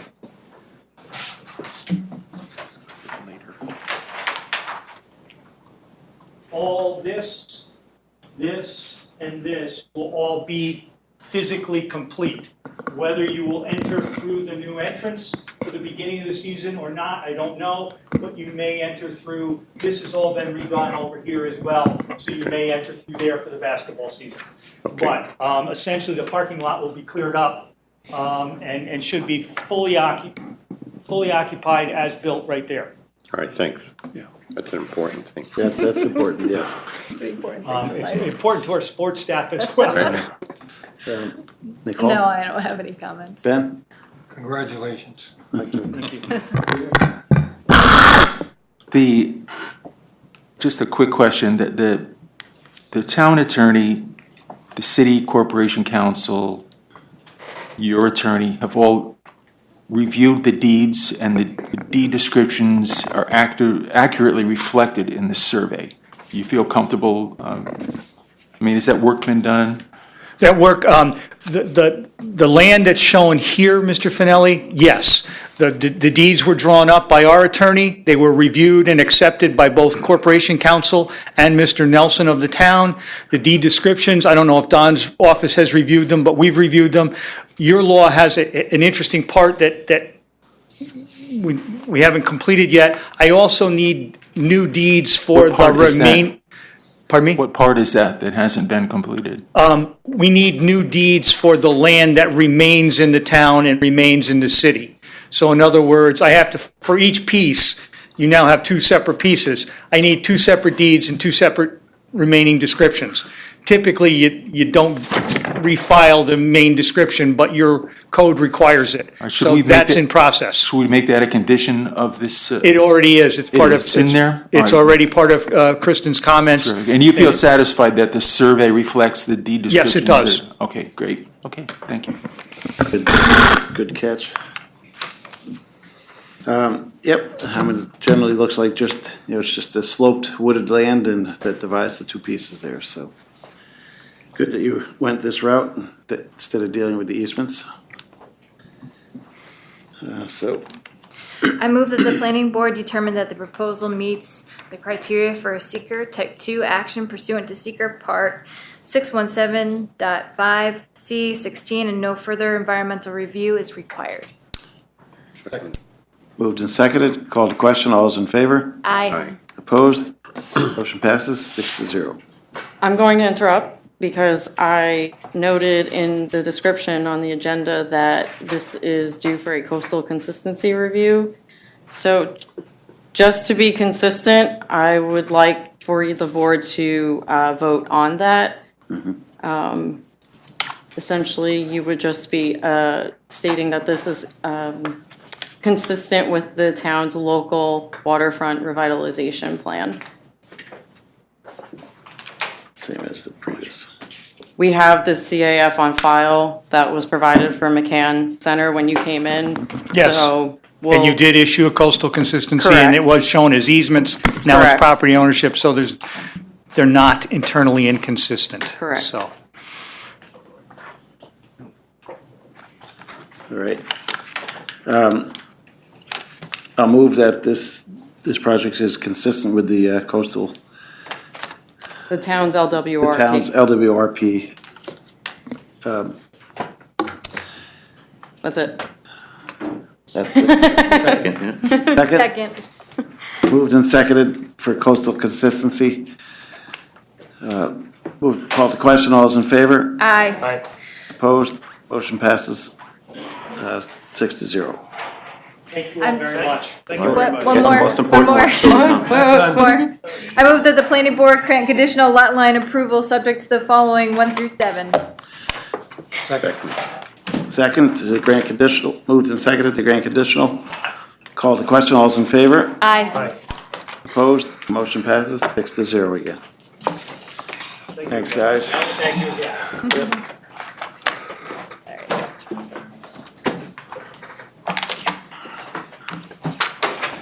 All right. Since it's almost the next day. Hurry up. All right. Don't touch my candy.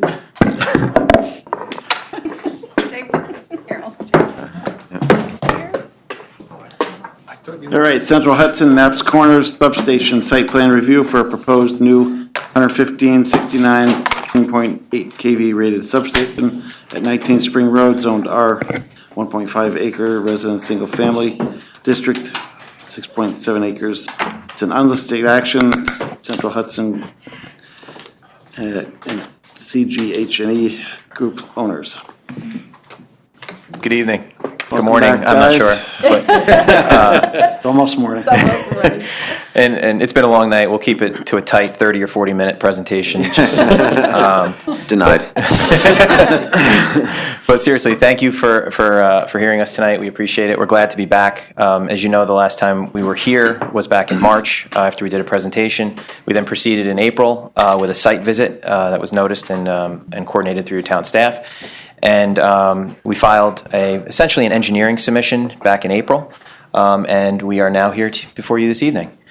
We're going to just give you an update on what we've done in that time, just while we had the opportunity to sort of add a couple more details to the plan.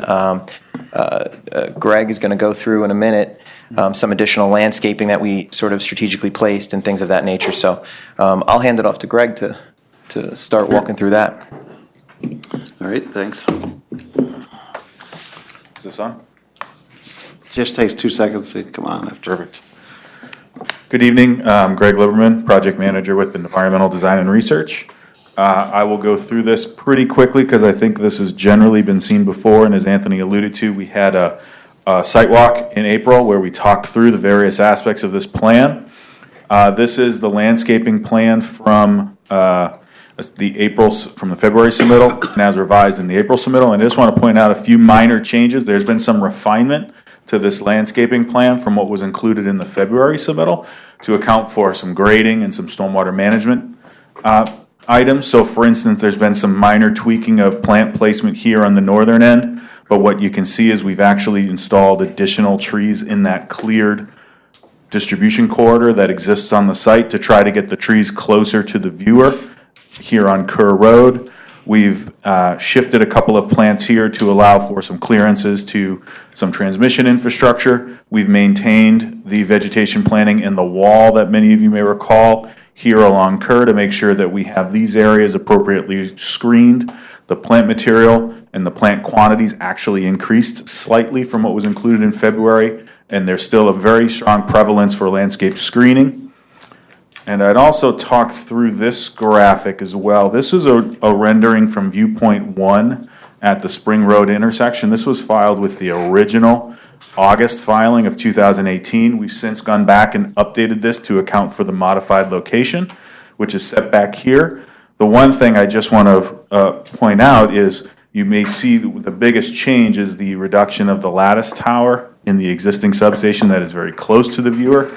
And this really is kind of a little bit of a hub in terms of where the majority of people will tend to see this substation from. You can see the landscape plantings along the road to blend it into context. So we just wanted to make sure that this was, we can provide this in a subsequent submittal just as a reflection of an update. And unfortunately, Don just left, but I did want to just. Don? He saw where this was going. He's like, oh, we're not doing this.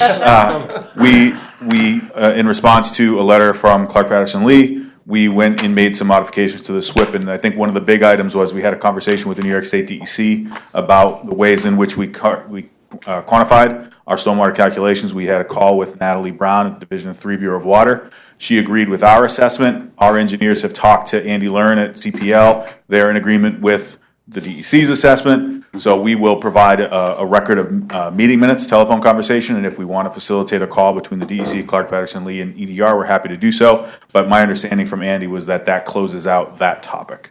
So I think those were the big items that I wanted to hit upon. I'll certainly open it up and answer any questions that the board may have. All right, thanks for the presentation. Kristen?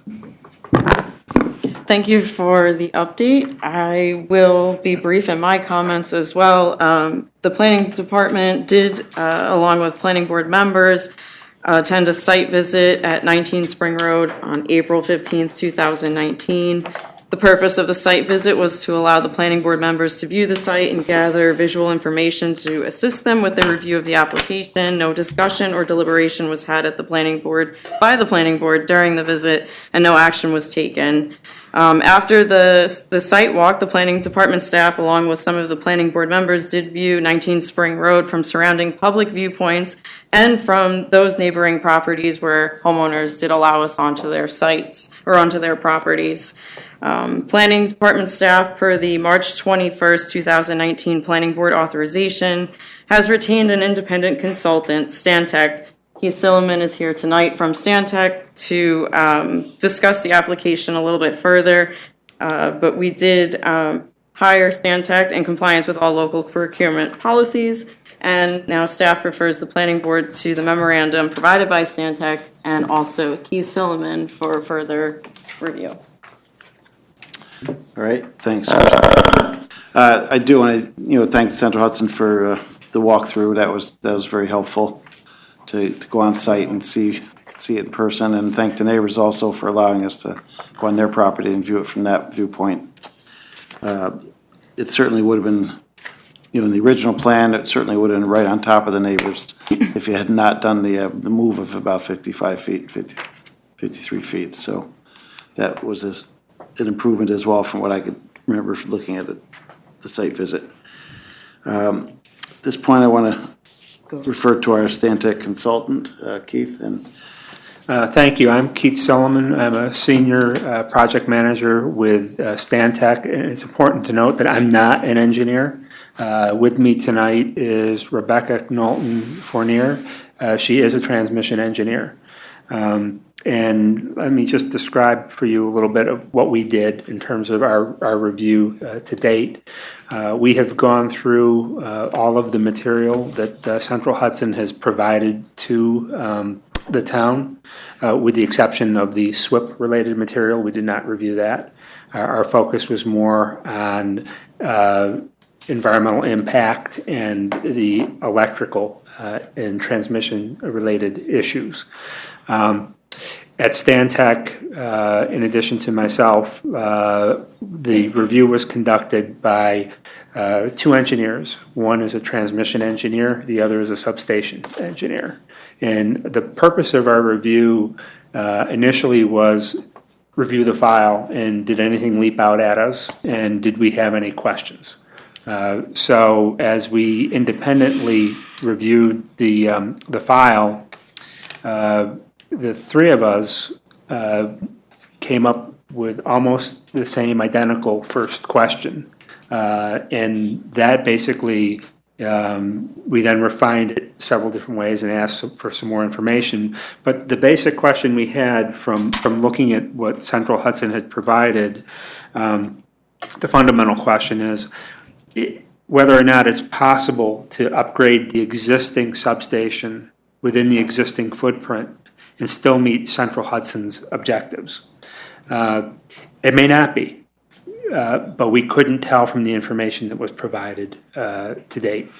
And from there, as we looked at that issue, we talked about some other concerns about Central Hudson wanting to maintain the functionality while they were doing the upgrade. And that was the main reason for proposing what my engineers call a greenfield substation at the same exact site. But if you put some temporary measures in place, it may be possible to replace facilities in kind at the existing footprint of the substation.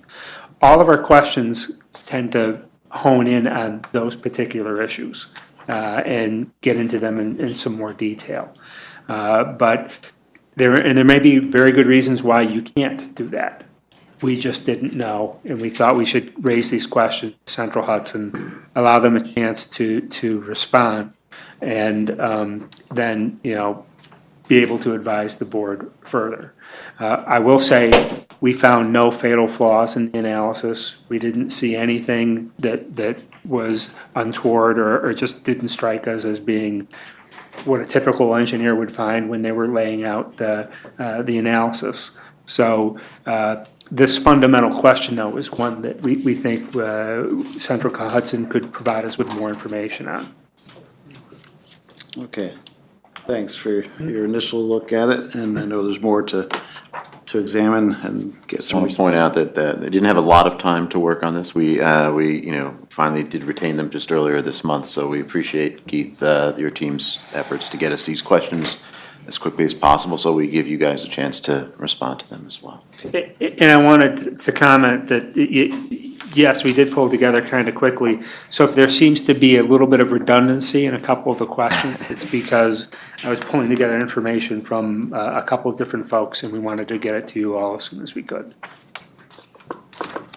All right, thanks, Keith. So we're looking forward to, your responses to these for the next submission and see how we go from there. Let's go around the board and get some input from the board members. Start with Ben this time. I don't have anything right now. All right, thanks. Peter? You've done, I think, I mentioned the last meeting, did a terrific job in responding to the concerns that we had expressed, particularly with regard to buffering. My concern now really is, as I'm looking at your landscape plan, you have the Norway spruce on the northeast sector. You get 23 Norway spruce. Norway spruce at the base, they could spread out maturity like probably 30 feet. I mean, they get gigantic. And my question would be, it seems counterintuitive, but maybe they have too many. I mean, have you spoken with the Noted. arborist? We have, EDR has state licensed landscape architects in-house, and we agree it is a very dense planting. And we would certainly be open to that, but our intent is to provide as much screening as we can to create a green wall for short-term and for long-term, but we agree, it is heavy. I'm not a landscaper, I'm not a landscape architect by any means, but it seems like if you were to stagger them, you would still get the same effect. We can. They could still grow to maturity without literally their roots strangling each other, and you would still get the same amount of protection. I think that's something that we can certainly look at as part of the upcoming submittal to maybe find some areas where we can implement that. Okay. Also, the last time we met, I'd raised the question, you assert that the placement of the substation was determined by, help me here because I'm certainly not an engineer, was determined by an angle of, I don't know whether it was in relation to the transmission line or to the building, and that because of that angle, the building had to be placed in that specific location. And I had hoped that our consultant would have looked at that and given us some idea whether or not that really has any basis. Because if it's not critical, then the building could be placed somewhere else. But I just wanted to get a second opinion as to whether or not, that's a real issue or not. Mr. Finelli, just in the memo we provided, our transmission engineer was dealing with that issue in questions 14, 15, and 16. Yeah, but we don't have an answer. You have a lot of questions, but we were hoping to have an answer. Too. I'm probably less of an engineer than you, so, and Brian can cut me off. But I think you're talking about the attachment angle of the transmission line to the substation connection point. Yes. And what that is the goal in the standard that you're supposed to meet when you design. Anybody can correct me, please. There's a lot of smart engineers in the room. When you connect, you're supposed to try to connect it to 0% or closest to. Right. And when you get further away from 0, it becomes less ideal, which raises more risk issues, problems that could develop. So as it gets shifted, that attachment angle did increase a little from what it was before because they were at a near perfect before. And now it's going up a little bit. But it's still within the acceptable range that they can live with. But it's just not where they would, if they could do it. That's why we called it the optimal location, because that's what would be preferred. At the optimal location, Mr. Finelli, we were at about 3.5 degrees with the attachment angle. That was for what we call the KB transmission line. Right. Okay, that's the 115 line that will run south from Knapp's Corners substation to Barnegat. So that attachment angle, we want that as close to 0 degrees as possible, and we were at 3.5 degrees.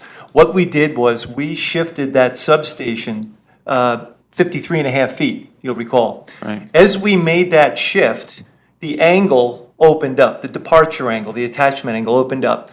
The maximum angle that we want to be at, maximum, is 15 degrees. We ended up at about 14.5 degrees with our attachment angle. Okay. Arguably, a real close shave, if you will. But we'd make that work at 14.5 degrees, but we certainly don't have room to go any further because that angle will continue. Okay, that's really what I wanted to ascertain. That you had made that assertion, you were at 14.5 degrees, you couldn't extend, that's why the building was located in that specific location. Correct. And we just wanted to affirm that that's a And real forgive argument. me for saying percentage instead of degree. Really? It's fine. So that's what kind of determined that 53.5 feet versus any further away. That's correct. One of the, And I guess I have a question then. So what is the attachment angle at the existing station right now? I don't remember from... We can confirm. I don't. I wouldn't know off the top of my head. Also keeping in mind I don't know what it is, but when that was built, it was a very different era, different standards. Sure, yeah. I didn't know the number off the top of my head, so. All right, anything further, Peter? No. Thank you. All right. I don't really have anything. I just wanted to reiterate something that you probably already received from Town Highway Superintendent, that the driveway locations on Kerr Road will have to be approved before you go forward. That was pretty much it. We have this person from Stantec here, and he'll kind of help us go through this because we're not experts at this, and we'll just go from here. So Terrific. that's it. Yep. Thanks, Nicole. Bob? No question. And I have no comment. I guess my only thing is I think you tried to answer it. I'm trying to look for the answer sheet, but if our consultant looks into it and agrees that it has to be in this location, then I still have a concern about, is there a way to do some additional grading to get rid of that second entrance across from the neighbor's house, so that you could take that one driveway in from the south and then just continue it around to the east of the substation, if it was further graded to come up to get a north access. Because you wanted to access to both the north and the south of the substation. Correct. There's So versus coming in from the west, is there a way to come in from the east if you do some additional grading there? Sure. I think the issue is almost less about the grading to a degree and about the needs of the operation. So if you look at the existing substation, there's actually 3 points of entry into that substation. And I think, and part of that is to facilitate the initial construction, but also to facilitate the operations of that substation. If any of that equipment needs to be replaced over the time of that substation, to get the transformers are pretty heavy equipment, and having the ability to have enough access room for trucks to get in and get out, because we don't have a big front paved area in the front of the substation where we could facilitate that turnaround, create some challenges. In addition, we need to continue to have access to the balance of the right-of-way for the transmission infrastructure. What we did do is we did shift that driveway appropriately with the modified location shift. So that driveway location has been shifted farther to the south, and I think is offset by over 150 feet from that nearest residential driveway. From its existing driveway. But Correct. There's an existing parcel also to the south of that where a new driveway from that parcel would come out right across. Understood, from but that. I would just add, from a use standpoint and a number of trips standpoint, this is not a heavily utilized driveway. This is more for routine operations for a pickup truck or for construction, which would be notified. It's not as if it's a secondary road or even a residential driveway. I understand with it will strips. not get a lot of use, but it is a driveway and a view into the station where you can't plant trees and you can't screen it exactly, the same way as from other viewpoints. So that's my biggest concern with it. But all right, we'll see what our consultant says and how you answer his questions as we go forward. Just as a reminder, that angle of attachment, it's something that we really need to have an answer. Yep, got it, thank you. I have a question. Yep. In looking at this memo from Stantec, what's the next step now, since Stantec's review and Senator Hudson's response to? Well, the next step is going to be the responses to Stantec's letter. Okay. Yeah, so this is now in there, and, for them to respond to, just like with any of the comments that we get for, Right. right, so. Shouldn't that being part of this? That should be the next, should it be in the, Correct. should it be in the? Limited to the following 1 through 9? You're right. Wow. 10, Stantec. 10, Stantec. All right. I would've- Thanks, man. You're welcome. Yeah, thank you. An important observation.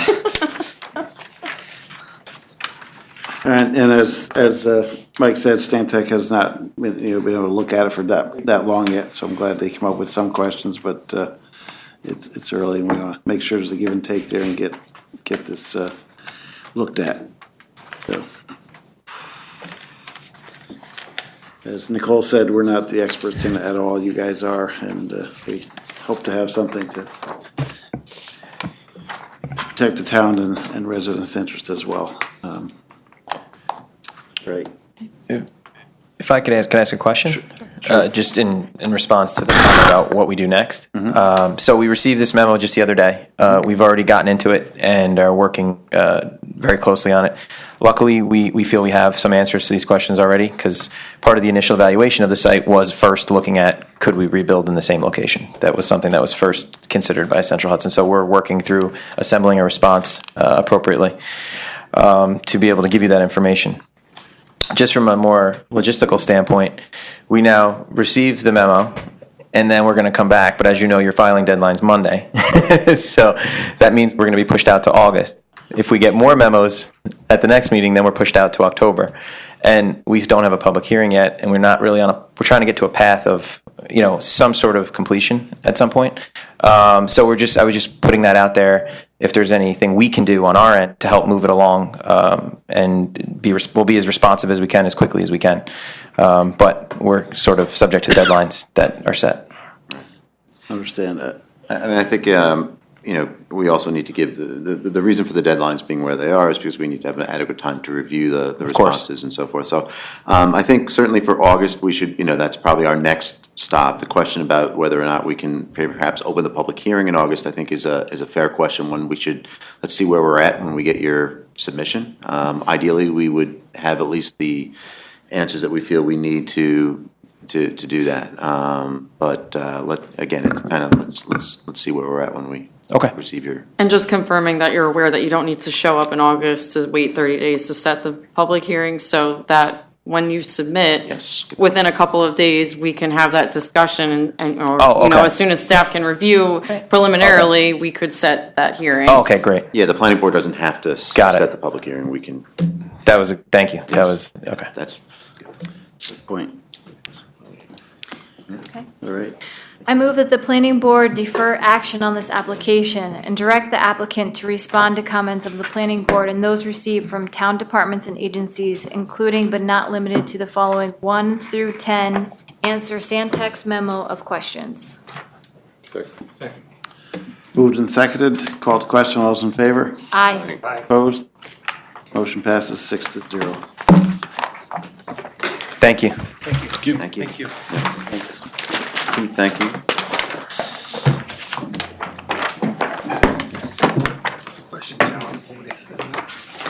Because we were only hired about a week and a half ago.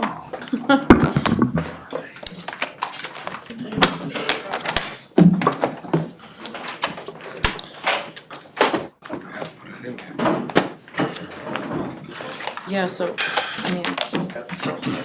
Okay, next small project. We've been here before. South Road Crossings. Planning Board to declare lead agency secret review and subdivision review minor and site plan review for a proposed minor subdivision with creation of an ODA open development area on the rear hotel lot. Construction of 5 new buildings, including 5-story hotel, bank, 2 retail sites, and a coffee shop, retail coffee shop associated with landscaping and parking. 2611 to 2629 South Road, Zone BH, Business Highway, 17.45 acres, UPS Capital Business Credit Owner. Welcome. Good evening, everyone. Ken Casamento from LRC. Nicole Petty from LRC. Joe Gaethie from Cameron Group. Kevin Langan from Cameron Group. Just as a point of clarification, Joe pointed out before, at the time when we submitted, the owners were still in final negotiation for actually taking ownership of the property. Mm-hmm. Since the time we've submitted, they've acquired the property fully, the affidavit's been submitted accordingly and everything like that. So the name that is listed on the actual document here is not the correct owner anymore. But it is correct on the affidavits and everything that we have there, so.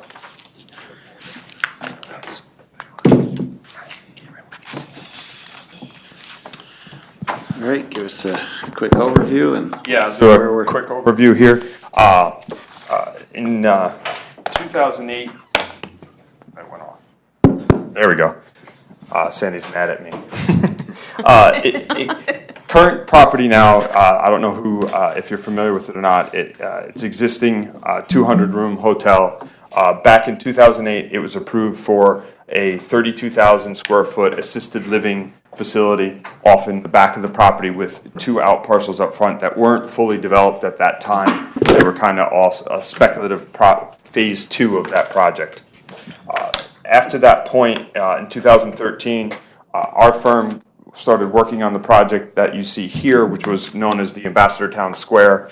That was about 7.89 acres of total disturbance.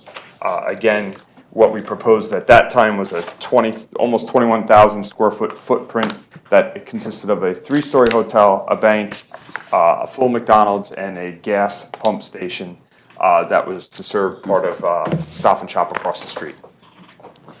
There was some reconfiguration of the light here to provide a left out at that time for this scale of the development and the desire of what that project wanted at the time. That project fell under an Article 78 with one of the neighboring properties.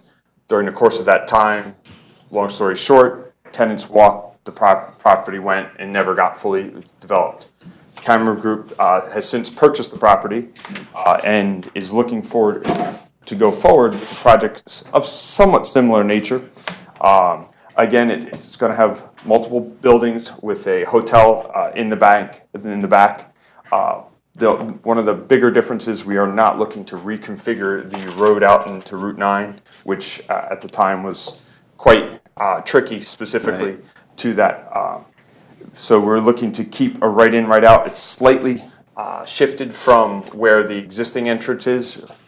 And what we're trying to do is create that experience for when you pull in, to create the visual to the back and where it works both geometrically with the buildings that the applicant's providing. We are consistent with our old approval, trying to keep with connectivity off-street.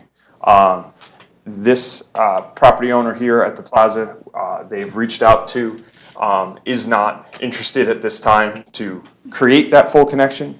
So what we proposed on the plans is, again, consistent with what we did before. The location that we would be agreeable to an easement, should they come before the board and the board requests them to put one in, that's where we could make it, and we're approximately putting it where it would connect with the drive there now. For the property to the north, the old former Coyote Grill, again, with the same consistency, there is a spot up here where we're looking to, again, propose the same thing. If they come forward, that easement could be put there. They have spoke with the owner of the gas station, and there is an access through here now that would remain. You know what I mean? And that gets to some of how the parking was laid out and how the buildings were laid out in that area. The proposed project totals about 37,000 square feet of building footprint. So it's fairly consistent with what we had before in the square footage of the overall square footage. The total disturbance is about 7.2 acres, so a little bit less actually disturbance in the overall number. We are working through, which we'll work with Don as we get through the next phase of design comments, setting it up for phasing for under 5 acres, because we have to develop how it's going to be phased so that we can appropriately go through for COs and that as we go forward from there. That's the short, quick version. So I'll leave it there for now. All right. Thanks, Ken. Yeah, that sounded good. All right. The application is on the agenda this evening for the planning board to declare lead agency intent and just begin the site plan review process. This is the first time that the board is seeing this particular project for this location. I did have a couple of seeker comments that the board might want to take a closer look at, just asking for some consultation with SHPO. And just given the nature of the hotel and the height of it in this particular area on Route 9, perhaps a visual supplement for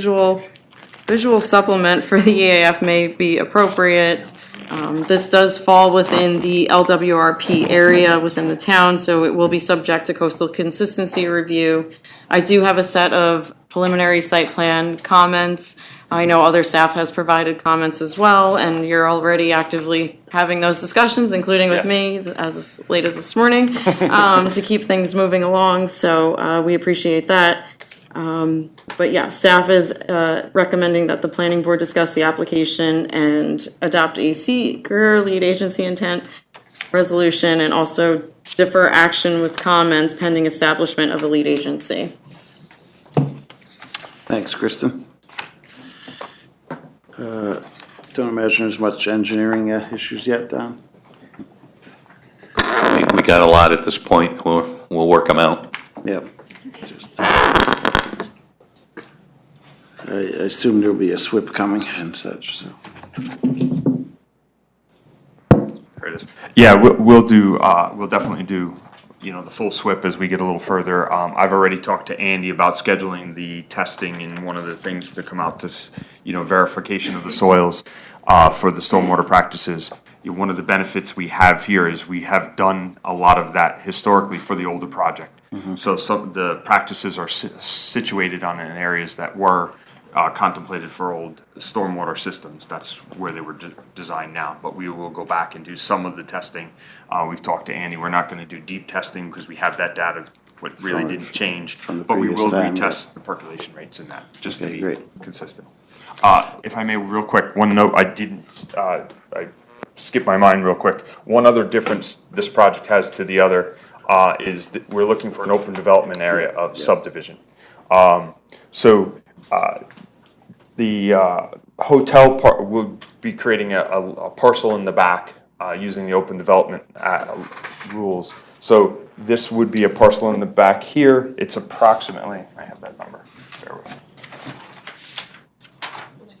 2.5 acres. And the remainder of the parcel, the 17-acre parcel, would be one parcel. So essentially, this would be in the middle. There would be a connection through around for all of these parcels and the land in the back, which we're not really touching. As you can look here from the development, it really stops at the top of that hill. So there's nothing proposed down that side.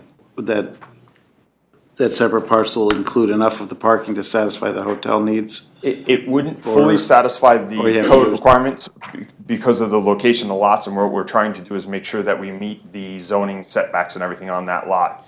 But that doesn't take into account any cross.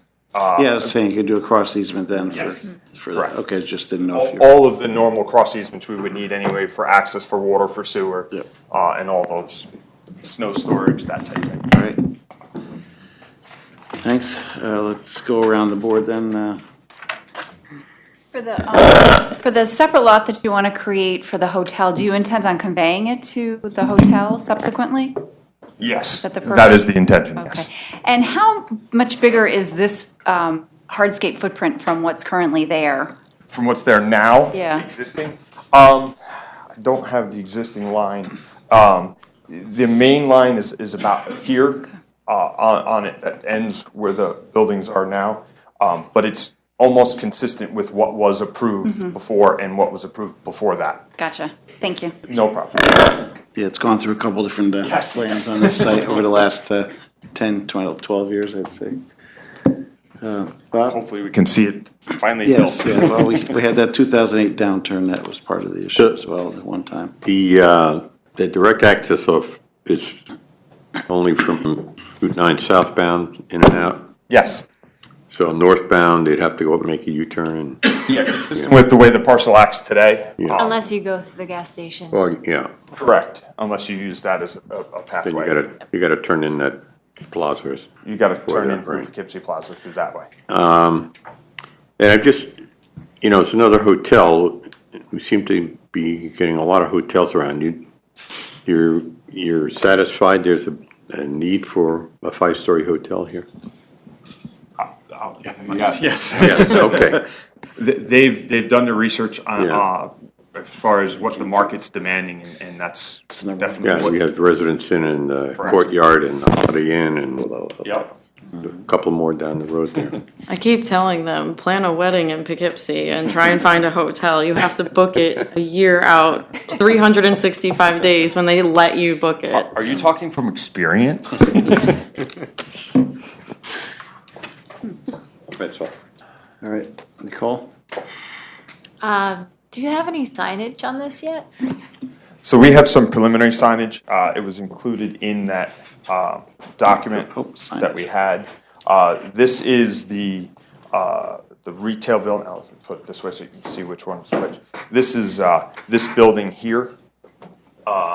And we're looking at signage on the front, on each corner there, and a small monument sign out front that would meet the requirements. We're still working with the applicant and getting the actual square footages and all that together so we can put a formal application together to the board and for the zoning enforcement officer to review to see if we might need to apply for a variance. We will be going to them for a variance for the height of the building in the back anyway. So we wanted to, in talking with staff today, we're talking about putting it all together so we have one cohesive application for them. Okay. Do you have any stores that are interested as of now, or coffee shops that are interested as of now, or no? Yes, we have a number of. You do? tenants, Yes. Okay. Okay, that's good. All right, that's it. Thank you. I mean, multiple signs on the building, you probably wind up with some variances Yes. Yeah. with our code. Ben? I don't really have any questions. I like the idea. I think it's a good thing. Much needed. I see not really restaurant in here at all, is there, right? But that old Coyote Grill, somebody could take that over and it could be a lucrative thing with the hotel and the retail stores there. Could be. Hopefully, this will help spark some of the other areas beefing up what they're doing there. Okay. Is there any talking to them about? We have. Oh, okay. All right, Peter? Do you anticipate that there'll be a restaurant in the hotel? Yes, there Yeah, they is. do have a There is a yes. restaurant proposed. We are proposing a grease trap. There is a pool also in there. We're working through all that. All right, and looking forward from an architectural standpoint, we don't encourage flat roofs.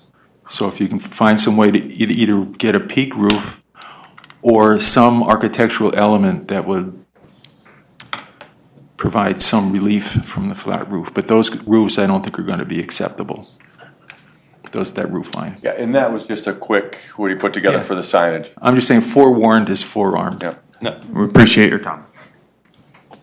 Yep, the HVACs always have to be hidden. Yep. And, et cetera.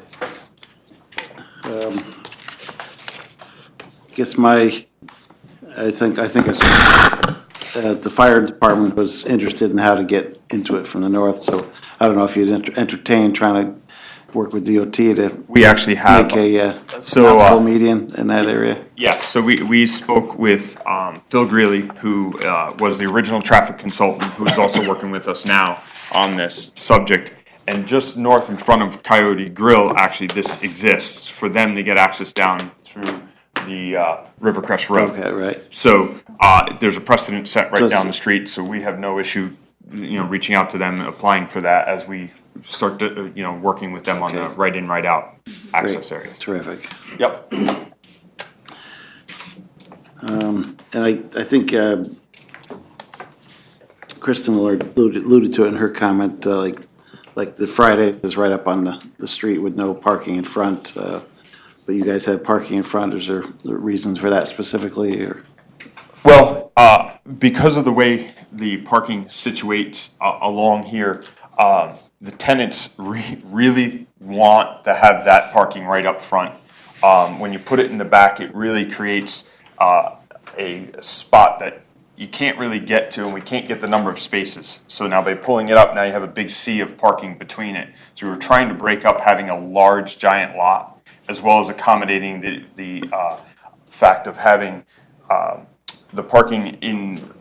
We wanted to keep this connection, so if we're having a connection through here, it's going to be this tight turning path with a building up front. We're also going to be losing to be pulling this all the way up to the sidewalk, to the setback here, and then creating a path. So now we're going to want some pedestrian accesses out to the front in breaks, so we lose some of that open landscaping there. So we thought it would be a better compromise to be able to keep that visual buffer that's there and bring the buildings a little further back off the road. It's also consistent with some of the other buildings down that whole area, corridor as well.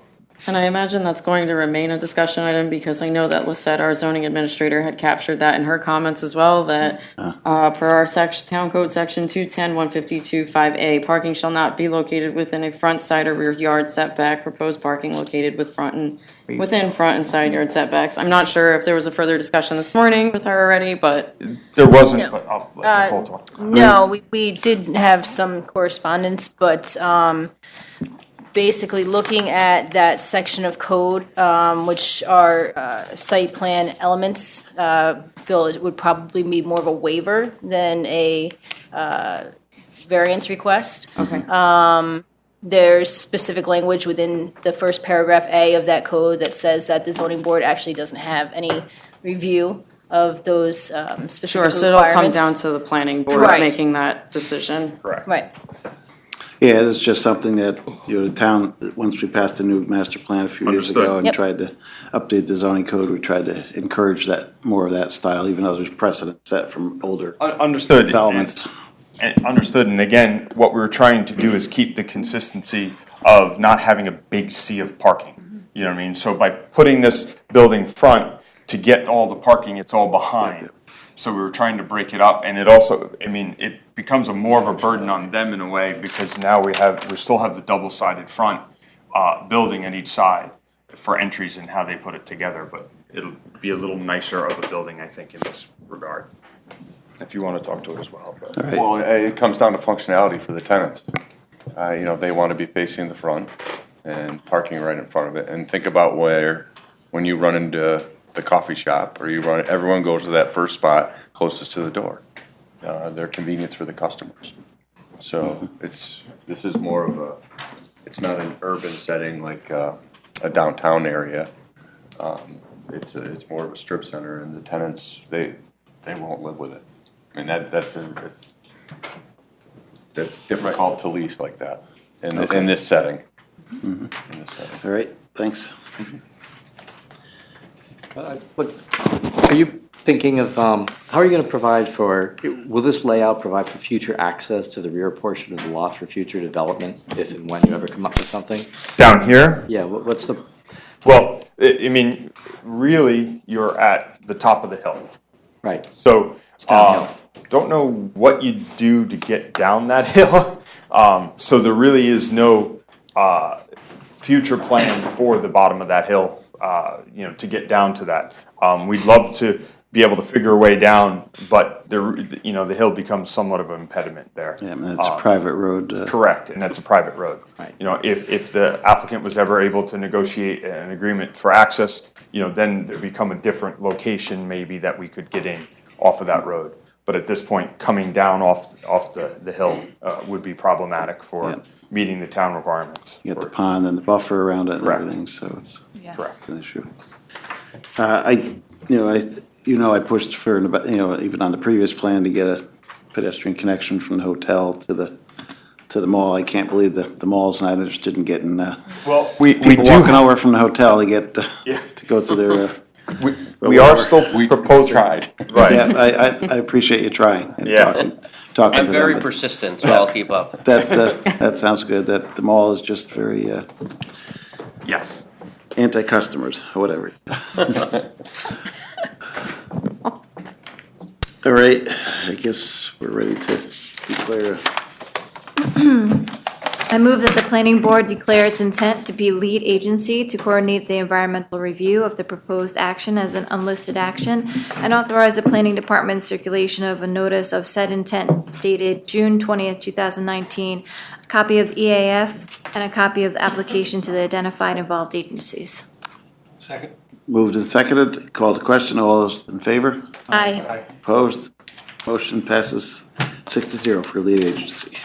I move that the planning board defer further action on this application pending establishment of lead agency and direct the applicant to respond to comments in writing of the planning department and those received from town departments and agencies, including but not limited to the following 1 through 10. Second. Moved and seconded, called to question, all those in favor? Aye. Opposed? Motion passes 6-0. Thank you. Thank you. Thanks for your project description and good luck. It's good to reuse an existing site and get rid of that eyesore. first time I can remember the public hearing from that. The fire department and the police department came to the public hearing and said, when are you knocking it down?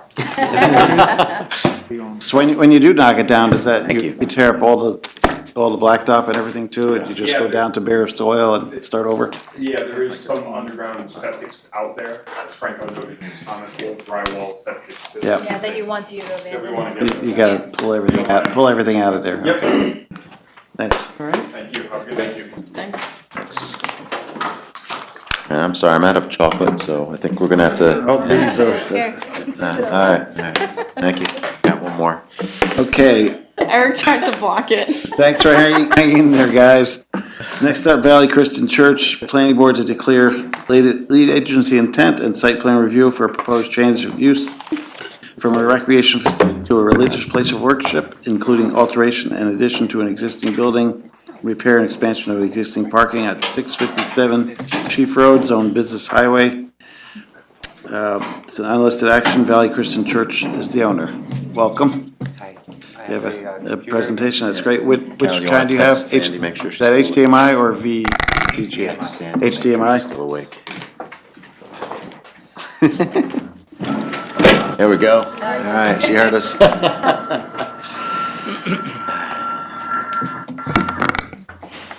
Good evening. My name is Stephen Tinkleman. I'm the managing member of Tinkleman Architecture.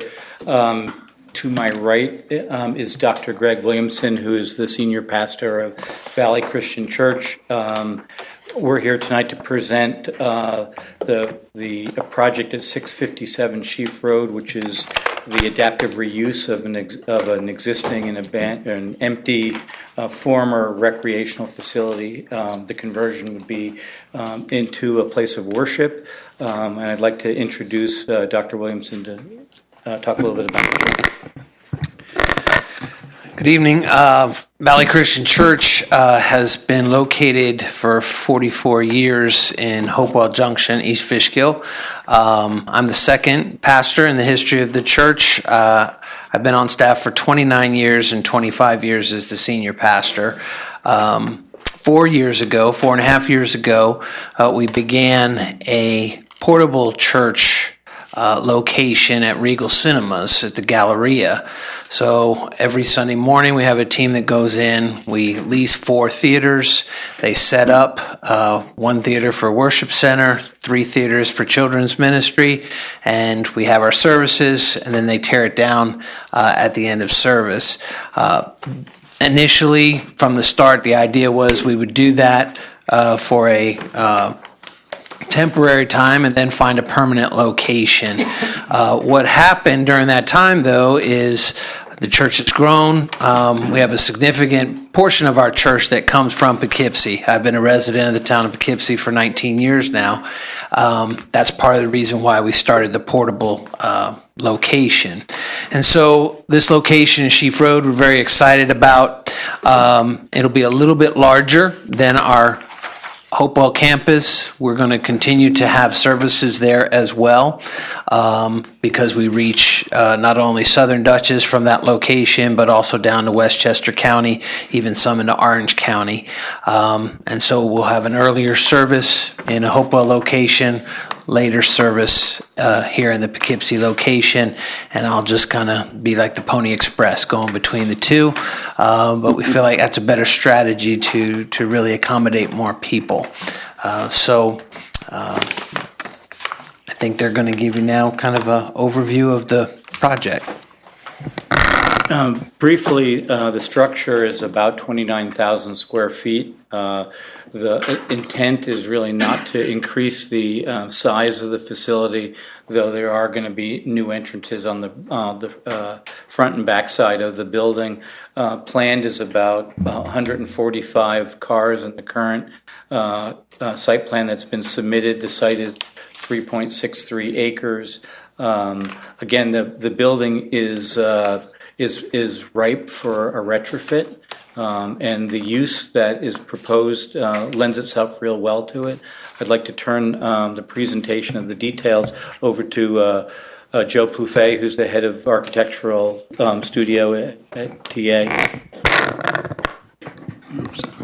Thank you. I think the HDMI cord is getting sleepy as well. It's not seemed to hold its connection. It's a little flaky. If it goes out one more time, yeah, I do have hard copies, so let me bring those up since that's next time.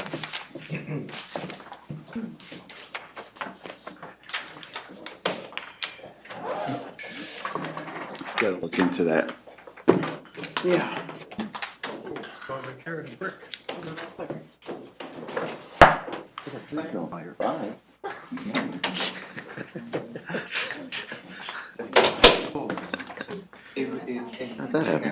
Oh, and it's back temporarily. Don't breathe. Apple?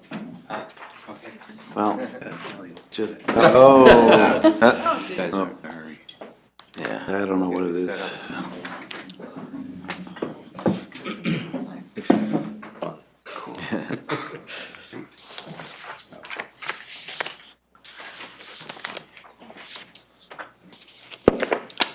Back again.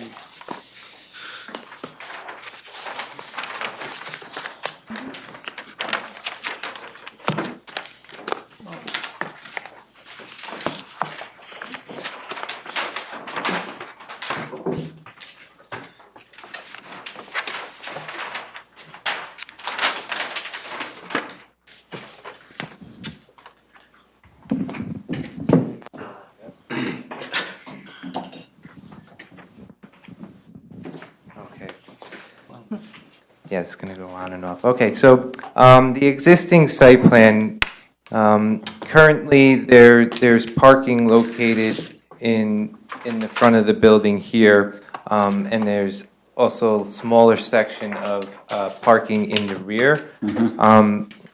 The proposed design is to maintain as much parking as we can in the front. We are turning some spaces into parallel spaces, and to utilize that parking and then to expand further into the rear property with additional parking. The footprint of the building is going to remain the same with the exception of 2 new addition entries on the front and the rear of the building with accessible ramps to those.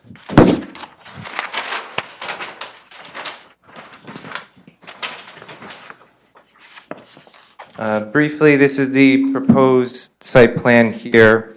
You can see we're maintaining the parking. We have an entry addition here, and a new ramp coming down to that level.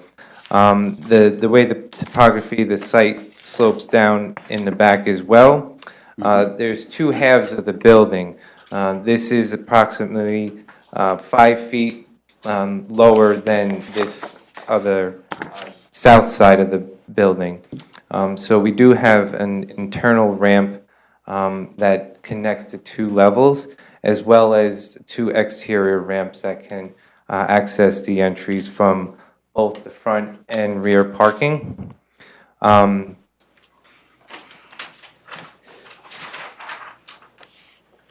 in the rear, we're going to have some additional parking, like I mentioned, and also a new playground area for the kids' use in the back there. And here's the floor plan. Just wanted to briefly run through this with you. The auditorium is going to be situated on the northern side of the building, and it's going to be plus or minus 500 seats that we have there right now. There are also going to be some meeting rooms and green rooms and storage located on this level. We do have a mezzanine audio level, and also a cry room in the event that there's some infants that the parents need to take out and to go into that room, but there's still going to be a visual panel that they can watch the service. That's a nice feature.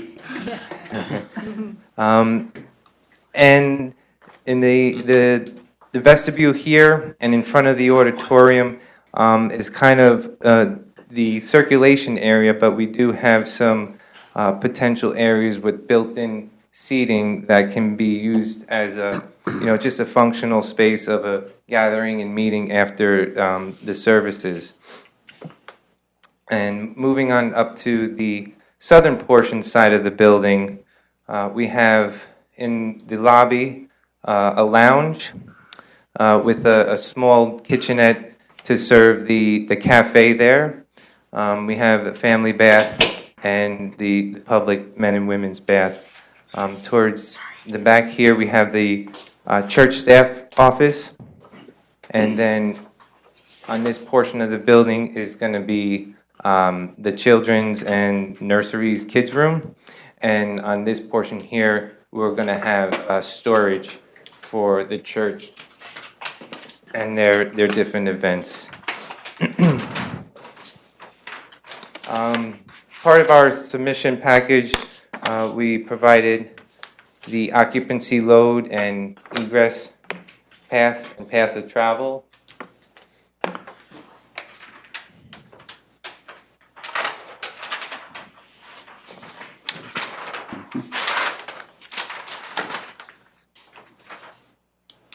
And these are the existing elevations. There are some windows we are going to be removing that are going to be going into the auditorium space, but we want to keep that a dark space, so that's going to be infilled. And then there's some other windows to be removed, and we're maintaining certain egress out of those sides there.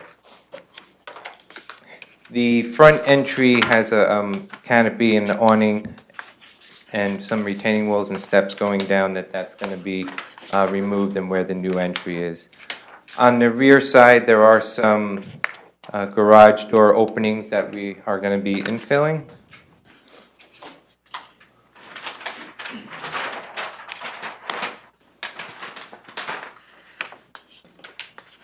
And these are the proposed elevations where we are going to keep the existing siding, repair where necessary, and paint it, and then we're going to have our addition of the new entries as well. And I do have a model of this as well, so now I see that it's working up on the screen. I could briefly run that to you, but I'd like to give Christian Paggi the opportunity to go through the civil design.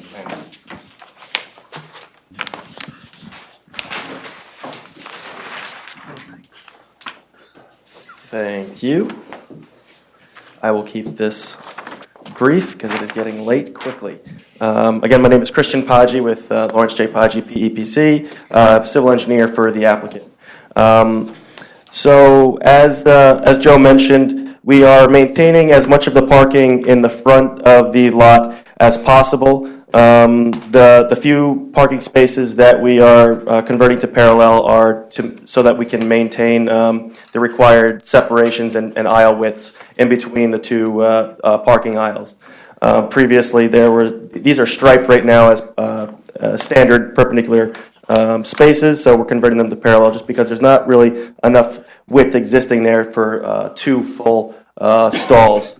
We're actually reducing the entrance width a little bit to a more standard width. It's not very defined now, so we're creating a nicely defined entrance from Sheaf Road at a standard width of, I believe, 24 or 26 feet. And there is an existing drive aisle down the northerly side of the property that will be defining in a better fashion than it currently stands. There's some asphalt that exists off of the property and the adjacent property that we'll be removing and restoring to lawn and repairing that issue. That was noted in one of the comments. Obviously, we'll be contacting the adjacent property owner for and getting their authorization to do any sort of work on their property. So we'll be in touch with them. So the existing edge of pavement is shown on the plan. It encompasses about this area right here. This first new parking aisle is all within the existing edge of pavement. Everything beyond that is new. to provide additional parking for the 500 or so seats that are proposed in the church. There's the entire site, from a drainage standpoint, is sloped from the front to the rear. And it actually the site somewhat acts as a bowl. There's a low point down here that a lot of the contributing area drains to, and drains through this, what looks like it's an eroded swale that really collects all the drainage from the surrounding area and discharges it down to a stream in the rear here. This behind the property, the slope actually drops off pretty rapidly. I would say at least 30 to 40 feet, and there's a stream back there, and that is actually what why there's limits of wetlands shown. Mike Nowicki was out there and flagged these wetlands, which are shown on the plan, and those are part of that stream that runs behind the lot. So we are trying to maintain the existing hydrology of the site, so everything trying to run over land and picking up any of the new impervious areas and treating them in an infiltration basin in the rear of the lot. Anywhere that we can try to maintain existing hydrology and keep runoff flowing over land, we try to do that, as opposed to getting it in a pipe and discharging it that way. But if there's still some details that need to be figured out, so if we do need to end up having some collection on the site, we'll do that also. Where's snow storage going to be? We'll be addressing that. Okay. That's definitely going to be added to the plan. There'll probably be a few different locations of snow storage, so we just need to work those details out also, but we're aware that we need to show that. Okay. On the sledding hill. On the sledding hill. Yeah, I mean, it's a Casper Hill Creek back there, so you just got to be careful of the wetland buffer as you're working. Right, so we'll be looking at that too. Originally, the intent was to not impact the wetland buffer at all. Right now, there's a little bit of grading shown within the 25-foot buffer. We'll be sitting down with the town staff to discuss all these technical items. I don't know if it really would be too big of a disturbance to the wetland buffer to provide some grading in this berm area, but if it's the town's preference to not intrude on the buffer area, we can always pull that out. So we'll work that out with town staff. So there's definitely room here to pull this out of the wetland buffer if that's the preference of the town. From a sewer standpoint, there's a lot that still needs to be figured out. The adjacent property is the Forson's property. They have a new pump station that they're installing that was approved by the town board. The original intent was to install that pump station on their property, and it was going to be discharging into the town's sewer system. We have been in contact with the property owner and their engineer. There's currently discussions to relocate that approved sewer pump station to downhill towards these properties to a more central location to allow hookups from our property and some adjacent properties. So we're right now in the works of trying to make that happen and get the ball rolling with that. Unfortunately, that's not entirely in our control, but we've been working with the town engineer and again the adjacent property owner to determine the viability of that. So that would be the preferable option. Obviously, we would either need to get a sewer tenancy agreement from the town board or request that the district be extended to include us. Right now, we're not in the district. But those are all items that we're trying to flesh out.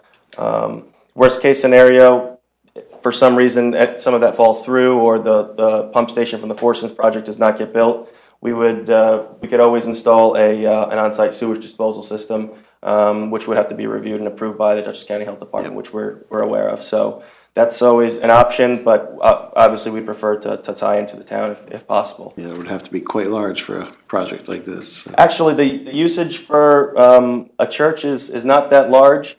It's really 1 day of usage. Because it's limited to time. And it's about 3 gallons okay. a day per seat. So it would be about 2,000 gallons for that 1 day, and which for one system is pretty large, but you could actually dose that over a period of time and really shrink down the size of Okay, that, that's the way that to do system. that. So, but as compared to the size of the building, which you would expect, it's much less than, a restaurant or a multifamily use, so. All right. So I think that was. Thanks. There's a lot that still needs to be ironed out, and we're gonna be, obviously submitting a SWIP and construction details and grading and all of that, traffic circulation, so. Yep, quite a few details. It's great to continue working with the department and Eric in this case, I guess. And let's, you were gonna do a quick overview of the Yes, I'd flyby like here. to go through the model here as well. So this is the view from Chief Road.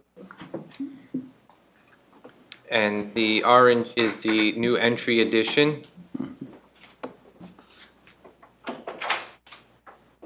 And you can see the new ramp over here coming down to that lower entry level at the base there.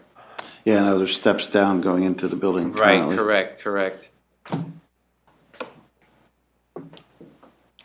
So moving around down to the side here, it's another view of the new addition entry. We are going to provide a landscaping plan for this.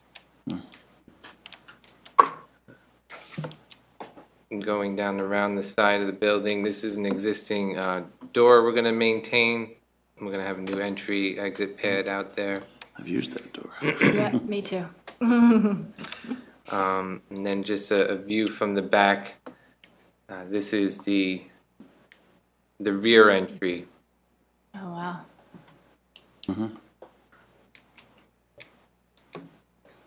In that case, you'll have steps up. Correct. And what about handicap people coming in and coming out? So we are providing a ramp on There's the ramp on the this side side too. here. Okay. I just saw the stairs. So that goes up in. There's handicapped accessibility within this, since we have a 5-foot section change in the building, so there's handicap connectivity inside the building as well as from Chief Road side and from this side, so it's fully functional. Part of the plan is that you have such a large form of this existing recreational building, and so we kind of wanted to keep the building simple and address the entrance. There's some really nice spaces which you'll see in our next presentation when we come on the inside, but part of it is to keep it simple, to color it carefully, to landscape it, and to light it at nighttime, and I think it makes a really strong statement that way. And I guess my biggest question architecturally is, the lack of windows and natural light, or are you putting in some skylights or anything like that in the roof, or? Well, you can Or how do see you- here on this elevation, we are going to see a be handful putting there, in new windows, and that's to the church staff offices. But I saw no windows on the front, for example, or on the side, or? Right. Not at this moment, no.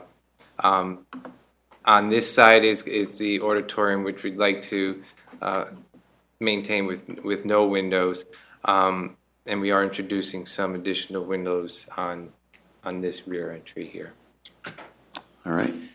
The reason for that is in our auditorium and our services, we use an awful lot of technology, and so natural light is a real problem in that area. So it's very intentional for the auditorium side. Okay, thanks for explaining that. Where is your HVAC going to go? We are proposing now, we have a space behind this ramp, and also in the front location as well. We have area in the front where we're going to have, there's existing units there now, where we're going to keep one of the pads. Upgrade it. And there's going to be new additional pads that are going to go right along here in the front. We're going to create some new pads. Sorry, it's a little dark on that. they'll be screen. screened also. All right. And yes, and then there's an existing electrical transformer there that we're going to maintain and screen that as well.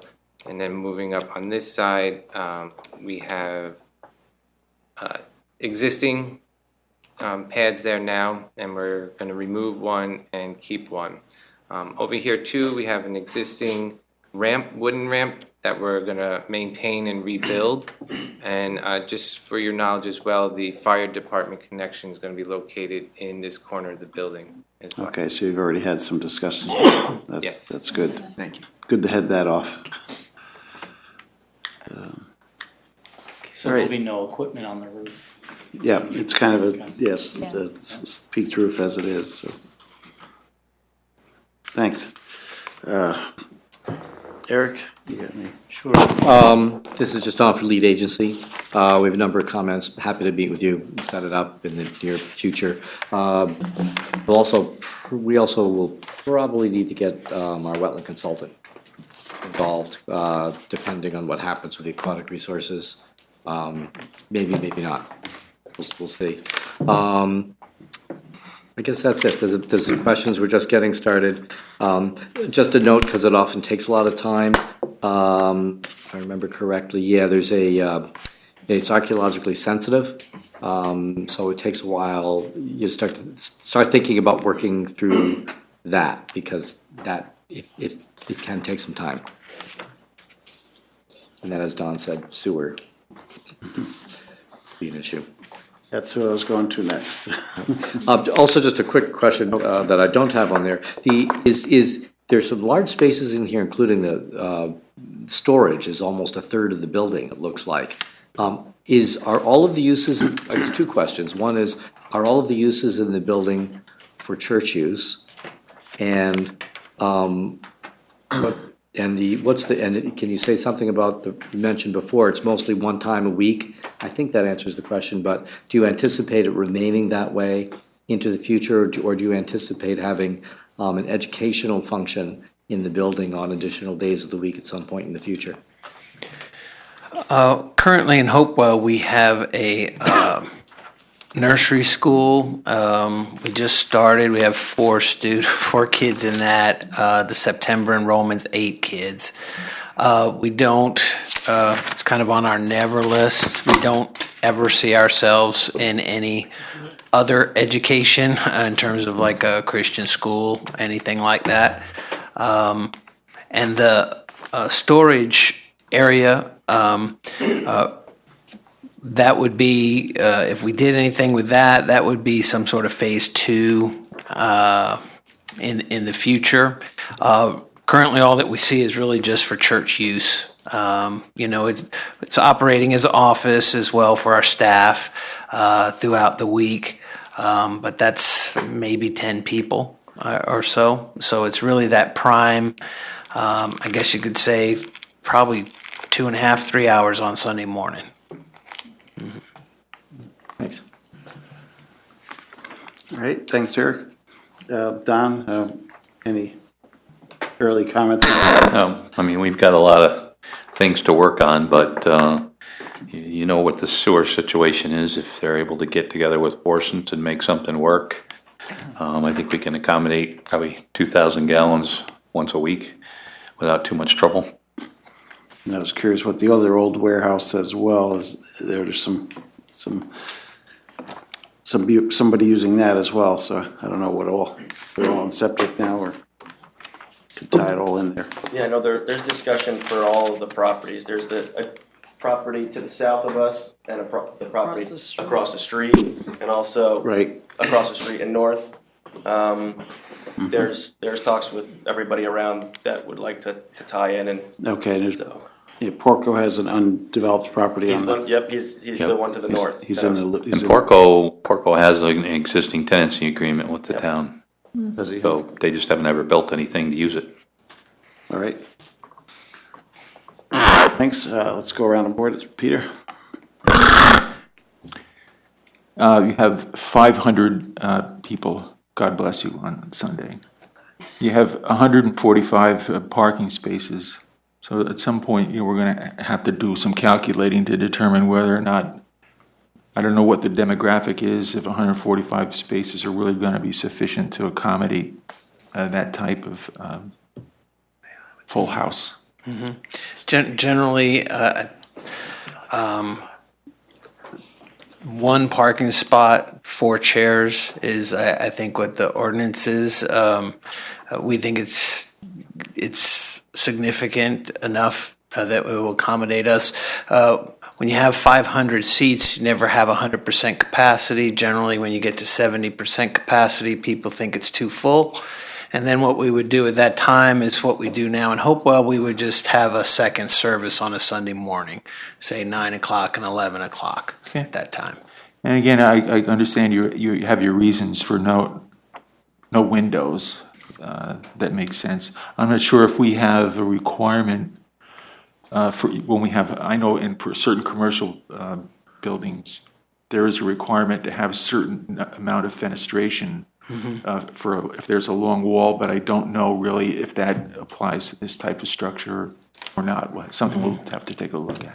Have to look into that, because, I mean, you know, other buildings that where they want the inside complete, they put faux windows in place just for architecture. Think about now they're having a service in a movie theater.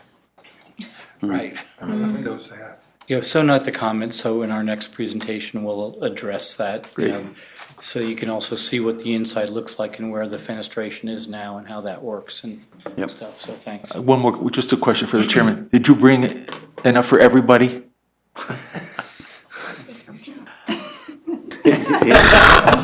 Here's somewhere. Yes. Ben?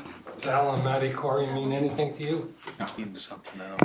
Absolutely. Good friends for a long, long time. Yep. I've been next door to them the whole time. Oh, wow. Fantastic. Yeah. Other than that, good luck. Yeah. Good. I think it's a good thing. I don't Thank have any you. questions. Nicole? I already asked a couple of questions, so I'll stop there, but your sign, your little V that you have on your thing there, that's actually a label for a shoe company called Bionic.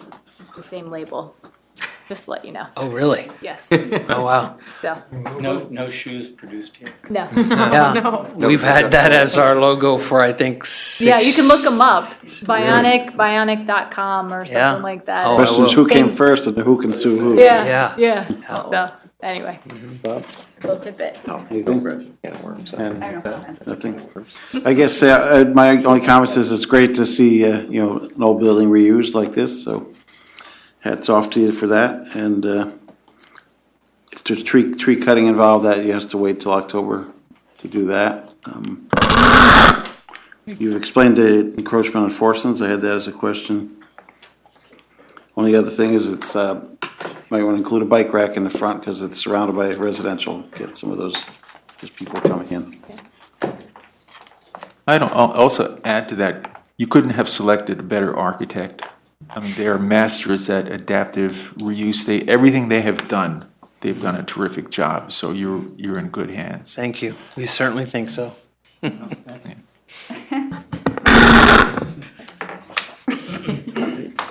I move that the planning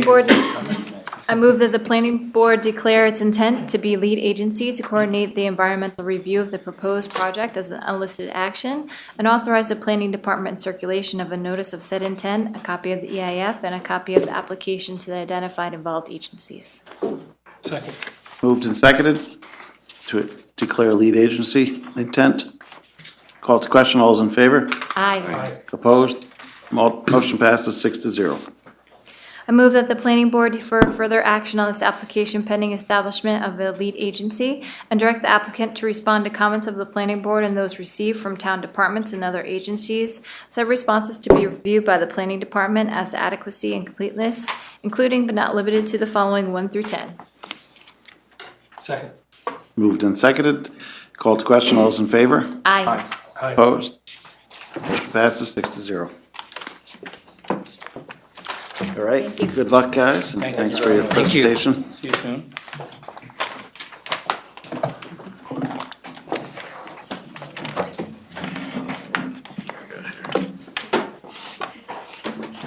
And then there was one. Oh, yeah.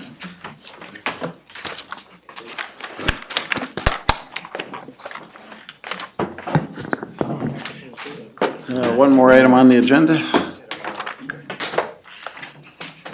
10 Sunset Drive, self-storage discussion with the planning board at 2343 South Road, Zone BH, Highway Business District. RZ Sunset LLC is the owner. Thanks for hanging in there through a long night. Well, I had a 60-minute presentation, but I'm going to cut it down. 59 minutes at the most.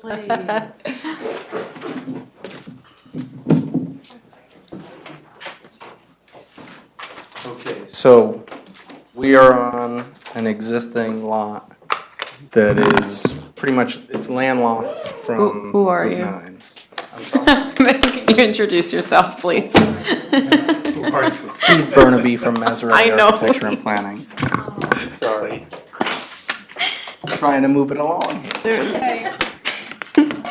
So our lot is currently accessed from a private drive as well as Anthony Drive. It's a pre-existing non-conforming lot, currently has a residence on it. Our client would like to remove that house. It is in bad shape. Due to the rezoning that happened several years ago, it's now a pre-existing non-conforming lot with the house in it. So,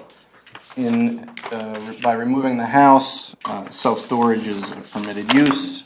He would like us to, he wanted us to look into that, and we have proposed it's a 4,000 square foot footprint, 3 stories. And it literally, it's a 20-foot by 200-foot long building. If you look at the site plan, our original proposal had,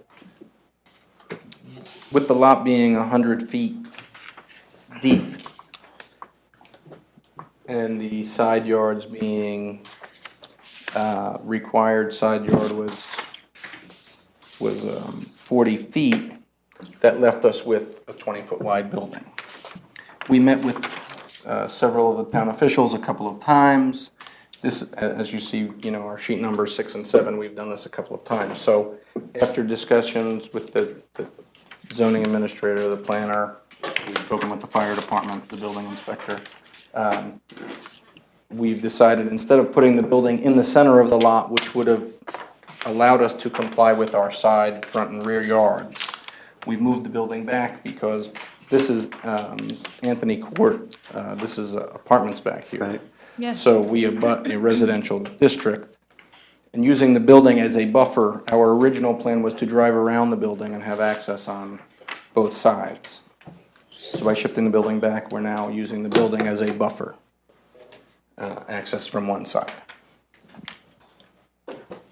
Is this a discussion, so anybody can chime in here, but is this intended for storage for the apartments only? I mean, your exit drive is onto a private road, the apartments, and it comes from a private road as well, I believe. So. No, this Or is it just general storage for anyone? This is general storage, open to the public, Climate control?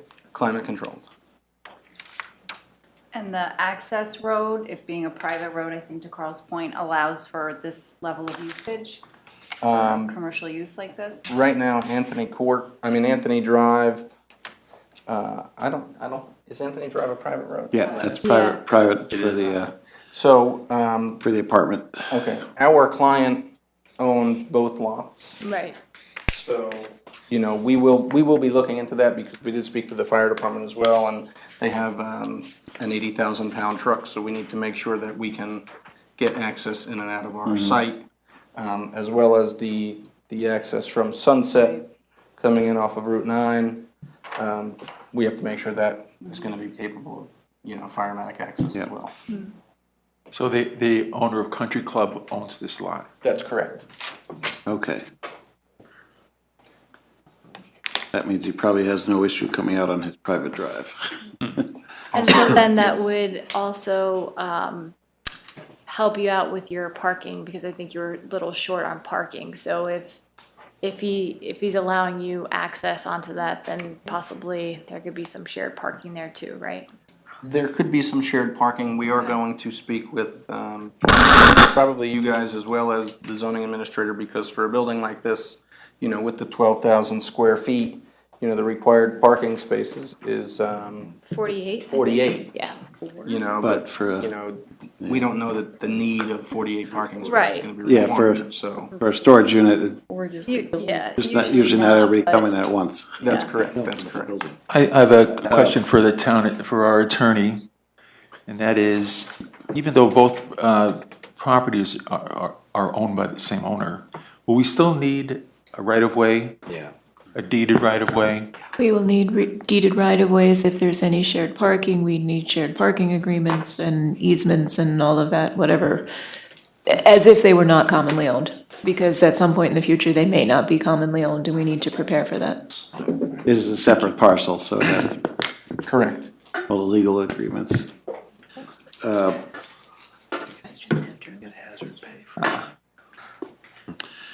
I had a question on something, I remember, okay, so the roads are coming out, to the west of the entrance brick. There's like a playground right there as well, right, I think, where the roads are coming out, so I don't know if that's gonna be relocated or demolished. No, we talked about relocating. Okay. So that's a nice amenity for the apartments, I'm sure.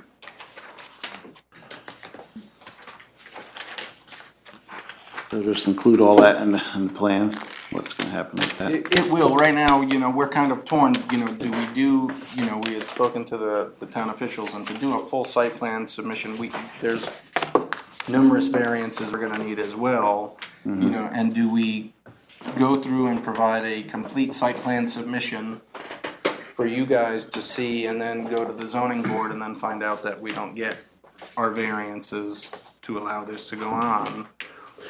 I mean, is it mainly setback? You probably don't have a height variance, right? Because you're just sticking to At three. this point, we don't even have elevations. I don't think the height is an issue, because I know we're allowed, 3 stories or 45 Right, feet. right, and you're so doing a 3-story. Yeah, I don't think that's gonna be an issue. But setback, I guess. But, it's a pre-existing non-conforming lot, so the lot frontage, lot width, lot depth, all the existing lot area, so we don't meet any of those. And then I know on top of that, we're gonna have, parking areas should not be located in the side yards. We're parking in the side yard. Our building, we're also, we're gonna have an off-site sign, so we're gonna need a variance for that. So there's a bunch of variances that we're gonna need to get. But we wanted to get your thoughts on it and your opinion before we started spending a lot of time developing, getting the engineers involved, and going through. Yeah. Have you talked to the garage in front at all as well? We have not. Okay, that's, because they're gonna be your closest neighbor and come to complain potentially, or not, so. Yeah. Well, we, again, Good to explore all that before you get too far into it, I guess. yeah, we definitely will. And again, Sunset, our client owns this as well, so. Your client owns that strip? I believe, he says he owns that strip. What are you gonna do for a sign? We haven't gotten that far yet. It's gonna be some type of monument sign, probably closer to Route 9. When you say closer, since he owns the adjacent parcel, I guess Sunset Road, does he own Sunset Road? That's correct. Okay, so then he'll be applying. So he owns both access roads. How is he gonna apply for a sign? Well, it's off-site because this is one site, Yeah, that's off-site. so. Well, that's not the zoning administrator.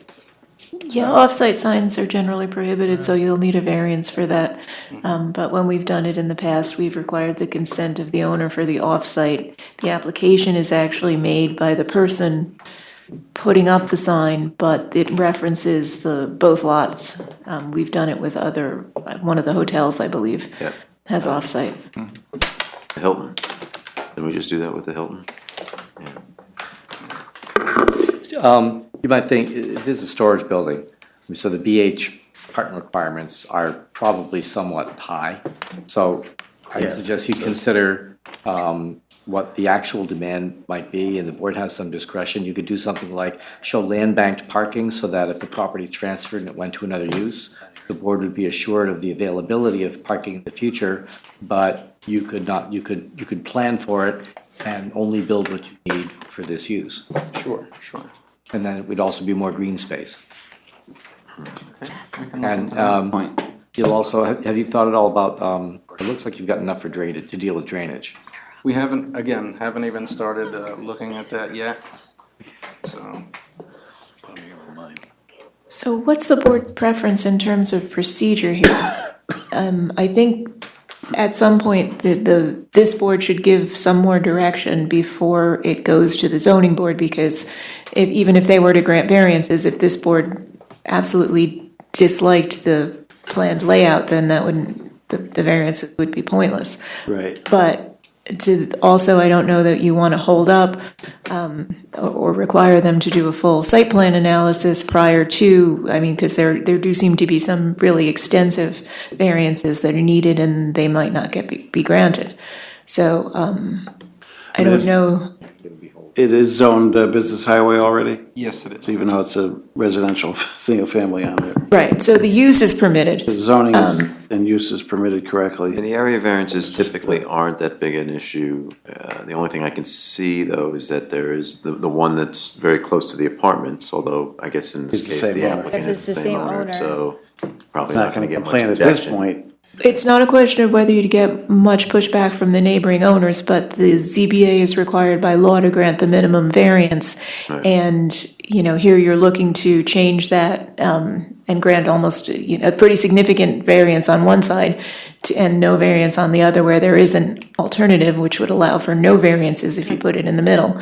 But it's more of it's in part a planning decision, but it's also a ZBA variance decision. Well, I can probably come up with I've already got two in my head. Could you put it in the middle? Well, started we there. did start in the middle. Okay. However, parking is not allowed in the front or side or rear yard. So by putting the building in the middle, we would have parking on both sides. I understand, okay. And require a variance for parking on both sides, where right now we need a variance for the building on one side and a variance for parking on the other.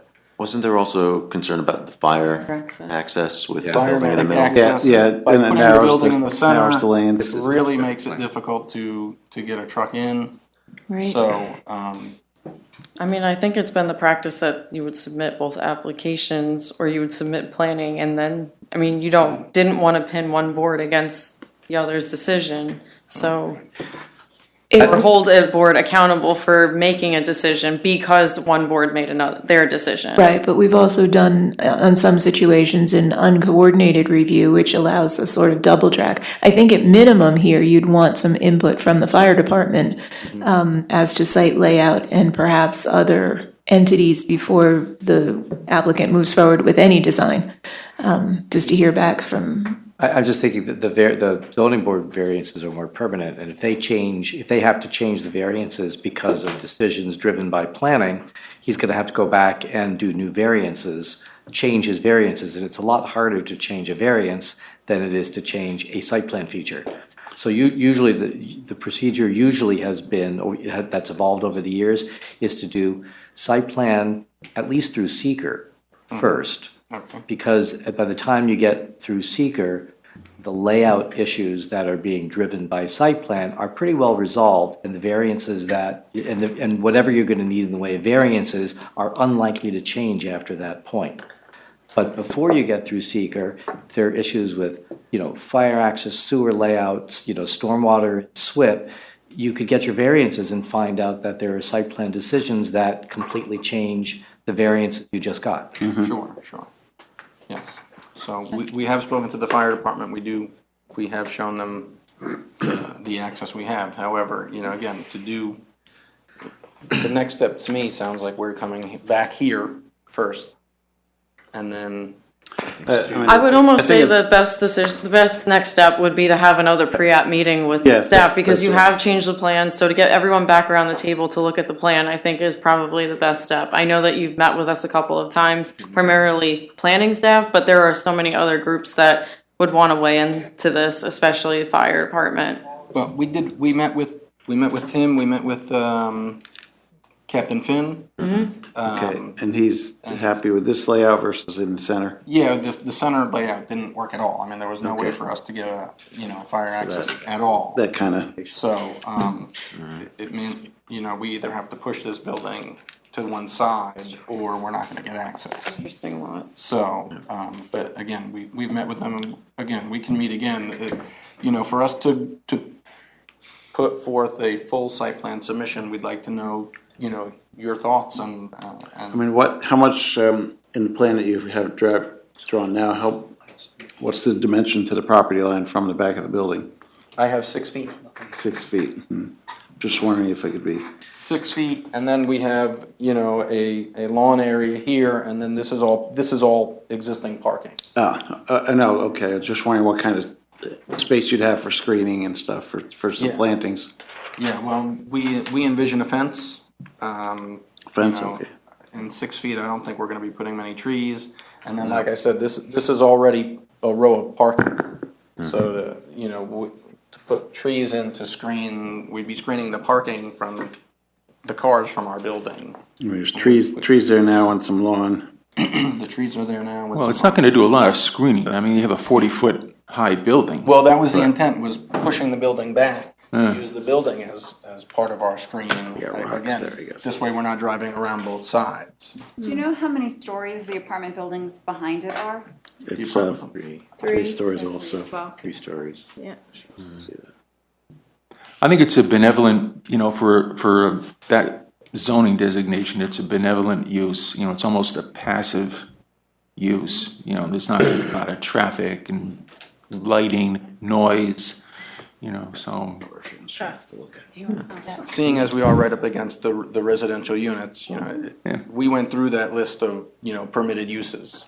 And, this was, we had talked about rehabbing the house. And you have built-in customers. So, we do. Yeah, pretty much. So, again, here to hear your thoughts on, Maybe it is ready for. how far we I have think pushed it's site back plan. and whatnot. Yeah, I think they're really on, the path would be, I mean, it's up to you if you want to make that next step, but I mean, I think it's the planning board, it's site plan, and once we have a site plan, we can. It's not like it's a transfer station. Right. I mean, there's nobody here, I don't think, that really says, my God, we don't, you just have to find some way to make it work. Okay, yeah, no, that's no problem, I mean, I think that satisfying the fire department is a good step that you've done that already, and that there's not a whole lot other places to put the building. No, there is not. So even putting the building in the middle and making it shorter just still didn't help us. That turning radius for that truck took up almost the entire lot. Right. So, with the building in the middle. Yeah. I guess the only other thing is that, talk to the garage owner, I don't know what. Well, any Captain comments Captain might Finn's have? issue was, how do we keep that access road clear? Yep. And that's something that will have to be addressed with the owner. The body shop there. Yes. So. It's been there for decades, so. Anybody else have any comments, good or plus or minus on this? No. All right, Okay. thanks, I guess that's your next step, is to do another pre-app meeting perhaps. Move I to a think site they're ready plan. for the Are you application. done with that? Yeah. Go ahead and move forward with the application. Okay. Yeah, we can do that. 3 times already. Okay. Well, we heard it. Move forward. Thank you. Thank you. Thank you for sitting through that.